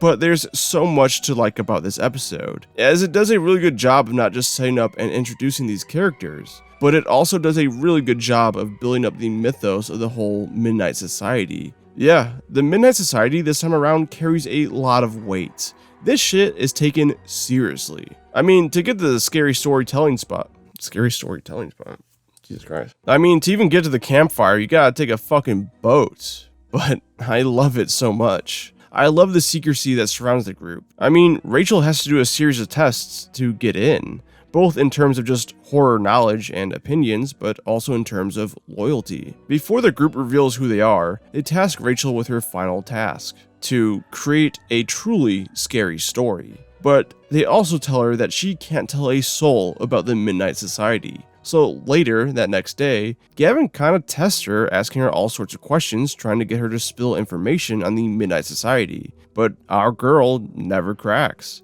It's a really small moment, but I really do like it a lot. And it just further exemplifies how serious this incarnation takes the Midnight Society.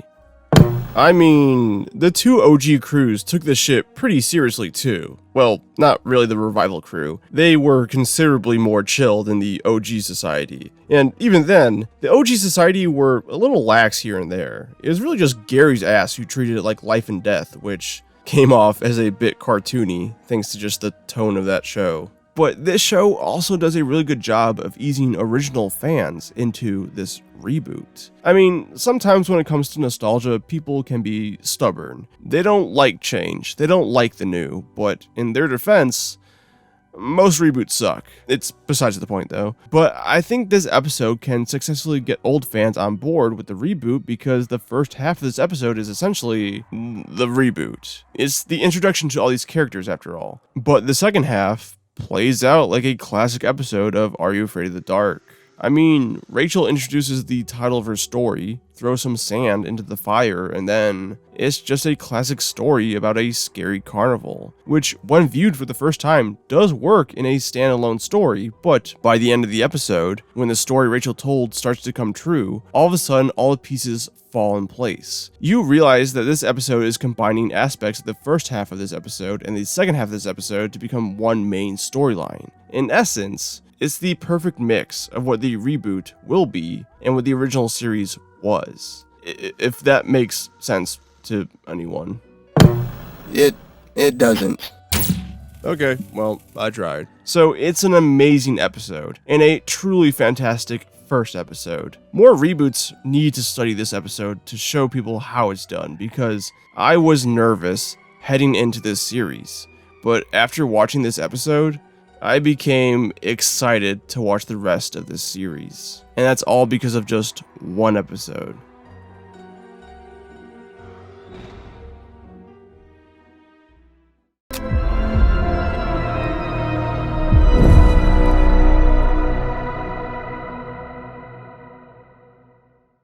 And for our number 1 spot, we are hopping back to season 2 with its second to last episode, The Tale of Midnight Magic. And hot damn.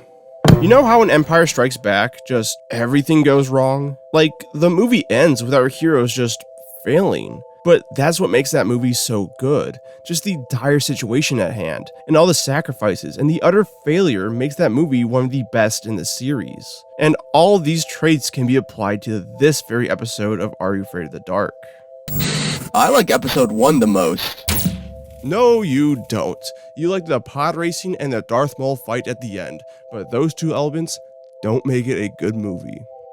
Gonna piss a lot of people off with that comment. But this is in fact the episode where everything fails, as these kids finally discover a way to kill the Shadow Man. Basically, it's just a series of concentrated lights blasted through this crystal that produces a light that can actually kill him. But the only problem here is that the Connor Shadow Man snitches on all these kids' parents, essentially make them all grounded. And yeah, in the grand scheme of things, this hurdle of being grounded is very easily dealt with. I mean, all the kids just sneak out pretty easily anyhow, but it adds a nice little bit of personal stakes to the story. I mean, even if they succeed and kill the Shadow Man, they're still gonna have to go home to their parents after sneaking out. And I mean, the Shadow Man's scary and whatnot, but nothing's scarier than getting in trouble with your parents when you're at that age. But despite their elaborate plan and pretty good execution, they all fail. And one by one, everyone, except for Luke, die. Well, they don't actually die. The Shadow Man just banishes them to the Shadow Realm, but it still leaves Luke alone and perilous. Oh, yeah, except for Sardo. Sardo actually just fucking dies. Like, straight up. The sheer balls on this show to literally kill off a beloved series regular since the 90s is crazy. And I'm glad they did it. It's that, oh shit, moment in this episode. It's that moment that snaps you back to reality and reminds you yet again that, yeah, this Shadow Man is a legit menace, and there is some dire consequences for attempting to kill him. It does beg the question of, why did the Shadow Man kill Sardo, but not the other kids? And, well, I think there's two interpretations here. One being that the Shadow Man never really saw these kids as a real threat. I mean, they're just kids after all. And perhaps his hubris got the better of him. Meanwhile, Sardo, despite his personality, actually does know about the dark arts and has the magical know-how to properly rid the world of the Shadow Man. So perhaps the Shadow Man saw him as an actual threat that needed to be dealt with. Also, he could have thought that if he sent Sardo to the Shadow Realm, he would have figured out a way to break out given his magical background. The other interpretation is that June's father is still somewhat in control. Not directly, but maybe subconsciously,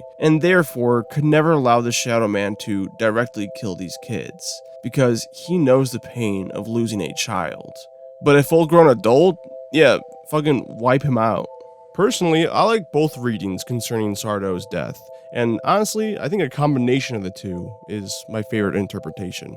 But this is why this OG Sardo flashback in the next episode is so impactful, because the context of that scene is that Luke is scared and alone, and with Sardo dead, he tries to contact him from beyond the grave, and Reboot Sardo shows him a memory he had of his grandfather to aid him in support.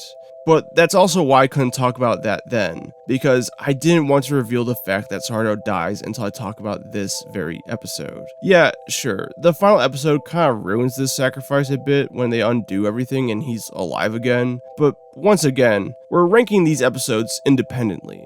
And within defense of the last episode, Sardo implies that he was aware of all the timeline altering shenanigans, which is pretty badass. But yeah, this episode ends in a completely hopeless fashion. Everyone has their great sacrificial moments. I think the most touching is Seth's.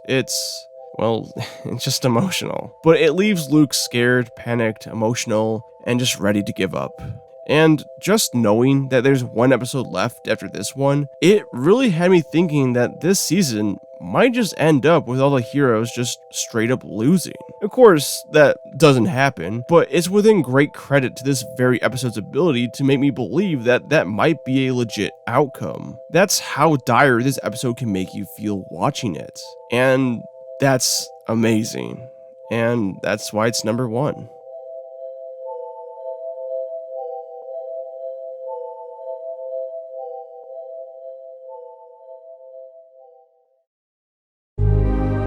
So that was the Are You Afraid of the Dark reboot series, and it was significantly better than I ever thought it would be. I will easily recommend to you guys to check out season 1 and 2, and if you got the time for it, check out season 3.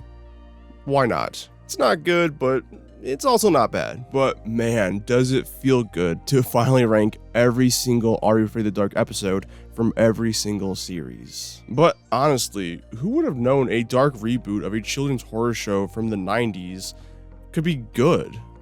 Do you want to see if another similar reboot series holds up as well as this one? Sure. What did you have in mind? Oh,